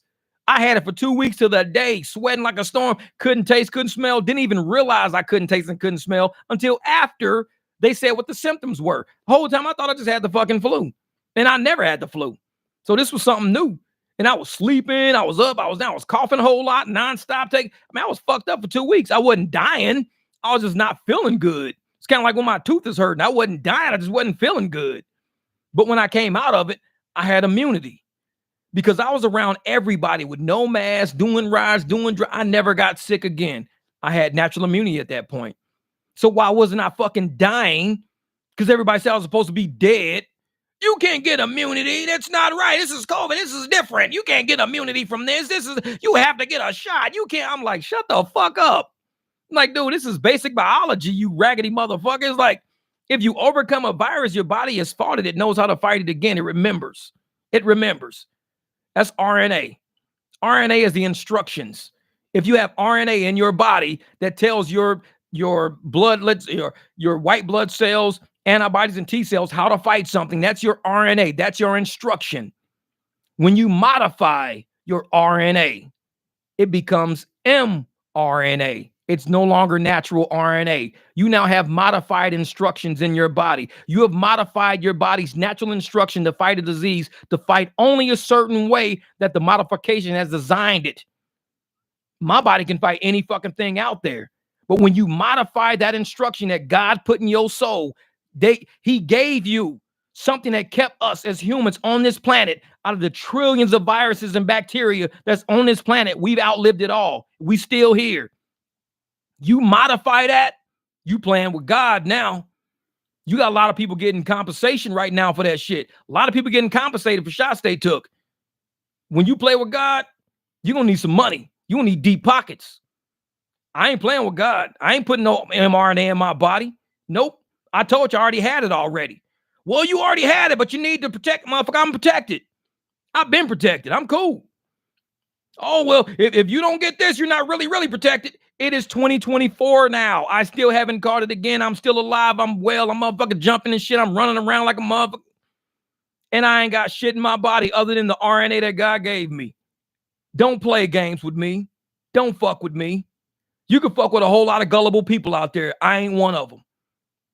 If there was something that I needed in my body, I'd know. But I ain't gonna have some motherfuckers on TV playing goddamn Dr. Jekyll and Mr. Hyde and shit, sticking shit in people's fucking body, acting like they God, saying, we gonna do this, we gonna do. You ain't doing shit, because ain't shit you said work to this day. Ain't shit you said work to this day. So why should I start believing you right now? I ain't your fucking guinea pig. I'm not the one. So I'm sorry that, I had to get off of Facebook, because those motherfuckers try to guinea pig me to fucking death and brainwash me to make me think I'm just guinea pig worthy for these motherfuckers. Doubt it. I'm out of here. Fuck y'all. Fuck this platform. I'm out of here. Exactly. You take care of your body and your health, you have the immunity to fight the time. And that's all it was. You just need to stay healthy. Have a healthy body. The most unhealthiest people have the hardest time fighting the most basic ass common colds. Oh man, when I catch a cold, I'll be on my deathbed. Motherfucker, you're like 900 fucking pounds. It's like your body's having a hard time. That's a lot of mass. It's a lot of mass for your body to fight. Infection travels through your whole body. You probably have more than one health problem. So you got your body putting out fucking 9 fires at once. My body, I maybe have 1 or 2 fires to put out. I'm healthy. So my body is always trying to fight off 1 or 2 things. That's it. I got enough fire departments for that. I'm fit. I eat right. I do shit. My fire department's always, hey, Jeff, man, you walk through the grocery store, motherfucker sneeze, you walk through the sneeze, but guess what? We fight that for you.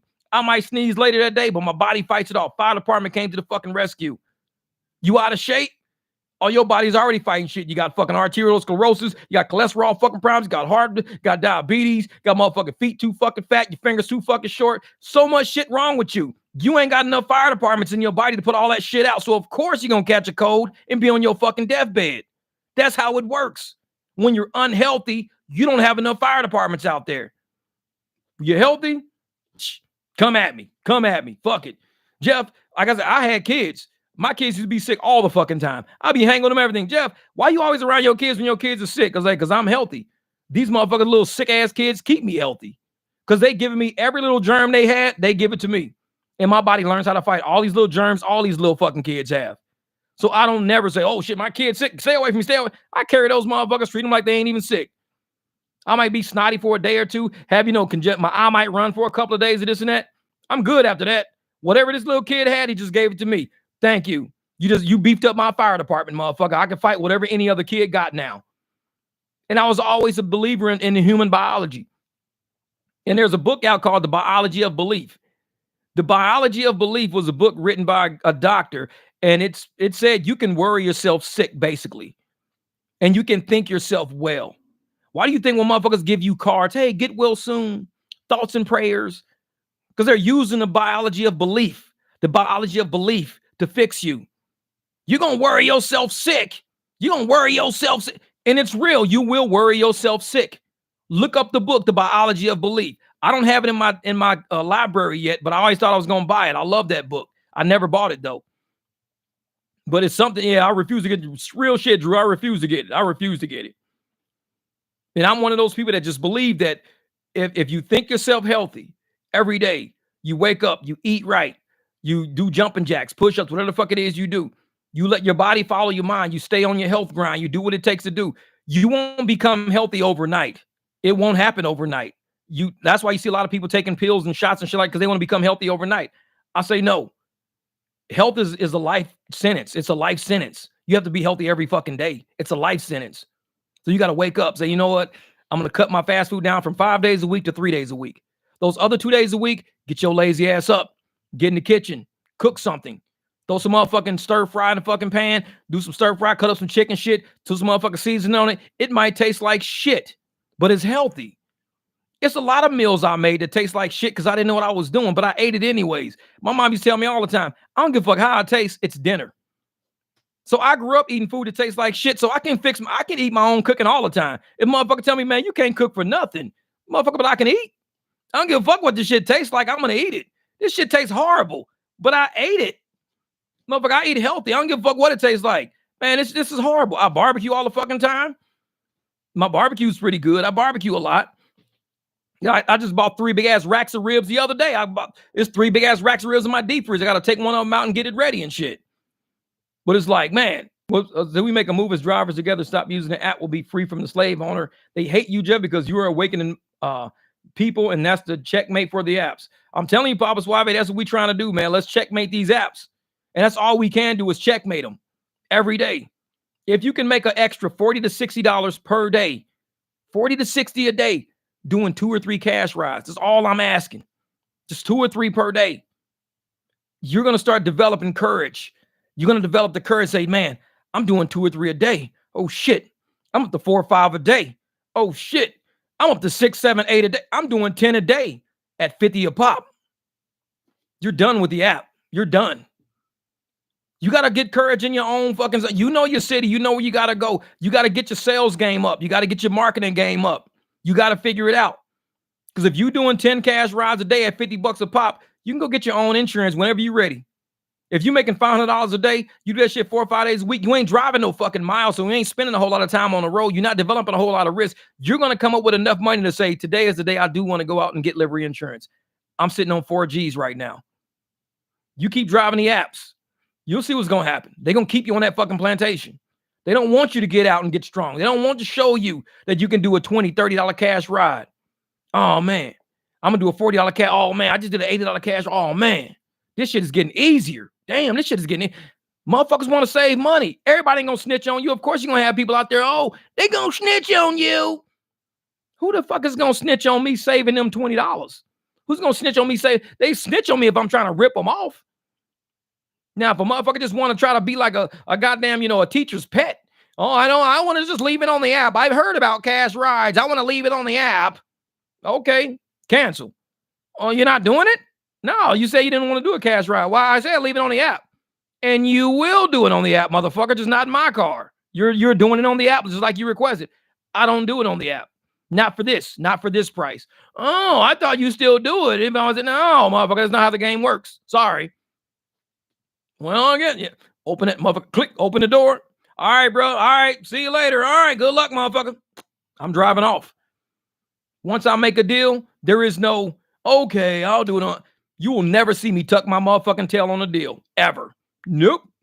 The one time that girl fucking got me, what my boyfriend's paying for, he's paying for, I should have kicked her ass the fuck out right there. I mean, it was only a short ride, not anywhere. She was leaving downtown Mill, going to his apartment.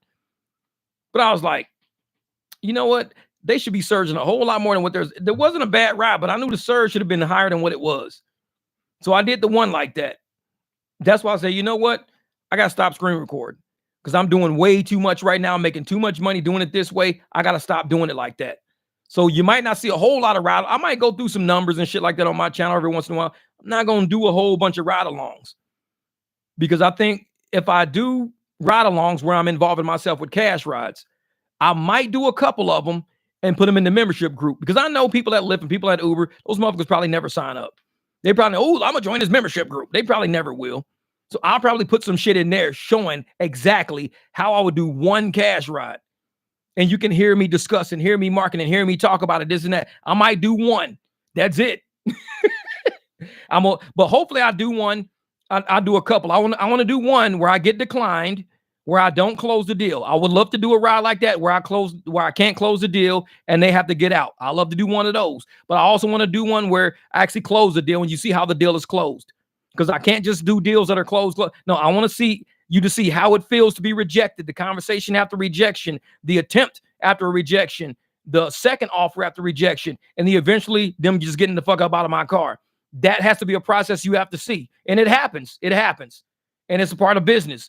You don't sell every car every time somebody walk on a dealership. You don't sell every motorcycle. You don't sell every house that every real estate agent fucking shows you. You're not going to close every ride. It's not going to happen. Be used to rejection. And once we do it, you'll say, okay, Jeff, man, I've seen you get rejected like 4 or 5 times. But how many accepts did you hear? Oh, I heard you would get accepted like 10 times, man. Shit, you was getting $60, $70 rides out of them, man. Damn. Yeah. So those little rejections just open the door for an acceptance. You can reject me. That's cool. That's cool. Go around the corner. I get an accept. They rejected me on a $15 ride. I might have got an accepted on a $40 ride. Everything happens for a fucking reason. I just had a bigger ride waiting around the corner. Get that shit, bam. I'm out. I'm gone. It says, join the barbecue. Remember, you will get your investment back in knowledge. Thank you, Melly Mail. Man, I be trying, brother. I be trying, man. Because I believe that once we open up that group, like I said, we got about almost 70 members in that group now. And I think it's time that I can really start doing the interviews I want to do in that group. Because I didn't want to do an interview too early. I want to make sure that when I do the live stream in that group, because there will be a live stream only in that group alone. There is potential for 70 people to be in that live stream. Right now, we got 76 on this live stream, 76 on this one. And this is the main group with 8,000 people. And all I got is 76. So that means if I can go to my small, and this live stream is perfect. It's perfect as it is with 76. I tell people, we don't need a big group to get shit done. We don't. So if I do a live stream on the main group and all 70 show up in the main group, it's just like running it on the big group. It's the same shit. It's the same amount of people. So I'm cool with that. Yeah. See, agree, Melvin. We should only worry about what we control. I'm one of those rabbit hole type guys. Research everything. Yeah, exactly. Yesterday, Gap paid $76 for an airport ride, offered for $50, and he was going to pay me $20, and the app was going to pay me $29. Tell you, Papa Suave, you got to do it sometimes, man.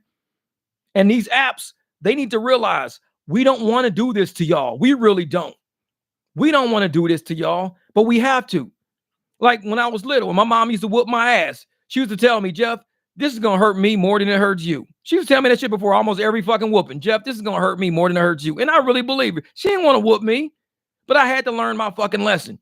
I had to learn that there was consequence to my actions. I was not one of those kids that I feared getting whoopings. I feared having to go get the fucking belt. I feared that shit because I knew I fucked up and this was going to go down. It was no talking my way out of it.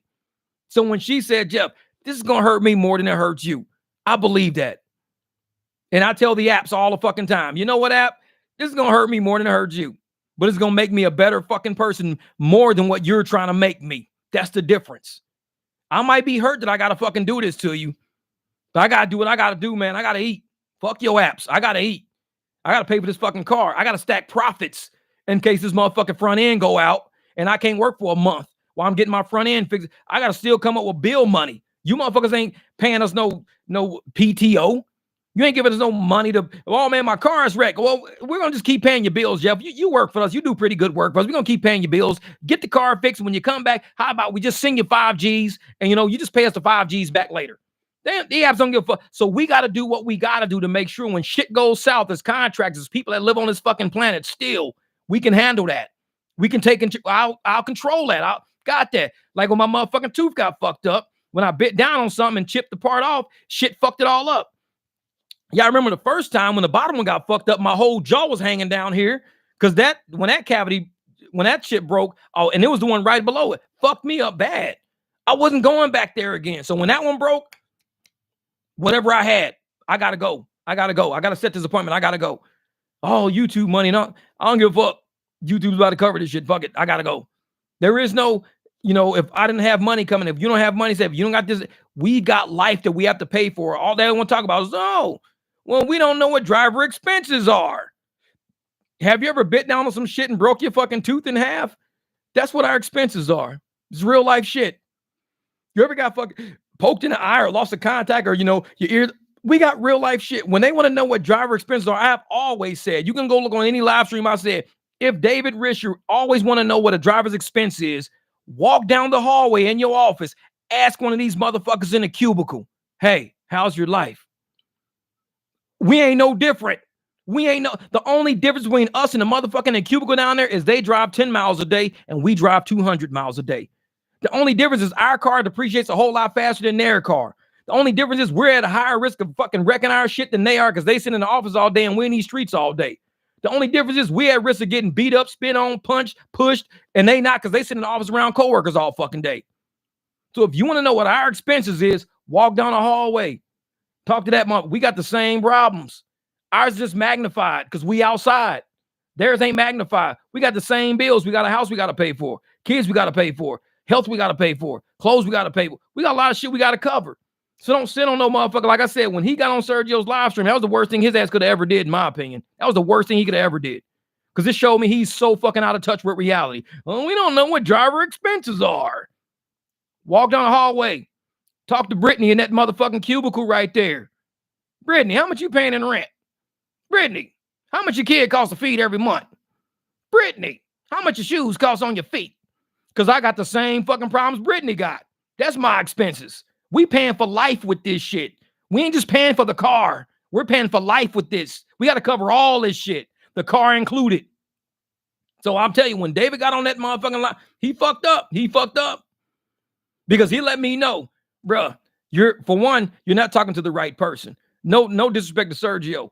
And everybody said, he did a great, no disrespect to him at all. But the questions that he was asking were not driver-based questions. They were like softball questions. I don't know how else to say it, softball questions. But if you really want to get into the psyche of a driver, if you want to bring those motherfuckers closer to what we are from corporation to driver, the corporation is in the middle. The rider is over here. The driver is way over here. Corporation's in the middle. If you want to talk about drivers, you need to come over to the side of the drivers. Come talk to us. Come talk to us. Don't just sit and have a conversation around us. Talk to us. And the chat was right there the whole fucking time. And you didn't represent the chat. You didn't talk to us. You talked around us. That's not going to get you nowhere.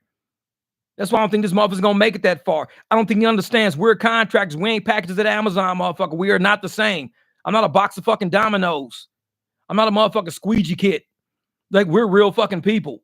You can ship all this Amazon shit all over the fucking place. Books and shoes and trinkets and shit. We're real fucking people. You got to talk to us. We ain't packages on a fucking assembly line. So you're probably not the right man for the job. Just like I don't think Darren's the right man for the job. He's running that shit like Expedia.com, like a travel agency. And motherfuckers are wondering why we doing cash rides now. Because motherfucker, you're not going to short me. You're a travel agent. You're not going to short me. Y'all see on my phone, I ain't drove for Uber all week. That don't mean I didn't drive all week. I'm just not driving for no fucking travel agency that's underpaying me right now. If you're a travel agency and you paying me like shit, I will not drive for you. I will go out and get my worth. I will figure it out. I will wear my shirts. I got a ton of those motherfuckers in the closet. I can wear a different one every day. I can wear 2 a day. I can wear one half the day, the other one half the day. Motherfuckers gonna know who I am when I walk in the building saying cash rides, schedule rides. Ask me how Uber rips me off. I can wear whatever the fuck I want to wear out this house. You will know who I am. I'm involved in rideshare. You need a ride. That's why I do what I do. I don't walk outside with Nike and Reebok. No, I walk outside representing who we are, what we stand for. When I talk to people, people talk to people. People talk to people. People on social media commenting to people. Word is getting out. The protests are getting out. People are now speaking. The rideshare game is changing. Like I said, a lot of people don't want to listen because they think YouTube runs the rideshare game. YouTube don't run the rideshare game. We're the platform that explains and we let drivers talk about how the rideshare game is. This is how the shit really is. We don't run shit on YouTube. We just let everybody speak about how their experience is. A lot of channels won't let you speak about the truth of your experience. They want to shut you down and say, well, this is what you need to do. You need to get you an iPhone with a 2.7-inch screen, 7-inch top bottom. Fuck all that. I'm trying to get money. I'm not trying to hear about no bullshit. So if you're not talking about money, you're not talking about how can we go out here and talk to these clients? How can we get these apps to respect us more? The easiest way I can make these apps respect me is to get these motherfucking clients to pay me straight up. Because it's money. Me begging them to like me, please like me. They're like, man, who the fuck are you? Please like me. I'll drive more if you like me. I'll drive more. I'll try to get more tips. I'll really kiss some passengers' ass to get more tips. No, they don't know. But let them motherfuckers say, why ain't Jeff driving? But goddamn, he's stacking money. He's canceled. Now they're going to start looking at me now. Competition makes shit true. That's how you true these motherfuckers up. Groveling to these motherfuckers like slaves, it's not going to true it up. It's going to let them know that we have power over these idiots. They don't even realize they've got the car. They've got the car keys. Talk about my mom a lot, but because my mom made sense when she was little. She always said, Jeff, if you ever go somewhere, stay with the person with the car keys. She used to tell me that shit. My mom didn't have a car. Well, she had a Cordoba until the tree fell through the back window in Memphis and shattered out the fucking back window. So she let the junk man come by it. She didn't even get it fixed. We didn't have money like that. So she just let the junk man take it. It was an all fucking silver Chrysler Cordoba with a fucking vinyl top, red leather seats and shit. So she used to walk with me all the time because we didn't have a car. And I mean, we walked from what, fourth grade, from fourth grade until she passed away. I don't know how old I was in the fourth grade. I was probably like what, 9? So 1982. Let's say 1982, 83. So from 1982 or 83 all the way to 2009, 10 till 2010, when my mom passed away, she didn't have a car. That's a long time not to have a fucking car. I had about 3 or 4 cars, 5 cars during that time. I don't even fucking know. But from 1983 all the way to fucking 2010, she didn't have a car. I remember I drove from Iowa one time and she took my car to the grocery store. I didn't even know she still knew how to fucking drive. I had my car sitting at her house and I woke up. I was like, yeah, let me go down here and see what mom doing. I look out the window, my fucking car's gone. I'm like, she ain't got no license. She ain't got shit. I'm like, when was the last time you even drove a fucking car? She took my shit to the grocery store. I was about to call the cops on her motherfucking ass. I was like, she done stole my motherfucking car. Her is probably like driving across the country right now, my shit. But no, she just went to the grocery store. She came back, and this was the fucked up part about it. I had a fucking Caprice Classic, cleans the motherfucking gleaming ass rims and everything. This lady, like I said, she ain't drove in a long time. She doesn't, and she was kind of a little heavy set too. She don't drive. So she drove the motherfucking car through the yard all the way up to the front door so she wouldn't have to carry the groceries in. She drove my car through the fucking front yard. It was a big front yard. The driveway was way over there. She fucking went through the rocks, up a hill, all the way across the grass, across the sidewalk, parked my shit in front of the front door just so she didn't have to walk far with the groceries. That was my mom. She was like, motherfucker, you got wheels on here. It rolls in the grass. What the fuck am I walking away from over there for? That was my mom. She didn't give a shit about walking from the grocery store. I'll drive this motherfucker right to the front door. That was my mom. But she used to tell me that shit all the time. Always go with the person with the car keys, because you don't want to be left. And here we are. We're in rideshare. We the ones with the car keys. We got the car keys. So if these apps don't realize who's got the car keys, they gonna fucking get left. And that's on my mom. They need to realize we the ones in this motherfucker right now that will say, hey, I'll do this shit for 25. I'll do it for 50. They trying to pay me $4. I'll do it for 15. Oh, y'all got 4 in the car? Oh, y'all got 4. And they trying to pay me $4? Should I tell you what? I'll do it for 20. Let's do it for 20. Let's do it for 20. Oh, well, the app's only charging at 13. Well, it's for you motherfuckers, and I'll do it for 20. Otherwise, we can just, fuck it. We'll pay you 20. 20 is fine. 20 is fine. Yeah. Because if you don't want to do it for 20, you can just find somebody else willing to take all 4 of you motherfuckers for $4. But we got the keys. We got the keys. Remember that shit. Every time you walk at that front door, I got the keys. The apps don't want to tell you that. They will never tell a driver that the drivers have the power. And I think the way that they even came into this rideshare game, the way they came in changing everything. We're going to do away with Lux. We're going to do away with this. We're going to do away with that. Nope. I think we're going to do away with fucking with them. And we're going to start doing more cash rides. That's what I see happening. For the people that don't want to do cash rides, more power to them. More power to them. You're going to see a whole bunch of fucking GoFundMe's coming up within the next year. I guarantee a lot of GoFundMe's going to be popping up from old rideshare drivers. Oh, man, my buddy, he just needs, X amount of dollars to fix his fucking front end. Wait a minute, you a pigeon driver? You're a real driver. Well, I got, my AR is like 85%. Oh, fuck that. Fuck that. Nope. I'm cool. People got to be strong. We've got to change this industry as drivers. YouTube's not going to change the industry. What's going to change is people going out there living a truth, doing a truth. What did them say? I just gave a 2-mile ride for 20 on black. As a passenger, what he ordered, he said he ordered standard, paid $12. I already knew it was standard because of the 5-minute wait time. They had to upgrade them. Oh, I'm hearing they doing that shit. So if you order a Lux Black, if you order a black ride, the wait time is like 7 minutes. But if you slide and you see that the wait time is only 5 minutes, that means somebody got upgraded. Juan Vargas was telling me about that shit. He's like, you can tell when Uber upgrades somebody or when Lyft or somebody upgrades somebody, because you will pull up and you will slide it on. The wait time says 7. Now you know that person ordered you as a black. But if you slide it and the wait time is only 5, they upgraded that motherfucker. He didn't order you. That's how you know we're winning. These people are getting declined. That 2-mile ride that he paid $12 on, somebody's going to get about $3 or $4 for that. Somebody's going to get about $3 or $4 for that ride because he paid $12. Nobody took it. Thank you, all you motherfucking pigeons out there. Thank you for not taking that shit. Thank you for holding your ground. Thank you for developing some wings. You know, you little pigeons out there turning into motherfucking eagles overnight. Keep turning into fucking eagles. Keep rejecting shit like that because it's going to feed people in the black category. And these apps are going to get tired of $12 passengers paying out $20 to these fucking drivers. They're going to get tired of that shit. And that $12 ride, they're going to say, okay, instead of 12 and us paying 20 on it, how about we charge this person 12 and pay the person coming to pick them up like 8? Let's make it an $8 for 2 miles, $6 for 2 miles. Because you know they ain't paying number fucking, you know, they paying base fare, $3-4 for that ride, so they can make $8 on it. And instead of making 8, they lost 8. That's a $16 turnaround. You went from +8 to -8. That's a $16 turnaround. You can only do that so many fucking times, Lyft. So many times, Uber. At some point, y'all got to start upgrading these small fares. These Uber X rates got to start going up, or else we're going to keep declining that shit. And you got to use the black cards to do it now.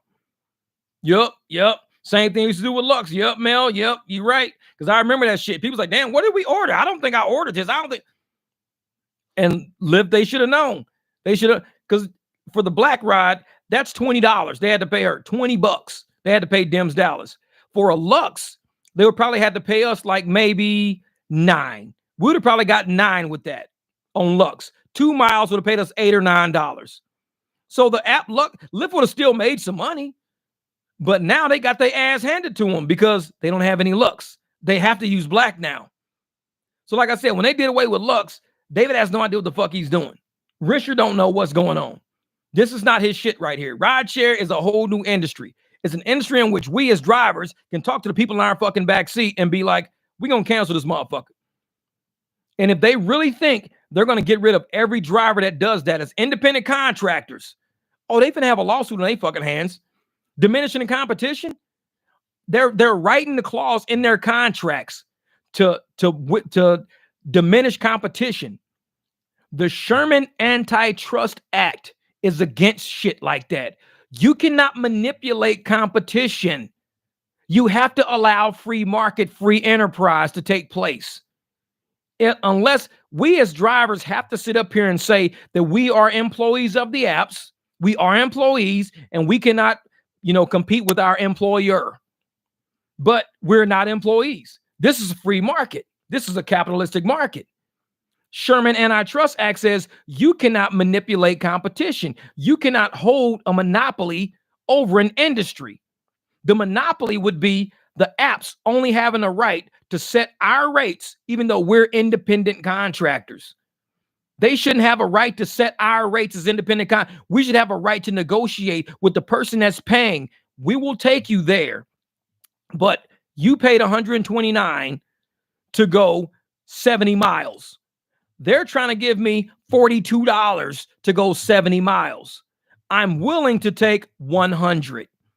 You're going to save $30 and you don't even have to tip me afterwards.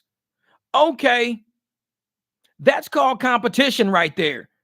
The Sherman Antitrust Act encourages competition because competition keeps rates fair for customers, consumers, businesses, suppliers. It keeps things fair when you allow competition. Uber and Lyft are taking away competition by saying, if you try to negotiate a deal that helps this rider and helps yourself, we're going to eliminate you. You can't eliminate the competition with a threat like that. Sherman Antitrust Act, you can't do that. The fact that you're doing it, your ass should be sued. All these apps should be sued for that shit. All of them. Telling me that I, as an independent contractor, cannot compete with their pricing structure of what they're paying me. I don't care. I'm not telling their rider not to pay them. I'm not telling the rider don't pay the app. I'm telling the rider what I'm worth for this ride. That's all I'm saying. You're telling me I cannot state my worth as an independent contractor to the face of this rider and say I am worth $80. And the rider says, oh, well, I paid $130. And I'm saying, I'm willing to take $80. Yeah, well, the app is only giving me $39. Yeah, so what does that mean? Oh, it sucks to be you, Jeff. Man, that sucks, man. I mean, you're worth $80, but you're only taking $39. Man, that sucks to be you. But I'm going to leave this on the app. I don't want to take it off the app. It just sucks to be you that you only get $39 out of this, man. I feel bad for you, Jeff. I really feel bad. So you don't want to cancel so I can get $80? No, just leave it on the app. Cancel. Get the fuck out of my car. That's how we handle that. And we move on. What? You just canceled it? Motherfucker, you don't give a fuck about me like I don't give a fuck about you. You can walk, bitch. I don't give a fuck what you do at this point. But when you tell me you don't give a fuck about me, when you know what I'm worth, and you see that I'm worth, that they paying me $39, and you laugh at me and say, no, I just want to leave it on the app. Yeah, motherfucker, get to stepping. Get to stepping. You're out of this car. This ain't the one. Hopefully you get another ride. And I'm not one of them people, man. I'm just not one. Yeah, good afternoon. What up? What up, Megs? She's in the house. What up, Miss Megs? How you doing down there, lady? How you doing? She's down in New Orleans. Yeah, I was upset. It happened to me. It was about 150, and they had me submit a receipt from a detail to prove I use money for cleaning. Man, forget that shit. They can't force you to use anybody for cleaning. They're paying for your inconvenience, your downtime, the fucking hazardous material of stomach acid and shit like that all in your fucking car. That's what they paying for. We got to make sure you paid for cleaning. Motherfucker, you ain't got to make sure of shit. You got to pay me for all the damage that was done to my car. It's like how I did, man, I wish. And that's why I tell people, if that's how they're going to be, we need to stop doing rides on the app. If they're going to be like that, dead serious. If they're going to be like that, we have to stop doing rides on the app right off the fucking bat. Because there's no way we can make a living driving around, getting our cars thrown up in, taking a whole day off of work. Because we can't drive the rest of the night. If somebody throw up in your car at 9 p.m., you got to clean that shit up at 9 p.m. You can't wait till the next day. You're losing money all night. So you go home, you get that sick shit out of your car at 9 p.m. You start cleaning your seats, you're cleaning out your floorboards at 9 p.m. You're getting all this shit done at 9 p.m. And you say, okay, you get a hair dryer, you dry it as much as you can, you get a towel, you get the damp out, you get the smell out at 9 p.m. You're doing all of that shit at 9 p.m. Exact same thing. 3:30 a.m. is 9 p.m. in my situation. Same thing. But you're doing all this shit at 9 p.m. And then you tell and the app says, oh, well, you got to pay for professional cleaning or else we're not going to pay you.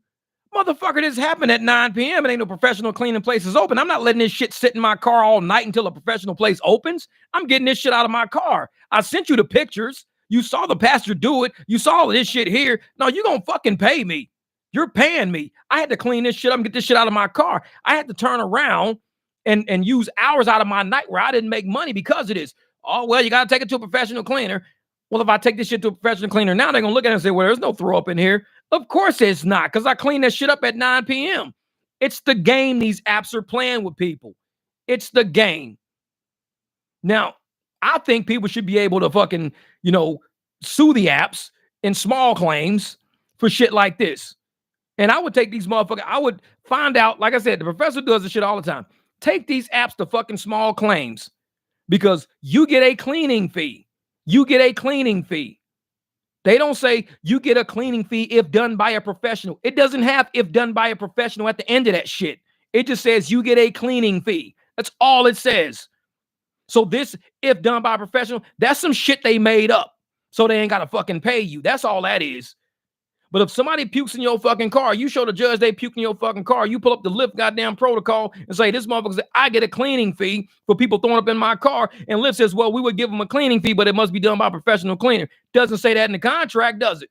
Only payable if done by a professional cleaner. It don't say that. I get a cleaning fee when people puke in my car, period. I'm not sitting around for 12 hours waiting on the place to open, leaving fucking hot dogs and corn in my motherfucking car. I'm cleaning this shit out now. Getting this shit up out of my car. All the stomach acid, I'm getting this shit out now. So yeah, you will be paying me a cleaning fee. If you don't, you're going to pay me cleaning fee the day I'm off work and court costs. $450 payable to Jeff. Fuck that. You could have just paid $150 and been done. Pay me the $450. And I'm going to make sure the judge signs off on that shit. And we all fucking got to start doing shit like that. Go after these apps. You think the shareholders the only ones going to go? Fuck that. We all can go after them now because they playing the shit out of us. So what do? Cash rides. Start doing cash rides on these motherfuckers. And if they don't like it, hey, y'all created this monster. We probably pay nice with you motherfuckers. We bought luxury cars. We was doing luxury, was cleaning up shit, was doing pickups, was getting streaks out the way. We was doing bonuses, ride bonus, quests and challenges and shit like that. Now, the game that got heavy now. The game is heavy because they keep fucking with us now. We finna come get that money. No, Time to wake up stupid. He said, I had two guys once make out in my car and I threw up. Like, no, let's fuck up. I had someone throw up all over my car and Lyft only gave me $80 cleaning fee. See, that's the thing. They probably charged the people 150. They kept 70 and gave you 80 of it. Because the customer they can't find you after they pay the fee. It would be funny if you said, hey, customer, how much did you pay for that cleaning fee? Oh, they charged me 150. Oh, really? Well, they only gave me 80. Well, $70 was the service fee for servicing the cleaners fee. Like, okay, so they pay you 150. You take half of it to service the fee. So they only get $80 out of the service. Yeah, that's what they do every time. Service charges, Lyft service fee. What's the service fee for? It's us processing the transaction. We process the transaction. We charge about 50%. It's like, shit, fuck that. They ought to pull off the road and ask if they needed a hand. Oh, that's funny shit.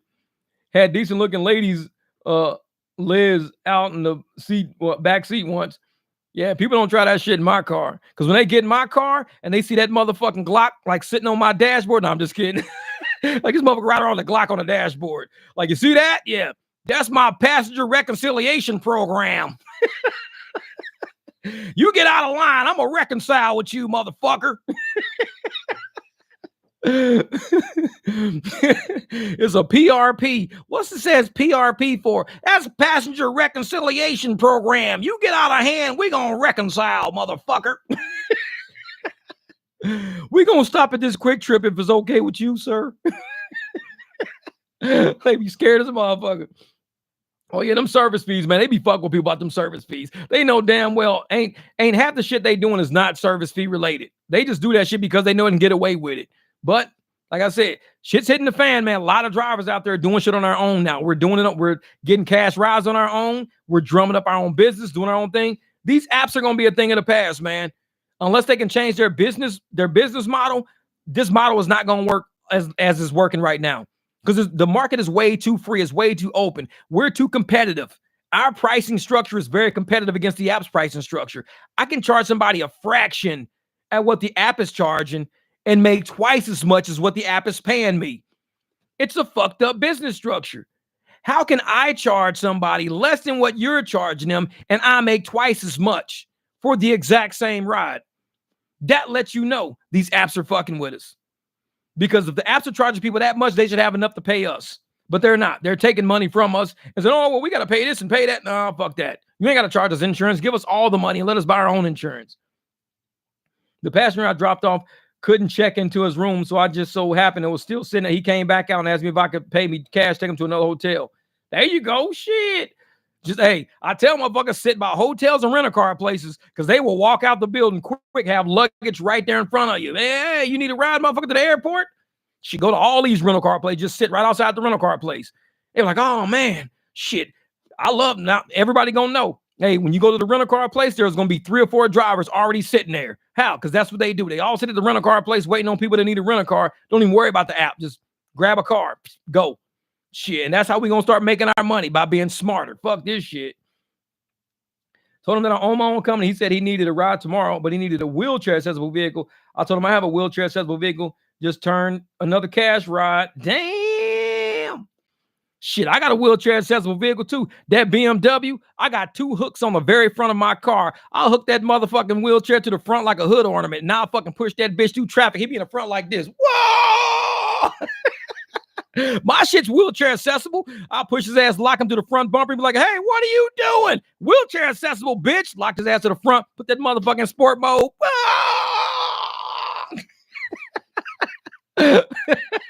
They be like, dude, we'll get to the fucking, this mother have bugs all over him and shit. Wheelchair wheels fucking burnt down to a fucking metal. They be like, dude, you just took this motherfucker. I'm like, hey, wheelchair accessible. I'll strap your ass to the front of my Beamer and we go, motherfucker. I be turning corners and everything. This motherfucker hair be kicked back like Sonic the Hedgehog. We get to that motherfucker, his ass be like, I'm like, how many rings you collect, Sonic? This motherfucker be like, damn, that was the craziest ride of my life. Hey, that's wheelchair accessible, baby. Wait, contacted the individual and her father, Venmo me $200K to avoid getting charges pressed against his daughter. Damn. Started singing like a canary. Hell yeah. That's what I'm talking about. 2,000, motherfucker. This is what I meant by not placing yourself in a box and offering different levels of vehicle type to the customer. This is what I meant. Yeah, exactly. You got to have different rides out there, man. Got to have different rides. Like I said, I've got, even with the Mercedes, even with the Escalade, I could do private rides in my Escalade. I mean, it's a big ass truck, huge fucking truck, actually. I could throw anything in the back of that bitch. If somebody says, hey, man, tomorrow we got to go here, we're going to have this many, I could just put my third row back in and pick them up in that big ass Escalade. I could do it. I just don't. Just scroll up. Wow, what happened? What happened? What happened? Oh, it's way up here. See, I threatened to arrest the works at the hub when they refused to give me info on a bitch that punched and did in my truck. I read them Miranda rights, detained them, and started walking them out to go book. Oh. That's when you were, I don't know how far up it goes. Oh, so you did. So what, somebody slapped the front of your truck or something like that, and they didn't know who you were? Ha! So you could punch my ass for 2 days anytime. Yeah. It's a motherfucker, you don't know who I am? Motherfucker, I'm Tiger Mag, bitch. Watch out. Shit. I'll arrest you on the spot, motherfucker. Citizens arrest. They punched the rear quarter panel. Man, I wish a motherfucker would. I wish. So you mad them drivers are always treated guilty and proven innocent. It's ridiculous. Look at my ride history. I've got thousands of rides and 5 stars across the boards. Who do you think the problem? Exactly. Just like on me, man, I got 5 stars across my shit all the time. And people won't sit up there and if they ever say some shit about me, it's got to go against everything that I've already done. And that's the problem with Lyft and Uber. They don't look at the history of the driver. They look at what the rider is currently saying. And they don't look at the rider history as, hey, this rider's been lying on different drivers. This rider probably done said this same lie 4 different times to get free fucking rides. This dude's a 5-star. He ain't like that. But instead, they don't do that. They'll just deactivate you or freeze your money up and shit. Like, man. In Washington, Test, you have a $100 private ride, 16 miles. They pay, get a VIP service. There you go, Melly Mel. Shit. Put that motherfucker on sport mode. Like, you want to go real fast? Exactly. They don't care about us, man. They'll sit up there and just let these riders say whatever they want to say anytime. It's like, and we'll be like, oh, man, I didn't really do that. You got proof you didn't? Motherfucker, do you got proof I did? I mean, I'm innocent till you can prove that I'm guilty. You can just take somebody's fucking word on it, prove that I'm guilty. But on Uber and Lyft, you're guilty until you can prove yourself innocent. Shit's way backwards, man. I don't know how these apps get away with half the shit they get away from. I don't want them peeing in my car. Yeah, that's what I'm saying, man. These apps, man, we got to figure shit out, man. But what we got? 20 days, man. 20 days. 22. No, it's about, 22 days till April Fools, man. Let's get it. I say let's get it on April Fools. They don't know. And Jamil, we got to go through this whole thing, man. We got to figure out exactly how we can get our area in Phoenix to be sanctioned for protests, man. You ever about to cash in on that $20 Tubman last 37, 6 miles, baby? Bam! There you go. Motherfuckers know how Harriet Tubman works. Hey, we smart drivers over this motherfucker. We ain't no pigeons over here. That's Eagle driving right there. I'm an Eagle driver. I'm going to start calling time to wake up the Eagle Scout. You're the Eagle Scout, motherfucker. Scout's honor. Fucking time to wake up the Eagle Scout of the group. I'm here to report for duty. Eagle Scout. Troop 457. Oh, man, that's funny shit, man. Yeah, damn, Jeff, you still here with these fools? Man, yeah. Got to head out and make this, man. Hey, I'm about to head out myself, man. It's like 4:15 right now, so I'm going to go in here and grab me something to eat real quick. Shit. Let me go grab me something to eat, man. It's time to get it. That's the obstruction of justice. Eagle Scout reporting for duty. Picture free zone right here, brother. Since we said that at the same time. I know it. That's funny shit. Eagle Scout reporting for duty. Hey, man. Hey, but guess what? I appreciate you guys jumping on the live stream with me today. I got to get ready to get my ass out here and drive. It's only 4:00 Saturday. We got something that's starting at 6. So I got to get out here, clean my car, get dressed, get me something to eat, prep myself for the night. Yeah, let's go do it, baby. Y'all know how we do, man. Cash rides. Know your worth. Know your worth. If these apps ain't paying you, fuck it. You know the deal.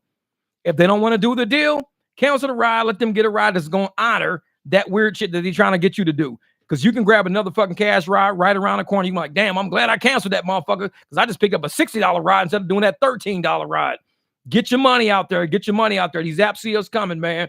So even if you put the passenger in the front, you can still let the passenger ride the car.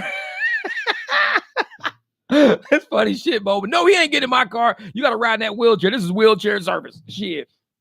But man, once again, I appreciate all the super chats. You guys are amazing because I know I sit on this live stream. We get it going in or whatever. You guys are out there working, doing what you can do to make that money.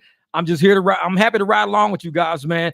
I'm going to try to do more live streams this month than I did last month. I didn't do a lot last month, but we talk about a lot of things. We get a lot of stuff in.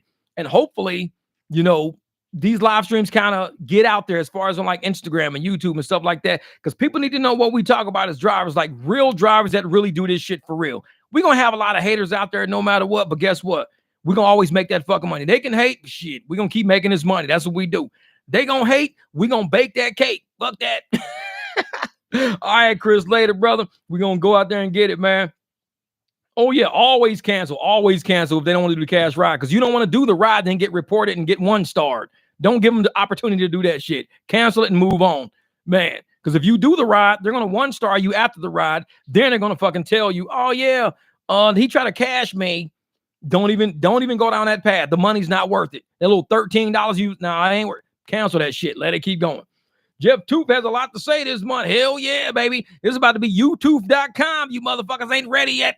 And then my permanent crown should be ready to end of this month. The permanent crown come. Oh, you know this motherfucker. He gonna get his word in. He gonna be like, what did I miss, you motherfucker? I was at the shop getting worked on. What's up? But man, all right, I'll contact you. Tell them they didn't have a car seat. That's it.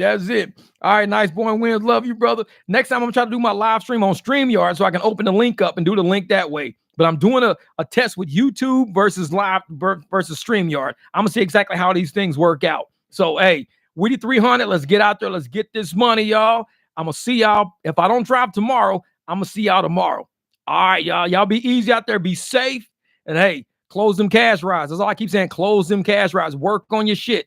And when ain't nobody in the car with you, create a scenario where you're doing a cash ride. Be like, all right, this is what I'm gonna say. I'm gonna say, you know what, this and that. That work. You got a mile. Last mile of that ride. As you pulling up to them, already have your game plan down.